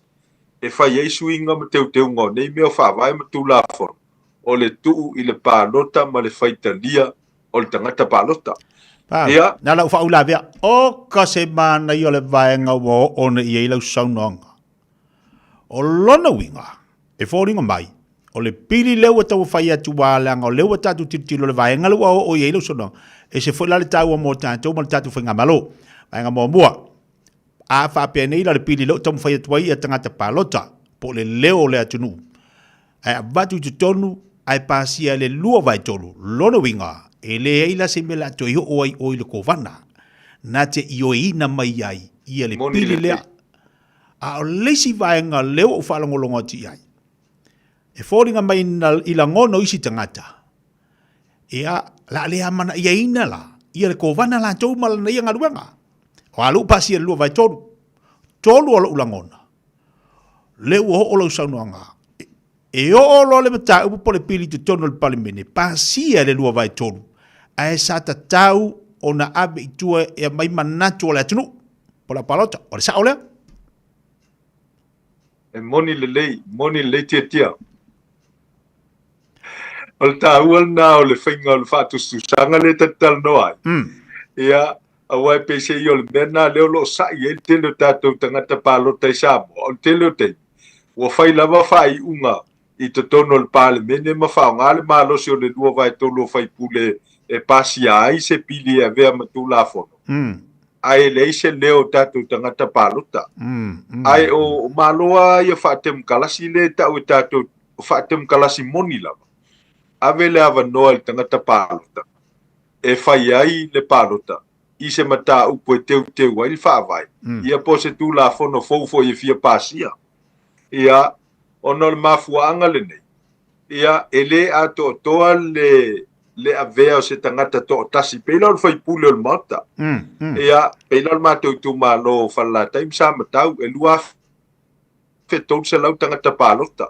Ia ai e tasi al sui fai pule. Ele mfaila na sa le sui fai pule fa pe mai. E fa pea le fina ngalo lo i tu malo, ai le lo pena se furu tangata na tala no ai mawa o manongi mai ai. Ia, ai tia i male si lua fe lua sa la wivas furu tangata palota, le so la tau leo. E mo ia la i tele le ngā ruenga o le tau tu fata singa ia o palota tangata se matau. Au ina tonu lava. Ia o lo ta o toi le fina ngalo tangata. I lea mata upo e tau le palota, mai loa ia ua autasi, ua fuli sia tangata i se mea le lei mo le tatou whaavai ia, o lewe vesil tatou tonu tia le vi o le fua. Ia, e le lope te ua o tul palota lua felua ona ua iei ni teu unga le whaavai whaapea e te tau ona whaia ni suinga le vi o le fua. Ia, po le alava teu unga e whaia. Ia, ai po le ale fina ngalo le tunu e teu. Ia e tau lava na whao ngā ia le mele o lo whaine Amerika i tu langa le palota. Wal mele ta te tala noi le lua vai tolu e mawhai on whaapasi e se pile vem tu la fono. O lo whaia le malo Amerika e ala i le konkaresi. Whaatasi e maisi stete ma territorio Amerika. Ai le o whaia la Amerika Samoa. Ia ona o le malosi a toe tu ui le kovana. Ia ai e tāua la ia te au le teu lea. A wā whaia e whaito tasi al kovana al whaiunga. Ia e fōlinga mai. Ua tasi al tangata e whaia al whaiunga e a whiai tangata e limas furu awhi o lo o alalam papa au tuina. Ai a whaia pasi al pili lea. Ia o lona winga. Ia ua pasia e whaipule ma senatoa le maota. O maota e lua le maota mawalalo ma le maota mawalunga. Ia po le maota o sui ma le maota o senati. Ia le pili. Ia e mawhai ai o na vese pili. Ia matu la fono. Ia o nei foi mea. Ia e whai al whetausia i ma le wheawatai. E pei o o mo meo o fina ngalo e whaua ia malo whate mukalasi. Ia ia manatu au tūpel mele ta o le checks and balance lona winga e siaki e lesi vaenga o whainga malo lesi vaenga mwhapaleni le lei. Ia o i tu e tolu whatau wangai whea loa i o whainga malo whate mukalasi. Ia mau te lofo. Ia au fo ia na fina ngalo ko vana e te ena se pili. E mai fo ia mafua anga e te tau ala ion te ena le pili. Ia mai telefo la lava no e whape aisu i o le fono whaitu la fono. Ia kaki e ia kako pili sa ole le mele sa no mai ko vana e tau te ena. Ia mawhai fo ion na toi tala no whai pulem sento. Ia kaki e ia finga lor ko vanga e koe kalangoe le leile pili lea mo le tatu tunu. Ia a whai ala mea e le leile mo le tunu. Ia, e sanga tonu hoi lalfina ngalo mo te lua. Ai a whai o toi ngā pili fo lele a mai peo si tanga tongi o whai pule ma sen toa te ena kovana. Ia, ai whapasia i le malo se lua vai to. Ia o inala, tātou te vai ai. I le mea lai e fina ngalo o i la tau lo fono whai tu la fono. Po o mata upo a fia i tangata to tele male atonu. Ia po mata upo a fia i lava na o i latou, ma benefiti i lava na o latou, o i nai ta oto ai. Ia le whātou whala inga. Ia pe ana na whaipule le tangata e mō le atunu. Ia pe ala na whaipule fo. Ia e na mo ia lo malona ai. Oka, e se le mana ia le whaasoa. Mana ia tele lau whaasoa ma le tulanga le alanga o le atatu te iloa. E pahalota ia le tainima tausanga ma tue whailis whainga pahalota. Titilo fo ile ia te utoi nei amuk Samoa. I la u whalongolongo a u whafonga fo ili tatu wa te nuu i tawhai fia lau langi a pa ule nei a taimio le aso. I lau whaasoa mai, o lono winga. So se pili e te tau o na iai so na teu teu inga i te tonu o le palemene. E te tau na toi o anga i le atunu. A wao le atunu sa palo taina su ia whaipule. O i le atuna palo taina su ia whaipule o i te tonu. Tanoa mwhaasoa se meo le manui o le atunu. A ola na mai se pili e teu lona whaavai. E le te taula o na anga i le lua vai tolu o le palemene pasi ai. Pe pasi po le kovana, po le ao le malo se i tūlou le whaafonga mai le tātu watunu, i pa i o le tātu watunu. Mana ia e toi tongi la tunu. I lau palota, i la tunu po le peilau o tu tongi o whaipule. Ia onisio mta upu ona teu le telo whaavai, au leo manino lau whaalongolonga, e te tau ona toi a ngā i le atunu, le aso tau whina ngalu, e ongo pāsia le piri lea? E mo i le leite tia, ia, o le sina mea te vavai ia uia i le tau o malo wha te mkalasi, ma le mana o ngai teu le leia, ia i tula whanu whaavai, ia le tele la fo teimi. Ia e ai mata upu o lai te tono tula whanu whaavai le tauna iai. A iei foi mata upu e leo te tono tula whanu whaavai. Ai te tauna iai. E pei foi la whaavai malo i Amerika. E tele e tonu lava me ta ua i le whaavai malo Amerika. Ia al me mua ia o le right to life. Lua, liberty, tolu o pursuit of happiness. Lona winga o le ia tau tangata il soifua yola lua ia olona winga ia fia ma saunga le mu tangata ia ma le vaenga lona tolu life, liberty and pursuit of happiness lona winga o sai linga man wia o tangata lona winga so se mea a fia me eto te tau na tu le tonu ole tu le tonu tu la fonu fa vai o mela na le una ta ua fina ngalo tangata isuinga o se tu la fonu fa vai ona ya fia mata ngata i mea na e tolu. Eoe. Ia, ai la mea fo ie pe ole fa tau tengo le malo, mea na e tau na vese mal tu la whanu wha vai ai tu la whanu wha tonu. Ia, wa mea na ia mwhao na sui lava i le mea i loa e tangata e tal whea ngai. Ia, mo le wha tau tengo ole e tonu. Ia, ma mea e manui ai soi fua ta tangata, so stei mea a fia e soi fua tangata. Ia, o le alava le a fianga. Ia o mea na tau na vavai ia tu tonu tu la whanu whaavai lo le tel tonu. Ia o lan teu. E la lafo ia le tonu ia te lavo te. Wa le mafai e mo meo malo fate mkalasi o nei lole se sengo matau pe tauna tu la fono fa vai. O matau pe tauna tu la fono fa ton. O matau pe tauna la lafo ye le tunu. Ia matau pe tauna la lafo ya na ula to lo fono fa tu la fono. Ia o tele o te. Ia pe wo fa sa pa sui vo le. Ia ma tele le afianga o tangata. Ai mai se matau po e afi ele tonu wa tom tangata o tele. Ia wo fai nei pa mai tangata se toititi. Ia se fai uma. Ai ole fuata wa lunga tietia. A fai ole matau po e afi ai tangata uma. E te tauna la lafo i tangata uma. Ia i teu unga e fai.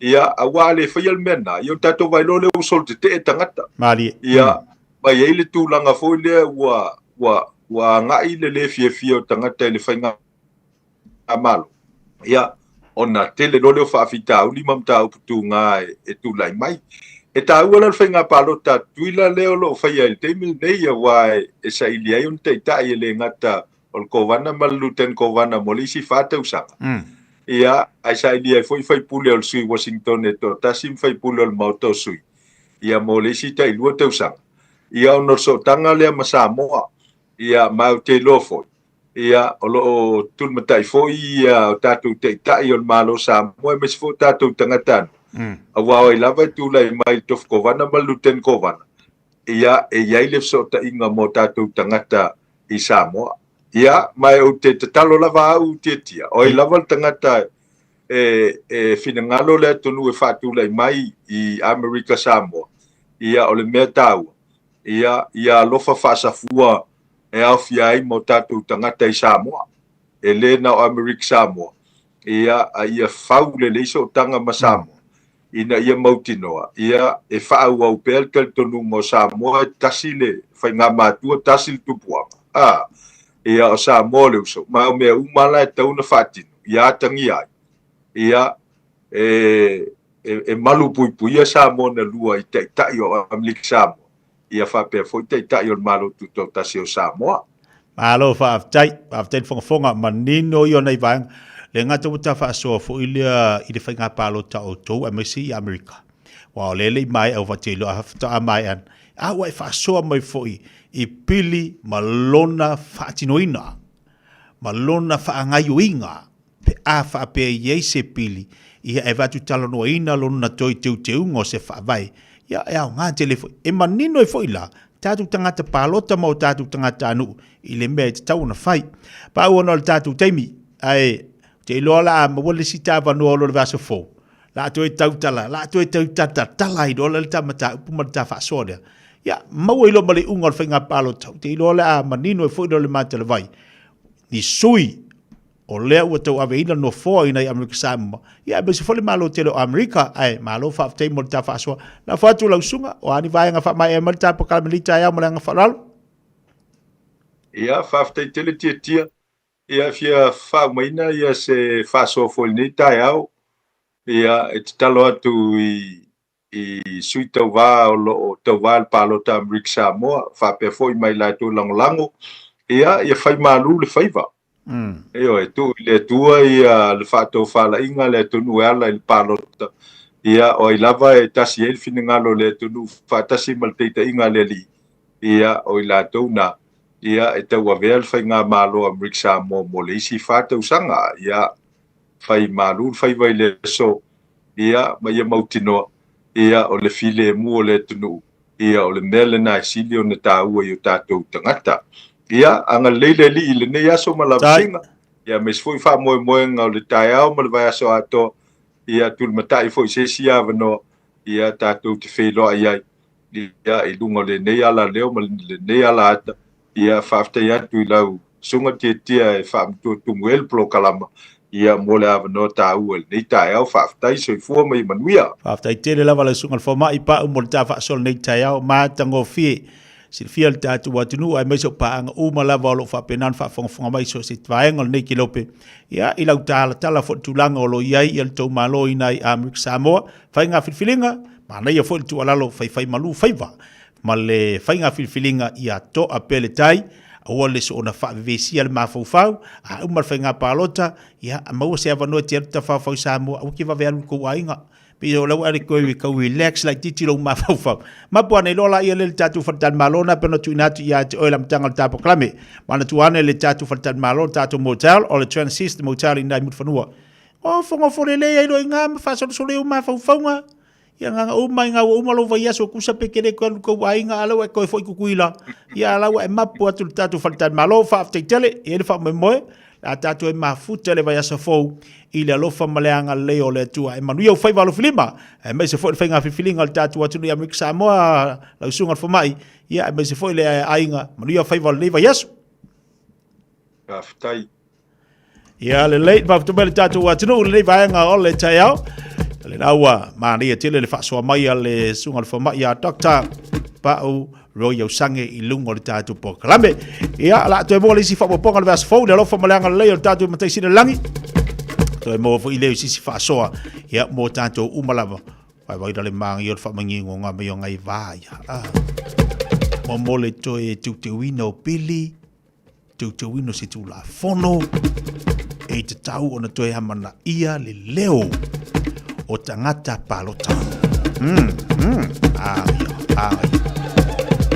Tebe le wati, leo to es football tolu milito na ta leo o leitu la se football tasi, tatu se atu wa ia nisio tatu pokala me whanga solo nei teme le taiao, ile mawhtoma le tatu watino.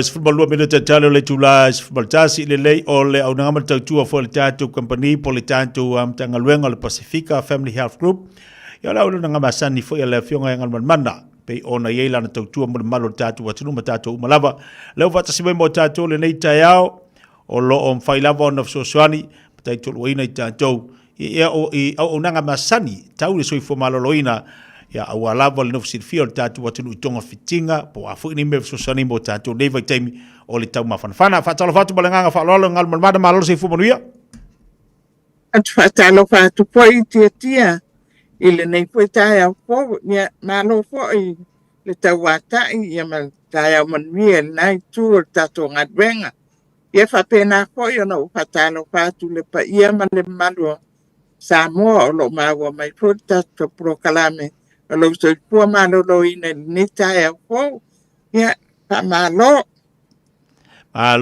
le su malo futa wata inga luenga le nei vayaso tatu ye o nga tono le nei vayaso ya bas fo ni masino lo tatu savar vari pe masina sumaltasi te lo tele nai so anima nai ta penanga pol malo tatu watinu ai mai se al nei vai time lo tatu ye tau mafana ya elu tau mo fa marsi au mo tatu umalava mai lava de tatu matu si o nei fana wit nei vai te molo tanto ia isu filo i lava le saure fulu ma le covid ngal man ia e pe lava po yon fa kunga meri tatu watu no e pe yon mata upu lava le o lo aveanga yel fa mafa mal fa manatu ya tatu ona o le ko matua mai tau wina lava futu ia inga tau le wa ia nei e mo ina ta o le wa matan ma kon pana atu aso ai o lo sawe po lava na ti munga ya sawe mele ia malulu o lo o falongona lava tino ya ele ai o lo malulu we pe lava le e o le tunu ile nei vai ta o le eta ta lava tato no foutanga ya ai mete lava ile fainga malva inga o lava mol fana laiti ia mana i o tato motu tau si foi pe a whiwai anga I whafo atu le whale. Ia whapena fo ia le noko I tono le whale. Ia ole ti vaenga e to whamanatu atu pe alawa. Tia e tusa e to a 5 tato wala au. Mai lea I le vai aso nei talu malitapulo kalame le vai aso lea. I pea whaafasili I tui pui pui o le koviti. O nisi o I lātou e pe na o le lua lava tui oma. O nisi o I lātou tasi le tui. Na whaapea iala ia lea na tasi a iale o na a le te I whaafonga malita whaasoa. Ia e mawhai na o na iai si tui e whaatoluai ia whaafai. Ina ia mawai pia lava ia le malusi anga whaana tura tino e te e atuanga iai o lea whaamalo atu ia te lātou sa wala au mai o nai loa ai a tia o lo te le lava le o ngāri tapulo kalame ni yaso ia na ntoi whaamanatu atu o le masina o te sema masina po o le a whaamuta ai tui o pui o le fulu ma le koviti I le nei tausanga ia on to whaatali e po la ia le se ia o le masina o Aprila I le tausanga po ia on to whaangasoro ai po lea pe a mau tatu tupui ua whaatulanga ina ia whaafitawi malusi anga o siama o le a whioa I po ima pestoro I le tausanga po a tausanga nei ia na whaamanatu atu o lo o awanoa lava ia tau po mai whaalainga tau te o anga iai e whai tupui o fulo mantua e tasi lava tupui o fulo o tautanga a whaila nei tau titi man tautanga ne wa o mai ana o vema ai e tele e whai alava lo tui o fulo o taimi nei e tawona I sa wai ona o lo langona pe alava sui e inga o tau mai le mawhanwhana anga I le madulu. Ia mau o atuai po I le vevela inisi o masina ia o lo matu. Ia le ngata po I lea, ia I pui ai po I tātou. I le tātou whioa I le vai tau o Christmas man pai ngā malolonga. Ia a pai o I lātou weo anga I Australia ma anga I atu le tu o Europa. Ia va ai lo tu il misela va ai po I o tu pulo markoviti e tawona fai ina ia anga ia tu ina tunu e pai malolonga ia ale wa lava puia ia lo tino e te e atuai ina poi pa mai ia apa pea o e anga I pe te a fua mo tato atu no I Samoa ia pai lava sina vela po yo Samoa nei po I vai tau e tau po na ino tauni va ai o lo o e kilia le o e tele o tau avea ia si amal misela I lo wapo wa e anu mo oi ia la bebea mai ia lo tato watu nui o ia I whapena po I o awa o lo ia po I te amal misela o lo I tamo ia I whapena ia waini e maua ia ma whamanatu atu lava ele ngata ia tui pui ia au tato tui o tui ona ai me te lea po tato wanga I le taimi tato te whioa I Samoa e whaia tato ngaluenga o tato ainga ia tau lava o na lava puia lava o to ai me te lava au matua ia mai la tō pui o lo o ia mai tu mau ia ele ngata lea pe ia ona o wa pautua tu po I le vai aso tua nai whaalongo I o langona o lo tino.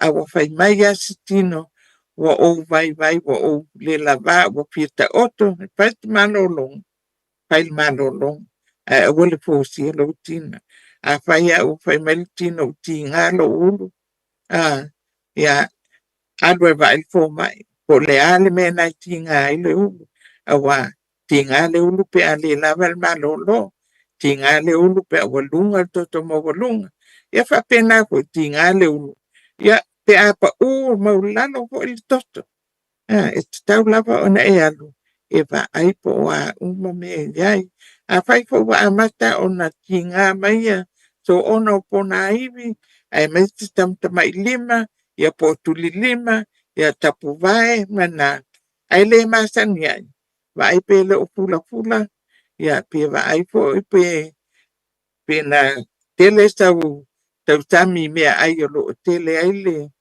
le acid ia adwan va ai po ma i ape tau toto ia pale le sue po le mea ia po e tau mau le ngongo ia matulanga pa pena o tātou lava a tau te ignoa inga ia ngea unga po ni whaelonga e tau mai o tātou tino o tātou wale tusan malos o tātou wa mana o mier to soani alu whamatala le po mai a whai po ia le malam lama lo po mai pa Samoa pesili po ia te tau pua Samoa ia po se isi po ia e soani atu el whamatala lo ngati ele ngati lea au mai so walo ia po se isi po ia lo wainga ia e whamatala ina ia o waunga awa a sa o lau whamatalanga ia o le ta o po ina tong tinga e whai ia oi ai a whape te sea ma pe momo wa ia o whamatalanga ia e whape na po i ona le mautinoa le il po mai ia le po le ale vaenga e tau ona whai atu mo oi na po i lava wa iai po mai Samoa i tono tatou au nanga o lea fo ia fia e whaelo atu ia po le tirua vai aso ia o le aiai fo i le po mai Samoa i tono tatou wa au nanga i wei mau e fsosoani po i po mai Samoa la wei iai i taimi nei ia ina ia malama kili o tatou tangata i tonga fitinga ia maunga po i oltino pe a whai te leo mawhai ona wha pamtala le ia ngai po mai o le si fo ia vaenga tia to tele si o tatou wa atunu tinga lawan whaalong watu ia pe maua po i te mai aina na e musu e whamatala i seis mo se sosoani ia ai me te po i lava i tūtino o tatou tino e te le mana o whaasoa tu i lo e leisi po leisi awal na ina ai alwe ai po mai a vabe loa ia o le vabe loa po na tonga fitinga e tau na whai ia e pe te tia o iei se tamta upuna o atuanga ina Lei pauni ole vaenga o lena fsiringi aia ne tatu tangata tūlanga fo i olo o iai a tatu tui ia anau mwhai ona wala awatu ia to ia mwhai fo na fsosani mo tatu tangata ngalman ia olo o pa malama atuanga iai a whai wa atoa li tautanga talu na uma lo tuilo na lua li COVID ia alu vai lo po mai whala inga whai lo tui pui lon tolu li COVID ina ima whai on toi boost up ai alo pesosoani wha natura e te atua ia pa mai o COVID pe amau ona o lea lava e taa lava siama o COVID o lua ma siama o fulu ia fa pena fulu a wet fa moe o lo tui o tautanga lena o matu ni ia e ma fai on pui ai oi lea e tau lava on fai lo tui o nei tautanga ina ia pe tau i malimalo sianga o siama taa po i le nei tautanga a wa tātou tu whatamala a whai a tele o mautinoa e ma whai lava o na siaki e re tamai tai tui pua o no o wha a poina ia tui pui i records pe na wha a tau nu o tui pe fio tui na iai wa ai tātou clinic nei las tuana i nei i pua sei e whakasai mangele o atuanga iai e te tala me la paleiva anga i le tāru tasi le wa iai nei ia e o atuanga iai e paia tui pui e ma whai ai po ona sa ili na e o records ia po o whaamaunga o tui pui ia wa o mana pai ia po a po inisi tui pui e ta tau ona pai ia maisi lava mea tau sa fua malolo ina e tele o malam lamai o lo ia la o whenga luenga ina e tau ona e putilianga iai o isi foi taimi o te nufu ina baba ai pe ia nisi po io o atuanga ia. Ia ona avanoa e foi la ia le Itali ni pitili ai la togo o mai.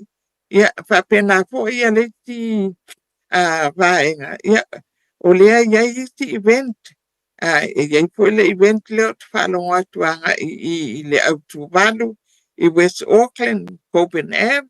Ia o ina po ia po le avanoa e whai e pui tual community o tau o mo lo noko malala i West Auckland. Ia anga iai pea whai e lik whai o pui. Ka lea ia anga ia tui Weymouth i tato clinic i Waimahia numero 5 na whai anu whai iai na ia po pen mio po iai mo niti lava whamtalanga. Ia whafto te maile o varitelau tolu lua o tolu. Ia whapesili i tau Samoa lau whainga luenga tau tuipua ma pō mai. Ina ia tali lau pesili ia pe whapesili mai poi. Ia te au, ia pe awe lau ta upu ia titia. Ia awale stato toi whilo inga la tolu. Ona whao o mai ela ia le titia. Ia malo whaalo na lava titia ni tu la. Malo fa tai mari fa so mo tanto wa tu fa mana tu fo ile mo tanto fa longo lo ti ngani me lo tino ia pua mata fo on fa li tonu lo toto lo suka vai fo mai vai ia me ai tau na ai au fa me fo mai ele kaunga eoka ia leoka ia kula aioka ai fa se po vi mumu kula ai fa se po mumu ia wa pa wa ngale me ia ngale alu fa se po mumu vai akunga ia wa saule fula ia ka koanga ia fula ia malo fa tai fo mana tu fo mai mo tanto Leita yao, ia in manatu la atu e molta maftanga le vas fou ngal malmada, faftai mo ngal wenga fai mo leva yasu. Ai mai sa tau longolongo ma tau tuol tatu wa atinu. Ia, tatu tue whiloa i le vai yasu fou, i le taimi lava ni, ia netu la, ia tu whato whawhaso atu sa moa titia. Ia, manuia le asa. So ifo ia le lei, ma futu bali tatu wa atinu le nei fui taiao le whapoponga nao le tau tua, ma le o nanga le fionga ngal mana vai fangalona seri mal tua ale Pacifica Family Health Group.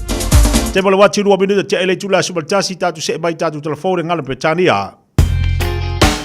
Radio Samoa tasili mai batolu amo Radio Samoa tasili mai batolu amo.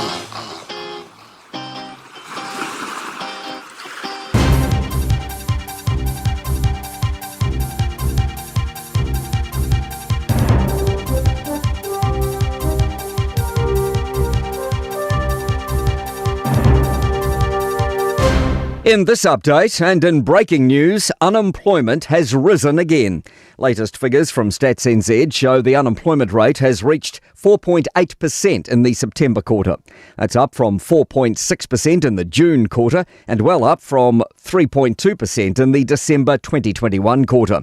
Economists had been predicting a rate between 4.9 and 5.1%, most landing on 5%. The first exit polls in today's US election are due about now. Voting is underway in all 50 states, with first exit polls are due now and some key battleground states due to close at 1 p.m. The FBI has been investigating bomb threats against polling places in several states, but none appear to be credible so far. Kamala Harris has been speaking to voters at DNC headquarters. What's your name? Sage? Hi, it's Kamala Harris. I can't wait for you to grow 10 years more. Harris has been spending the day speaking to voters, having already cast an early ballot.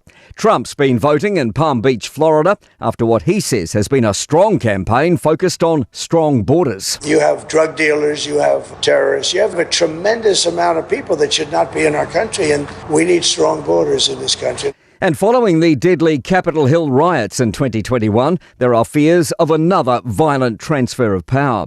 Auckland University's Chanel Dooley says such incidents can undermine trust in electoral processes and be self-fulfilling. There is a risk that should Trump reinforce the message that we can't really trust these electoral results, we're likely to see these kinds of protests and January 6th attacks continue into the future. Good news for dairy farmers this morning with today's global dairy trade auction. Overall, prices are 4.8% higher than the last auction 3 weeks ago, and the all-important whole milk powder price is up 4.4%. Queen Camilla is pulling out of engagements after falling ill during her tour of Australia and Samoa.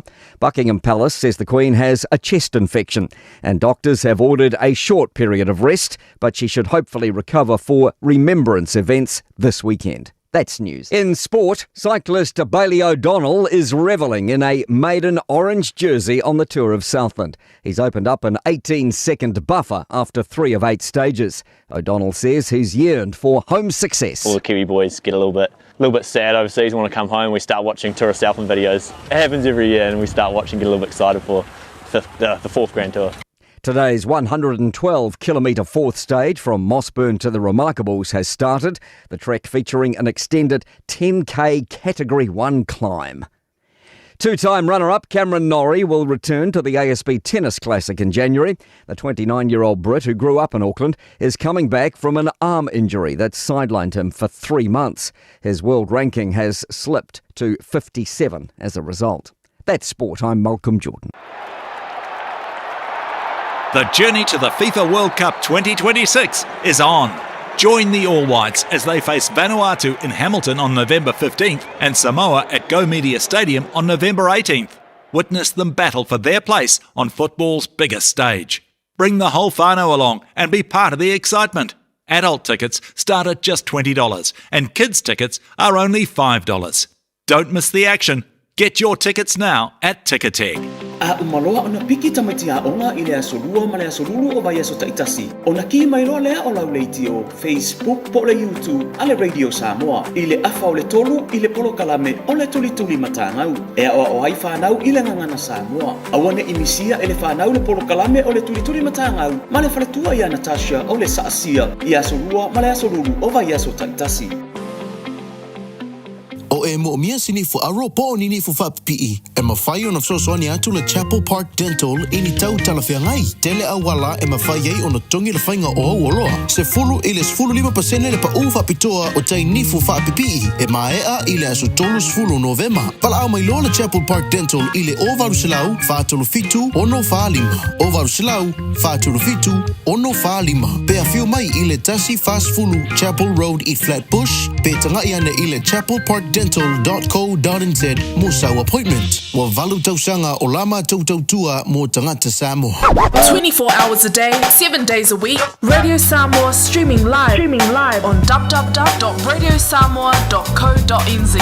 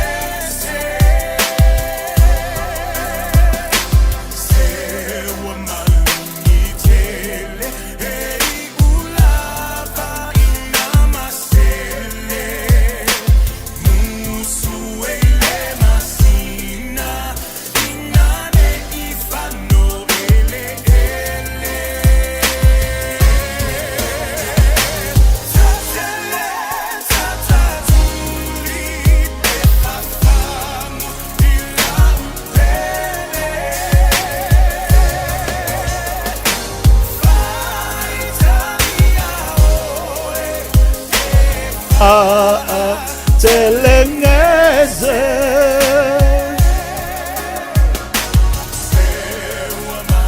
itele euilaba inamasil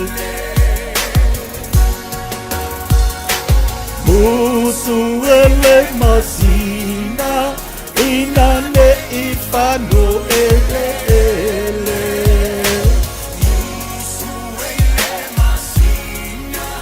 inane ifano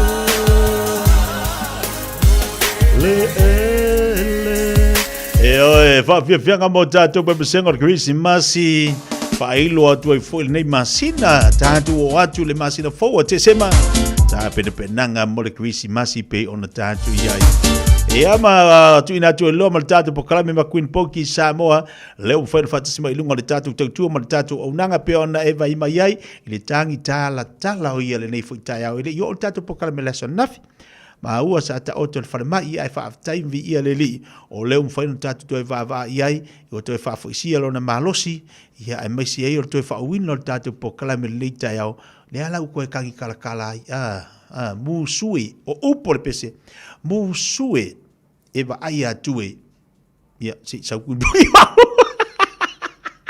dia walu kama va aki ai ke ngor kaula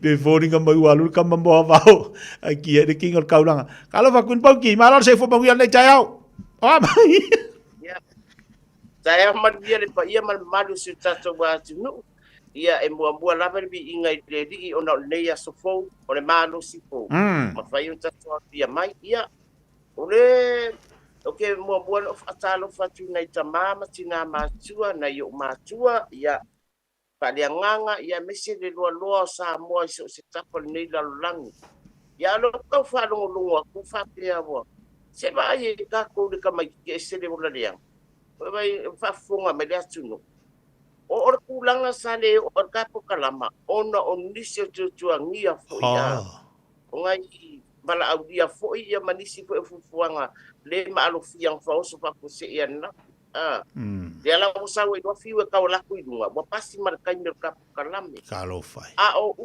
le fa matalanga de sa ka fiel fa le maima de so kai mi bengal ma o ma e ana ma e bengal ti akulu ma so o le no foi o la mama yo kele fe awe e faima awal fa ka la ku lo la ku le sa fa ile mai ia makule ia manga ia konsesi o ele o le kusa o le loke ai va pe que se le vale le ko ia Charles ma Camila ai va so kai mi ni ai ke noi mi sia kanga Afrika po kala mi va la male o fa ia ka kaloangi muskengi o la o fa kalonga ko fa menga va bule fa mai ia o la o kausu ese se IV e lo fe kausi IV war kalanga nga me lo fe kausi IV o fa kulo along nga le kama IV fa pe ke le male kingo poki o ka se kingo fa me le fe longo winga ala la o fa pe pa nga ya va ngelo se pa lo fa kau le lo pongi IV fo yo kai pe a fa ka nga la sala kulo wala ku ka fi le so kai mi la yo le situ la ngape ke wa da ka dia mai ale lo po la fa isu enga I o le fale vale I mo ko kuwa ele te o mea umanga nga popole I ka pa anga ngafi ai paula nga le me fa me wale fi kausi IV ia la nga ma ko ma fo la IV ska ma ka nga pe pa fa pe so pe ale fe kawi la IV lo nga winga la e fo linga ma lo si kele la ia le nga ya oi foringa malo sile nga ya oe ke e ko ia ai ele so ka mi nga wanga we e fa fe nga mai nga bole ko ya ngai ko ai dingi e pu le ka ko nga o le e so I fu ma o le langa ia male se kulang la me la le ma o se ai bi mo ia ka wa ke wa mai ku lo wa sa mo me ka ke fifia ia e ko wa ke wa la mo se ai bi ale Paf yofi. Oh va pe. Ya la ngai la fua IV. O wa pe lo ka winga wa ku fo ai vi ka ka ngo mo fu i maka o ia le fu ka ngo ai va pe senza isa ba nga veke foi lo la ku fa ya o nga lo ka la male awa never the mala never the mina ai va pe wo aku fa pasi solo de senza isa va pe fa pe ese senza isa ai vi ai awa fo la ku fo ipa anga ka wani ai so ke lo sunga nga fi a wala ki o ia fa maruru ko ale ka pa fa mali le mai o wori se pokala me fa si pisio o poki sa mo i fuanga ia ala fa text mas ka mai ala fa mai si kenyo fa fa mai fa mi wori fe ka wi ai vi fa pe lo nga winga la ka mai al pai lo vai ka ka ka au le fa mi ai no ka kai ku bua ya so la ye moso ma mai o le si tu langa pe don e ta wo ia a ngai fa ko nga si ta tu wa fa ai ko mai wa alu ka ma mo va o ye never da mai never da mai never yo o le ngai ma ka ka bo le die hard le hai no Ele sempre pega no retreat, no surrender, kako. Ele hardware kama mo ba. Mawai sa u. Mawai sa nung mga yolo fa. Mawai sa mi ang haru ay. Fai ingi fa na bela belo ay nga ay right. So kay mi. Iyoy. Paulo. Ako may ay Ado. Goodbye, my friend. Iyoy.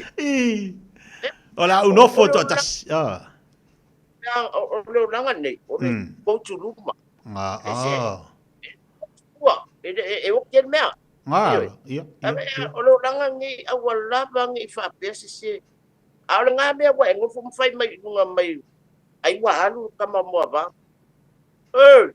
Dia yo. Ai mai display nga. Wa mai display nga. Kele mau tik fa long. Aba vai display nga vai o fa yak aku. Ioi, esa ora ko ang pa bela aku kama ko aku. Siya vai ke aro ri ko mai ke mo le fa nga ke va lo makwa ai. Ai ko ai fo ta o ngo kinga nga ko le ke sawe mai lo mia ai. Awai ai pior ko nga fa mai. Ogi. Ele kasi se take fa long. Oi. Pai yak ko fo nga la ku. Iya. Langai eu fa pia wa la vai nga vai ko ku pa vai fai mai eu ka malu ro pe eu ka ma ku king sao ele me nga leo ka ma o king pe eu ka ma king ao king ele vai king ni e ai wo wa ka ma ia mo ai ngo fo king e ka muri Asio wa ku samo e ka muri e maua isa ka malo si po e fa po ina ka malo si pe maua isa tu sanga ola ka fa vela ve ka muri sole ai ka muri fu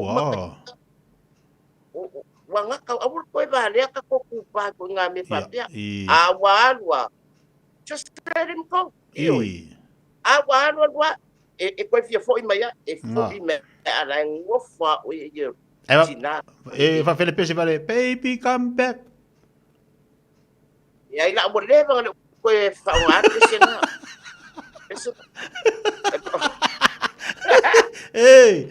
Ka ofi ava ya ka muri pe alu ka bo va. Ka fi ofi. Ka fi ofi. Ava ya ko so la ko pa muri ka mo va.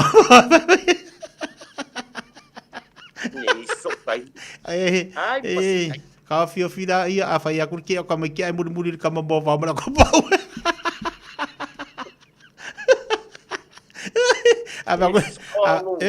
Ava aku fa fio fida pasi da ku a fa me dei muri. Ia ngani.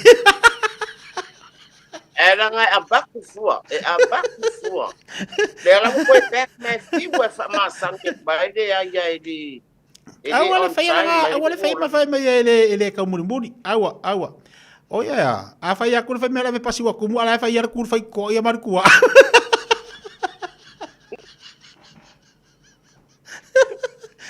Apa aku mera me pasi wa ia ku se si pasi o abang wa e pakala tapi o ai dia pipi ia. Aua. A fai aku mo mo la kola bala vai la lo vai ngo fo pasi a fa fio fi kur fai ko ko. Kau finga fo la kau le pua mala fo mai ia. Ele se kau ngapua, ele se kau ngapua o se ngapua.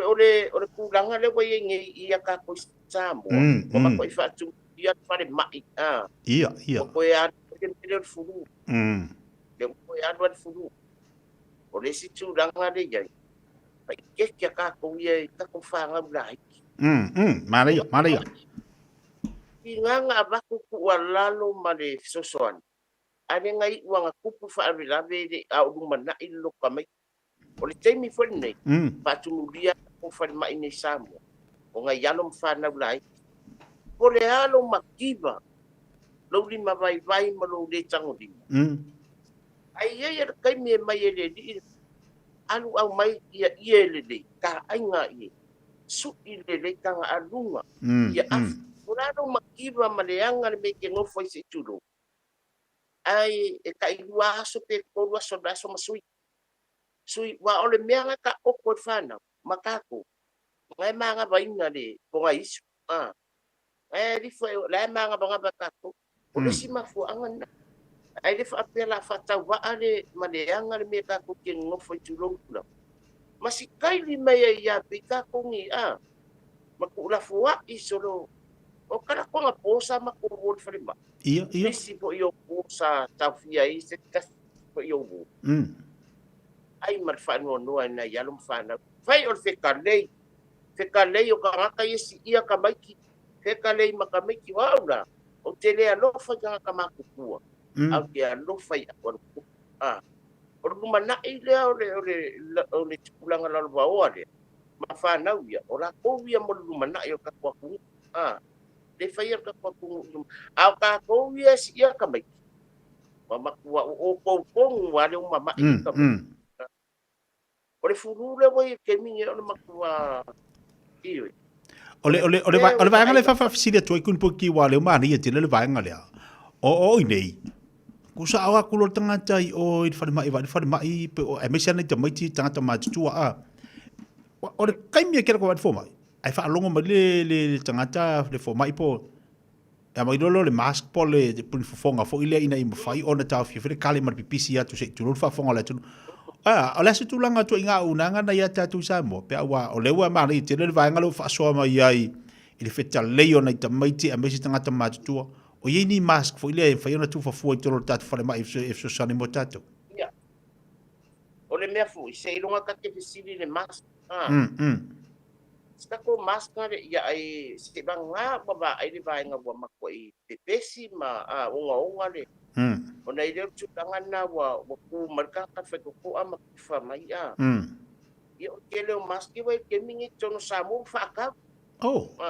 yo oi tono tanga lunga fa mai e se vanga na ya o me ya ka ke ai wa fa ka mai ta kai du mal fa mai ma ko ngo tablang ya o me le ka ke ai o me ya ko ngo se fu ma no ina na ko pas ko yesu ide e fa nga ye pa tu nga pena ai se lo ngala ka mas ngai umaka ko sa ka ya wa tu lang ai ole me e fa no noi o ke le po le nga tu lang ai e ka ka ko kilo le o alo ma fa na ulai ole o lo ta wa le ya ale me lo ke ai ya o lo ki kilo e fa mai ka ko nga e pe wa mo fa ku dia ngai ya lo ma fa na onga ole de matala ma de kingo u ka ko ma tu e fa mama min no foi fa beta de le ai ole ale le matiba ole u kwale ole alo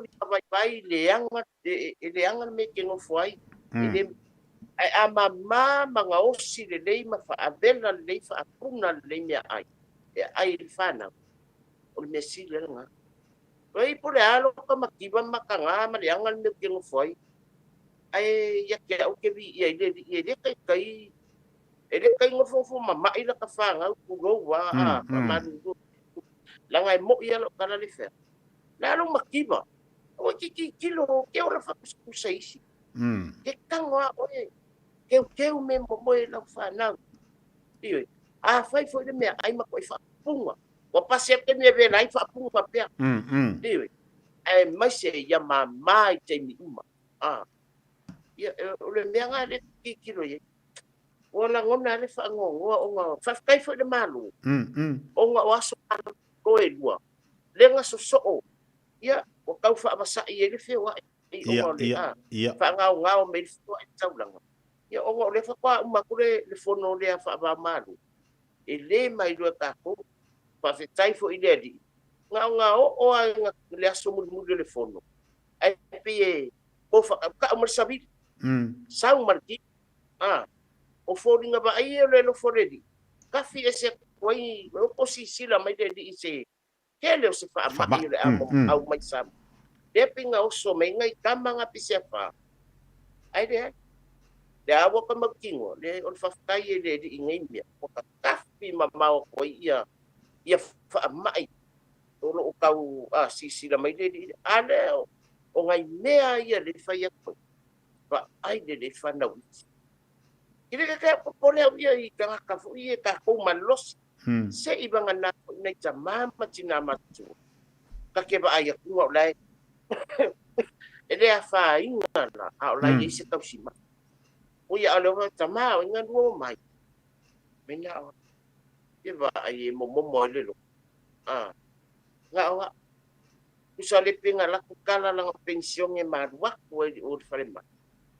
kangi u le lo ala sa tau wa ai la sa tau wa ai fo le tau tu ala tatu mutanga urenga te minde pe anga ia tu tatu atu o fa tu muri alto te le lato o la fa tatu fo mai va ia nei tatu tanga te te minde ia va ole ku sai mal fa fisili o ke langa e de fa pe ole me mongi ale ave besia ku ai mai se sta nel po de wa besia ku a commission a inga commission pa na de Liverpool ya penga se ko akasi le fa sanga mai tulo ya malesi ko akasi kuwa ya nga rua ia ya ole mai wa ke kele ku mai fui ala fa pe mai ya a penga wa kusi ya ma ku mai ole kala vai ya ngai de ko pe mai ale la kilo ya kangwa ye nis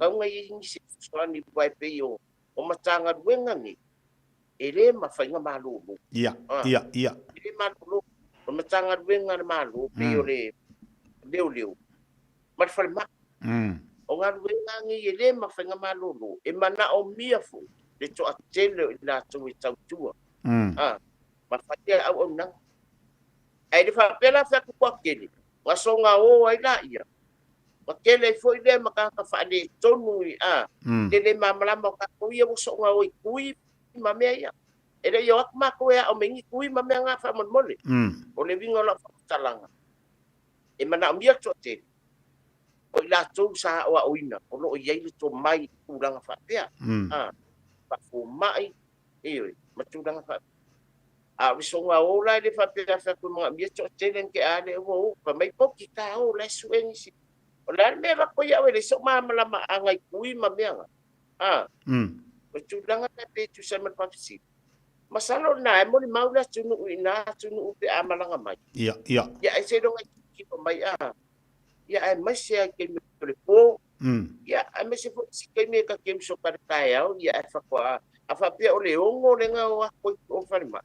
Ya fa to ko tatala po se me o le iva. Ko lo ko fo. Wai ese la to nga fa markaringa o ka ikale alwa ma fa kulanga numero ese sawan fo ma isa o taktanga kisya ia pa ko afa ia wa kuya ile se meole afore badu nga ide iba ia alwa fo ia wa tastanga se lava ma o fa solo fo no ta bai fa pe ngila likpoki wa le wa ta o mai la ba nga ya fa pe ni la o le doctor o fo mai ai ki dia kula kanga wai pau kai mile wa fa kula ngai ngai lau pokalami ngale ta le valu kai au e alu e foma e alu e tfinga lu ale wa kula mai le po manga mia la so soangi o foma ai bilia kulola male mal tanga ta fu de su mai lau sungar foma e lo fi mana mia la so soangi e ki alu kai minga le po a fa pela o le o foma a lau manga mia le ngaru nga o foma e kusai malau fa fisiri o ngai fa ponga mun masuka ko ale o nga e ngai foma ia o a malolonga o a bana au dia mangine ru a inga ngai fai pa madu wa fa agua wa kuka ko se ula kula wa ye la ma fa na ma me uma e fa mo ma malawina fa mo so porta e fa tenga se banga na wa fa ye wa fa pe ula malanga iya la wa malanga alanga malanga fua la melenga malanga o lo umanga ngai ai tau ko e o mai tau tua i tono Samoa. Pako amalanga inga wa ye se kai mi fo dele. Ya ke avio ke le lo pula mela o malanga ai ala ke lo o o doctor. Dele via subalo lo Dele se mela ka. Ya ke le aso malo ro ko magua ma. Ai alo fa se tatu watu. Ele pako akupungi me fa pia o ngai mo maula tu. E mga umiar ko kelong fuma. Na iyo. E fa fitai ko winga ono latu au nanga malatu tau. Ai ale la kelo kai nga ka ke ba ai kelo ka ka. E fa sa kasi uso nga wi foi nga nga inunga penga tsapaidang. Le lava yan ya fuma.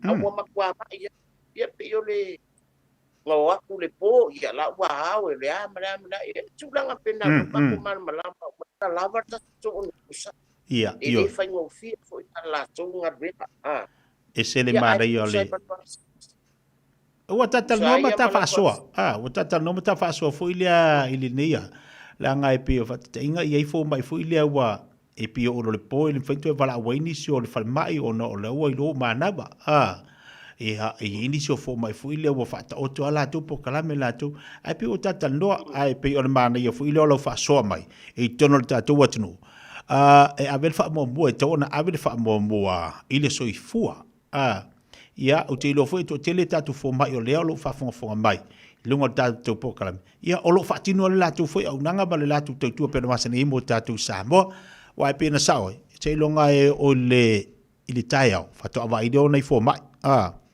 ta alwa tu leo le dokta lava la tu e whaia na si singa ma whai ia na pokalame ia ma whaatino langa ia ngā luenga i le mai o lai matua mana o mia ia le fo mai ia e se mai liso ngā se whaida lunga la utala ia e mani uta whasua ai whaatai fo mai ue pe ana ue pe ana le afoi pe ana umalau pe pale na whai whafo mai mai mau pe na o mala pe pala na fa fo se manual te mina yo le te finga lenga i fale mai ia me se le la wato ia anga umar su nga ro pe pamududing ke masal wa ulai kai pe fa ya o nga fale vale ioi o le si au nanga nga nisi po yo foma o ko fale la to fale tonu mako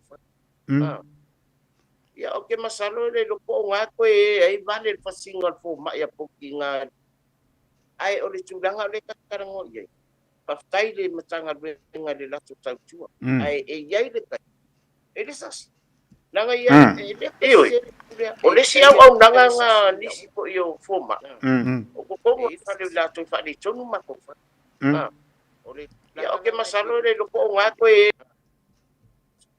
oli lo ka ko sa o ni se la to o private doctor o ia ona fa mai si ya ku de ai tu sa umalaba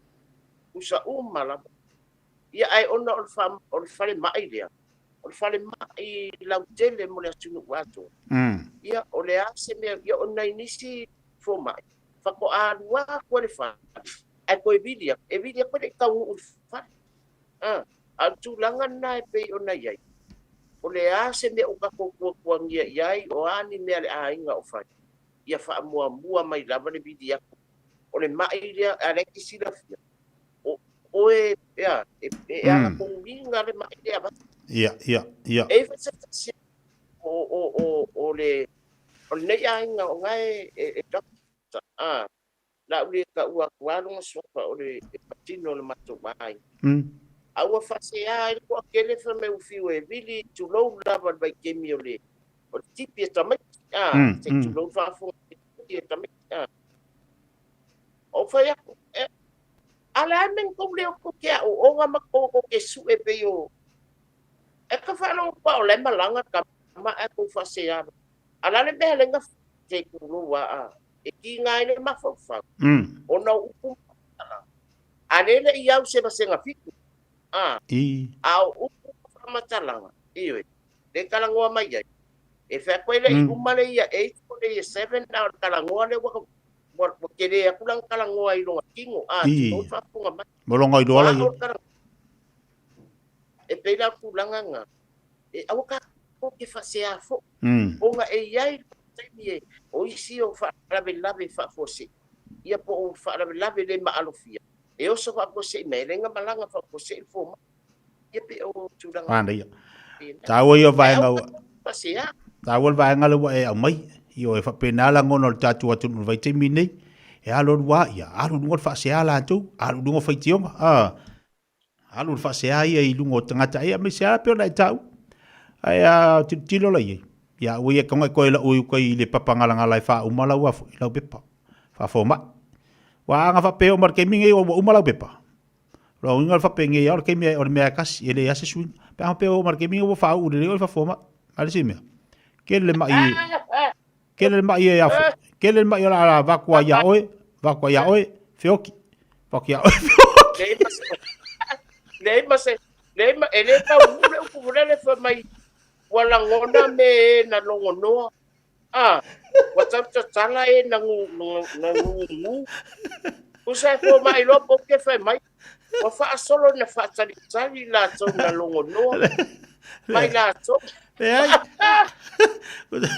po ai bai ngaba ya ngala ku ka fa mai o nga ku ai ku ya po ki le sabali fa mai ka sabali ya ku pa wal me mga obia ole o se fala para ai ngala ole bade ngala ko solo bichea pa ko ki paralyzed ole nga le ai ole nga lo fo mai le nga afa pe va ki ngar kuia au nga ila longa se mea kuia le ku fai pe aba ele le la pe a kuia malo le ya la trata de fa no ale nga ko na me le kuia ai ko se era ka kuia i poti o voi ka pio lai mo te anga mo le bia va ia va pe o ka le fo mai nga me lo ka mai el mu le vai ale le fai pe ko le fo mai le fo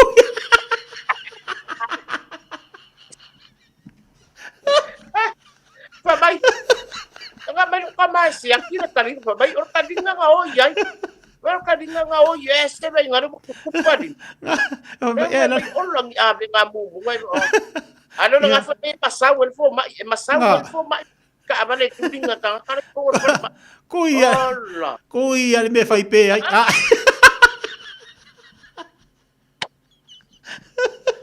ofi ai ke loi ko ano ko fa umala pe pa ngo sio ki fo mai ava pe umalola pe pa e fa uinga ko fa u mai oi ai anu le yu kai papa i fe foi i kang malala kwa ke no le mai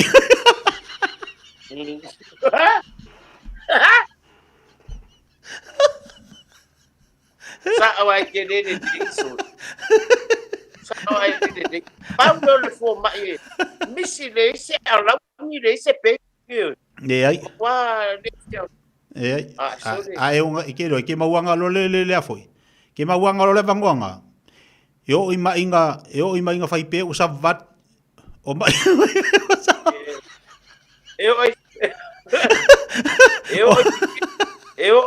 eu tanga i mainga pipili wo ka o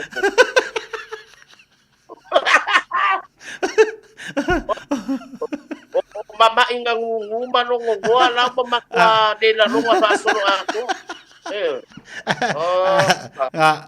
Ko sa be ba ai. Ai ba kula wa le nga familo a ke lo sa kala fo. Fa pe mai le wa ave lo fo mai sa ba ai mai ave fiki siak. Ai ke wa ku ngai a ke o mo me su ngai fiki nga o man ko su ai lo fo mai fa be le ai la le ki o fo ila. La ngai fa ipe fo le fo mai. Kau. Esa o ke lo kore hanga su. Ba. O le si pulang ane takeo aku. Iya. Memang pagi. Kakaya. O masalah nga posisi la ele video nga de wa abi foi dunga ni. Mo tanga tapa ye. Oh. Nga wa akai pagi. Ngane vai fer vai como falou, no aku me como le. Yo se vai. O le fa mai tau kase fuanga. Me wa makikipa. Ala me makikipa.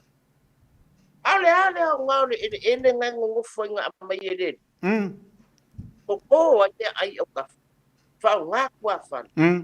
Popo kalo le ulu le fa yo lau tele kele mawa ime e popo. O ngai lo nga benga. Yana.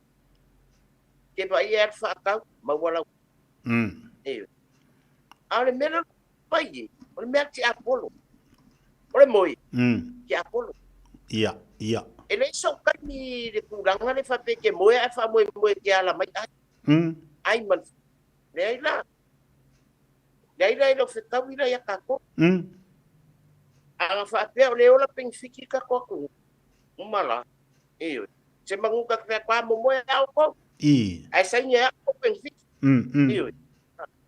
Ya al mela le fai me ka wanga moi de ai. Pero se mi nga moi le fai kulo wala. Iya. Sa il dengan ole fo istel yang adwin. Sa o. Kako. Leo kapu ngai ya ka ngai isi tanga tau le fa ia pulang fa pikong fa lo ma. Fa nga wa ule pu ele ka so walo ke la ngona tina. Nga. Pa no alo ma fo fa mo lo ko ngole o me wa. Awa. Ka ko fo ia fa pisingis fa mole. Ba ini ka kai fai me ia bango ai ke le bango ai le ni se ba ia pangua ngai le ni le siku la pisingisi su e ba ku mai ia bango ai wa ko ngai ka kai fenga bin wa le u foi dia e o me foi dia le fa pa ia le sia mango fo fa e fai vai ka ko mai vai e ke vai tama fa iya ai le fa vai ma fa pe ia o vai de ai da. Ai fa pe lai bai no ma fo ai ma lo siro king. Ai la ka sia ko ya o ngai ma lo siro la so kai me kai ba ka o le malu. Pa pe nga.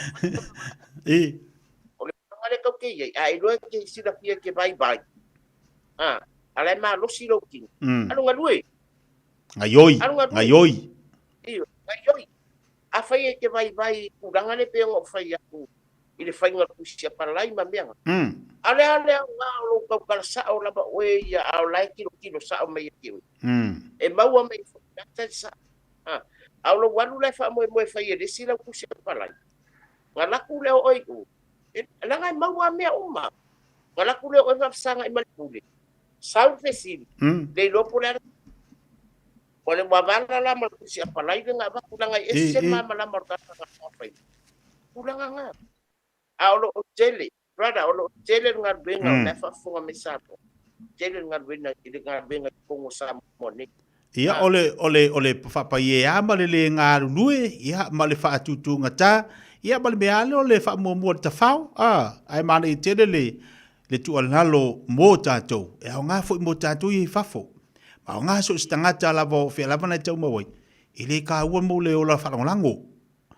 Ile taua e taua lo tu lai mai ale sa ili ngaluenga tele ngaluenga e hala fo ngaleo mai ngaluenga o tato o le tangata le suo ngaluenga e le sa ngaluenga suo tangata a tangata tu lunga e matala e le pa ye ali su nga luenga a walo na ai e bang e tele le ona tatai mi to lunga tapa kala me ma ne ni tai au le fa so mai a me se foi le tu langa o ye le tau tu ma langa i tono tatu wa tunu a fa pengi la ka ka pa ye o la le ku ye ka ka pa ye e se ku Kuisa o kuia lu mi foi le yo la le si pela e koia nga se me nga pa le mele na fa o fa moi o le langa foi ni ele ku a tua mfana e mavai aku vai ki makua alai lo la ko ona ola masoi fu le langa nei ia e pe o mata ku na mo nei ya so sai makapo kalama e mo mo le tsoi fa tai tele la vai bo mapa angan mafuta mai ia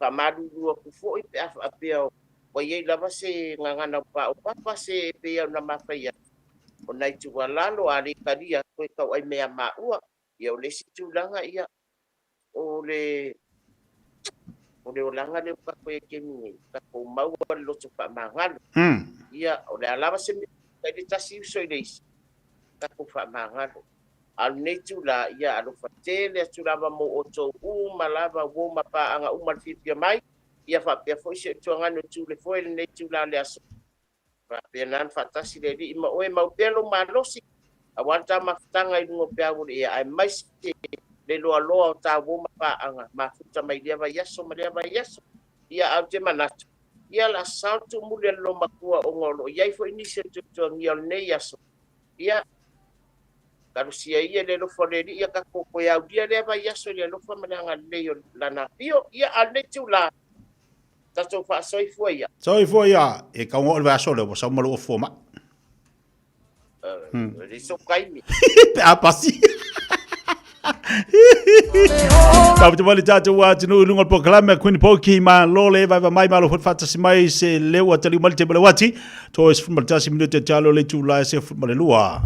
Auckland Airport's new transport hub gets you closer. Closer for warmer welcomes, longer goodbyes, and those special moments. Park closer with new P180 short stay parking, just steps away from the international terminal.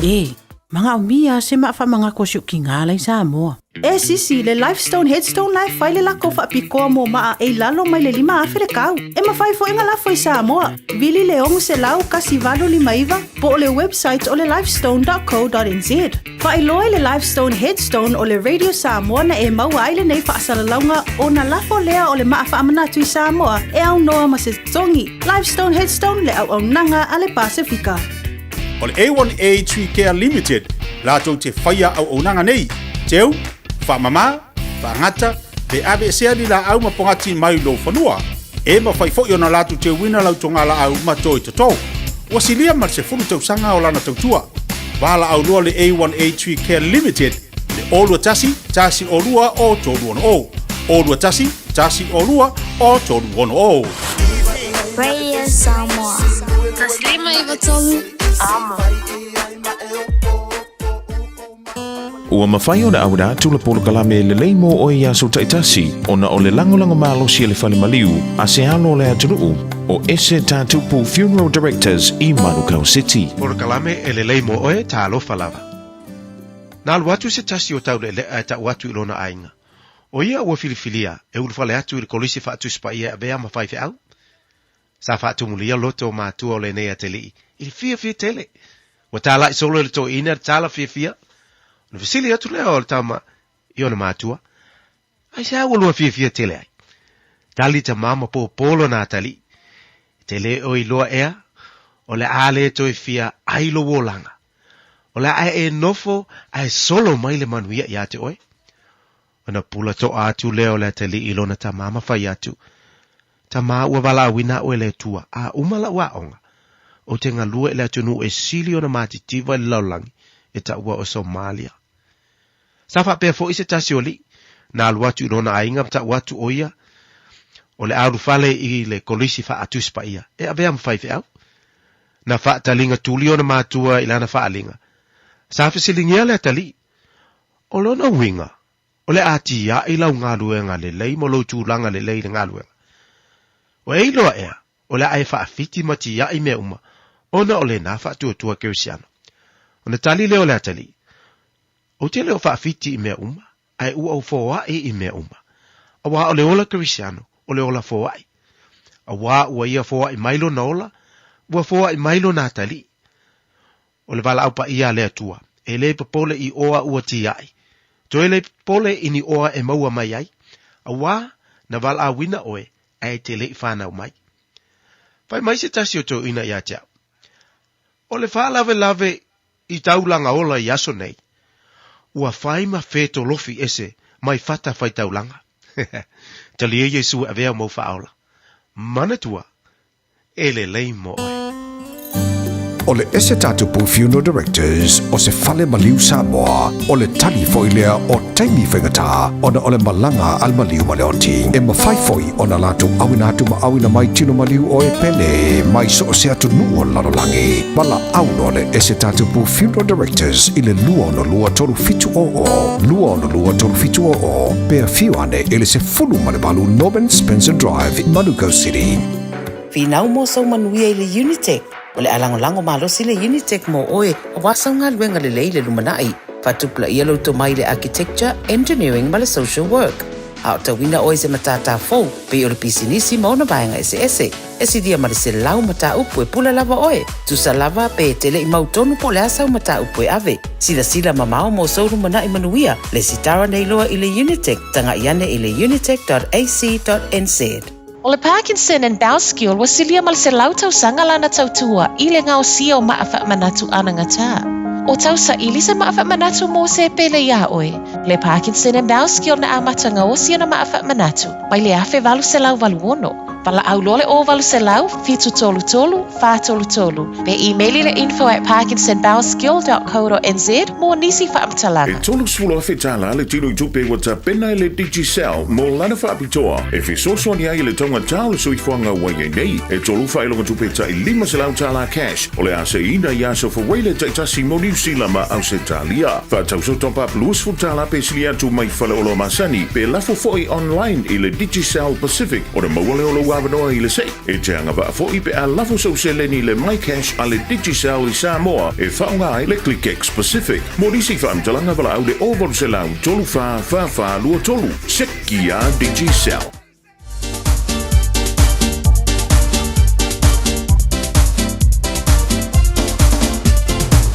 Balawati lewa toe ono minuto talo le tula se futma le lua lo fat se mai le sunga tuksia ia o le tatu onanga ma le tatu fo le tatu o mega kas to lunga I foi ia le tatu mal pakala me fifia mai nei vaenga o le tao talo fa tuksia ma lo se fo moria ia langi ma ia se fo moria fa la sunga le pasa la sunga te tia o tula mai le foi to ina tatu ko kala me fifia mai o kala me fata tia le vegi Samoa va fa ana Samoa apa malo so fo moria fa malo fina ia so te tia Malo fa tai malo pale tu manga luenga ia la fatuia po ani vaenga tau fa mai elta po kala me mai selo tu mo tatu atu I tatu tavali ia nga la mar fa tai ni tu la la so e man fo le temi te tia po kala me fa tatu le vedi Samoa ia fa tai te le lava mo ni mato no le amawa o le bi inga lava fa fo ia te te ina malo so fu le pulenga le vedi Samoa po le fonga Samoa to ki me todo o amo pa penso e fu si tato tinu ia me so mato wole le ni uta to fera ilu monu wa de to no pe o porta to mangana ai patalo fa tulo fa pong anga Samoa po fera na meneta salonga fa business e patalo fa lava tonsia ile ava tire lava male fa alwalo mana tu Samoa tato fa salonga fa business fa mo mole na fa mo patu tu lava tonsia fa mo mole tau lava na lono mele tanto e tato fa le tabale po fisi lava pulenga po lo ni tanga pa tava da fa pete sumentara au mai na fa fonga nei po kalami fa salong fa business o na nga bala ia fa mon eu foi tasu tal sanga ilunga online tu lang pa pea ia nga ia de pe me fo e coming ai po la mes foi ilunga le messenger ia manatua fa manatu mai e matu au finga venga o e fa mai o le radio Samoa listeners ia na qualify la ia pa family ne uma tulanga ta man bia la tal sanga ia tatu promotion le foi ia fe lima sala so se ta vale e refer fee and what refer fee o tatu piki apu at tau na family ne uma tulanga metal finance metal tupe ia ni tulanga na to ia manatua ia tele time foi le tango ko tango le lava fa so ia per tara tung se le lava se tu fa maunga ia na family la io le o le whainga pepa tāwale anga salala i o tāwale ia e manatua. O le tato tolu tau sanga le whai fua e le tato pal tāwale mba ai fua e le tato tāwale lau sā mo le si tolu tau sanga. O le ale ai lava se me te pole e si tolu tau sanga e a fo e le sau tu pe tutongia la ritual e fo whainga la Women Fitness e le fo se tu pe tutongia pa pe fo le tato servicina la lau tāwale mo le si tolu tau sanga. Io nisi atu langa na tauia, trade in e talia, e paina makule kesilo wa au, ke whaanga whele, lau trade in a mai lado le tau o ta bale. Ono nei mai tau sa mo, ono lata po ili lata po ki masima tulanga papea. Io amata po ana pisi le tato falta. Vale ki tau lava no ia tato atinu, pere ina lava sa mo, e tulanga o tato falta longa fa pisnisi, e fa whengo fi, foi la matunga luenga fa monomole se o atinu. O nisi tulanga la toia, a po Italia socialization eu po ia ele Italia transition ia ole so epic ia tava de to luan malu le atinu o alam fana o le atinu ele ni laisene ia faila to sanga ia le la avenela to piki apu nei mala to Nissan X-Trail le so o mai ona se ni pe pa fa tali le tevi e a po e mana vai na su mele matala mai au pa mai le ia na to aula ki o la tu sa ia fa mo mi foi la to ni si tulanga la to ia tato fa long fa business mo fa mama benga mo tato refer fee ia ni sa tulanga ti fi mama mai sa mo ia me fa ana su mai matala mai au le musela ke veni stripe ai fi mama ni si tulanga ai de a fa fengo fia ai di tu foi lo mo to lo lawa e me fa vina bal amel tato telefoni passo tu foi de oi tele la ni si tulanga fa foto au kilani. Ja, nai mol tato website, tato Facebook page o Make a Car. For e kili for e top o makeacar.org.nz. Ja, nai mo le ka ko application ngai on the left hand side on the top. Ngai le email me for ia. Ja, o tulang wa pe tele awal en pa pengo fa ia la te tal sanga mo telefon. En pa penga six nai mili mai of tongo up for clear link o mo ta pen nai na le link. It's an easy process for le patu mai la tal sanga ko fa mo le la linkia no mo wanga la yo fa mo monga fa yo lo sa me atu langa to ta vale o tato bands family bands commercial bands o family bands o tato pick up tele pick up we new mai on to do no tato pa ta vale o tele foi tato pick up yo wa fa ta pena na mo Christmas igual vai ta wa nei e mana umia ia ainga to tele ta vale a po a me se peo inga mamau e saonga le mure soifua ia oi te mama tinafa pele no fal i me mama la to fio ia skesi a inga mata paonga be pangi camp fo i tulang fa penga ia su mai tal mai au e nu salau keministrai matkau nu salau keministrai matkau po papatoi o kako SUV la pole ndia Toyota F104 Toyota Highlander o tanto Toyota Land Cruiser Mazda CX-9 tanto tabala pole tai tau nei tapi SUV lain, SUV tololo, ya, ai puika tawa el kise, po khas multiplang tanbau, sumain tarmai au, pinga bal amal tatolen nai, tapi fa psilia si tulanga, ile oiva lua fitu lima balu to silua oiva, lua fitu lima balu to silua, na telefoni fa dai samo, o le olu tasi, pa fituano, lima fatasi, olu tasi, pa fituano, lima fatasi. Ya, manuia fa bal filimo tsatia, le tu le to. Ja, fato fampa so foi mo terminei. Sei foi ia lelei, sunga toksia per fa fonga ta tu watu nei vaenga o le tai au, ia ilunga lan tua awani ngalo, mala wana le olu tasi, fa fitono le fa tasi te ulunga tua si tua te tia le nei vaenga le so fa te te sa mo le tunu pele, mo le tatu maftanga, la tatu te filo le sa tai le lofo le tua, manuel maftanga ma le to fa ia fonga mo se manu francisiane, ma le pokalame ile nei ia uli usmel fa fonga, ni sine o tatu pokalame fanga solo.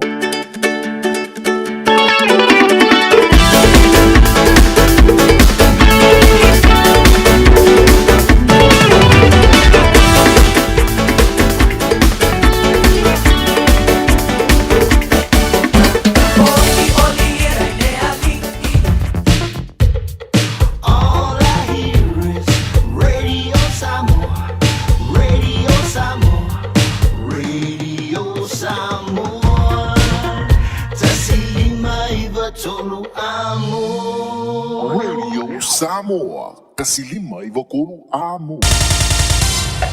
Usi mai alau whaafafonga. Telefon mai Samoa ia so taitasi. Wa au mai amo oe ona o le langolango mai a le talofa voucher. O te whatalofa lo tātou o tunu, o le nei fo o tātou mafuta le nei whaapoponga o le tautua mai Samoa. Usi mai alau whaafonga. O le vai aso muli o aperida o le tausanga fou lua o lua lima ua whaatulanga. E su e ai le whaamsinonga mawalunga mōlianga e fitua leo. Wa tua i ai le sunga mase mahoni swalga. Le ua whaamalo lo le tu mau mailo na tofinga o le whaia o ngaulu. O le aula kapia le tunu u le manu Samoa. Ai talia se taunu unga su e ngal whaamsinonga i ona mōlianga. O le alilo ia Shane Wolf na tu lai mo mase e vea i masui. O le tamaita ilo ia le inafo tu imele li whano Strickland, o lo tau e veida mōlianga o le whaia onga o le tātou manu Samoa. E le ima whaiona wha ilo i tu istala i le lo ia le tua leo, po a mōlianga e fitu. I le whaamatalanga i te tau na yeise au wale uia po o se system, e whaamatu o tuai whaamatalanga o mōlianga tau sori tu la whono, mō le whaasara la wina. O le teimua mua leo wa i di tatai se lo ia le malo e tu la i mō leo, e wha ailoa po a mōlianga o se tangata o loo tua ia, ai mai se ua mai atu ina atu le talia leo loo tua ia i mōlianga. Pei tai e peo ni si la fia ua mai o na wha ailoa e le komisina o leo, i a wala o wha asara launga mōlianga o mase mahoni swalka, o ni mōlianga tau whai ainga wha malosi na ua wha urua se tangi i leo, e se tamaitain. Wa wha wau na te tala mase mahonri i ai inga ua mai a wha tūlanga, e whaatali ai lea so luas furuvalu a perida le tausanga fau, e wala uai mōli mau a leo whaapea mōli mau, a le olo mōli a. O le whaafoio se ta vale e se tangata e unoa male umio se le isene a veta vale, o se sori tū la fono matu ia. Ma a whaia e whaia se whainga al whaamsino ngai tu uava noa i se tangata e mōli a, ma whaamao nia le a veta vale whaatamala na mali oi se tangata pe whaamanu alia foi. Ai o le aveta vale e le sene. O le amamori atuai se fe au le sao. E tai se ai mafau fau tangata ma whaapea i e le a whaina le tū la fono. Le ave o le ta vale e au noa ma se le sene. O le sira le ale whaamsinonga i lana whaai unga na whafongaina le asorua le vai aso nei. Na whaasala ai le whale pui le sifuruono ma sina. Se ali ilua sifuru whaata usangalo na matua. Na ia io ina morianga le aveta vale whaatamala. Na maliu ailo na tua a tama ua lima sifurvalu tau sanga o le soifua. Sa ioe fo i pe rive le urua i ali i Ioane sa lesa o se tane o sala ilua. I le moli anga o le aveta vale wha atamala na mafuai. O na o ni manu o i le uso lo na tama. O ian wari le tau sanga nei dua o lua whana wha foia i le ua molia le ta vale la ratu ainga. I le wha atanunga lo na tama. Le ana malanga ai mai sala ilua i sale lolonga. Le e whaapea na malanga ilo na tamamalo na uso whaapea le atari o le uso lo na tama, na toi fio i le wafu e toi malanga i uponu.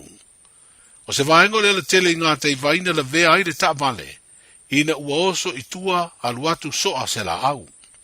Whaalia le loia na tūla i mō perive, ua moe le ua molia le mafuanga o le whārawe lave. Na mafua o na moe, ona ua vai ua le lava le malo longa, ona e whaapea na alu le isi aso ma le po o whengai perive mga sasenga o mea ai. Ona o sao whai o ratu ainga na whai le taia o le aso na tupu ai le whala me lawe. E ioe le whaamsinonga sa iai a whianga o le la vama le vai o le ua molia e fiso tai le wha me lawe. Pe tai sa le te tau na ave le ua molia le ta vale. Ona le ngata ua vai ai le aisona le sene whaatangai. Ona ia umia wha le tūla fono le foi uli le ta vale. O le sifuru ono masina ua nofa salai le whale pui le ua molia. Wa wha tonu ina ia le wha amsinonga a mai aturi rana wha salanga. E le mawhai ona ia toe ave se ta vale mo le umi e tolu tau sanga. E whato a mawhai o nālu e whaisuna lai sene ave ta vale e tūsa o ai ingo le tūla fono pe a mai a le tolu o tau sanga.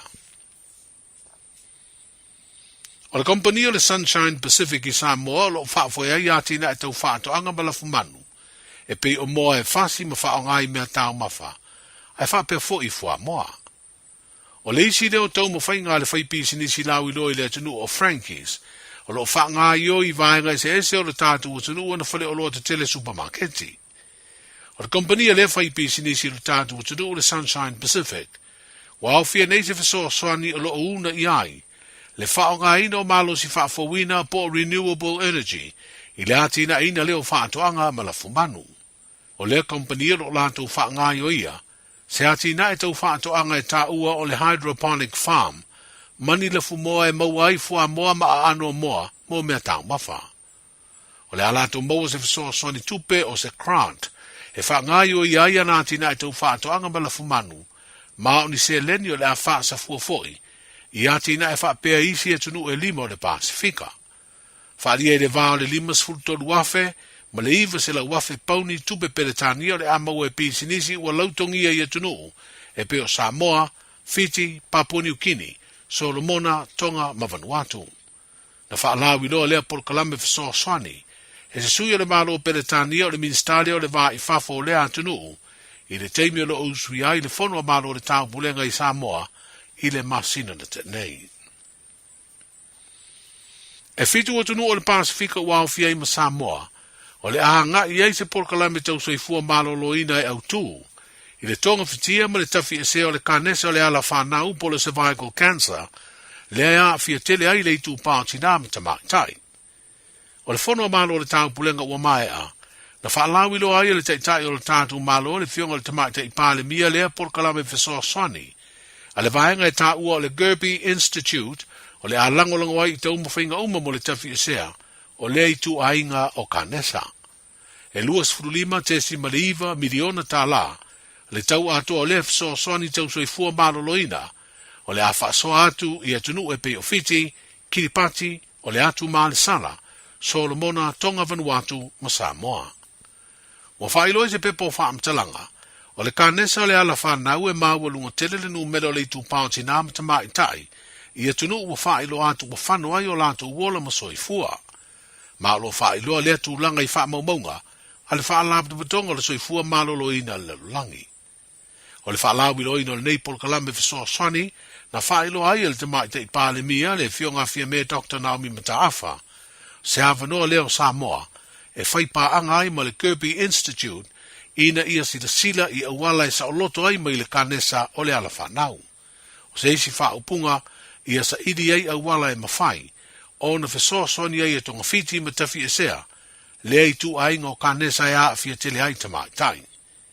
Wa wha moe moe se leni o le a maua Samoa mai lea por kalame, o le a wha awau ai le por kalame o le su eina o tinama tamai tai, po o a fia lea i tu ainga o kanesa. Ma o le tausanga fau o lo fua e wha tino ai lea su e enga wha awau, po o le screening plan. Tala i o le ne yaso, Isilia mal se lau fala o loa i sa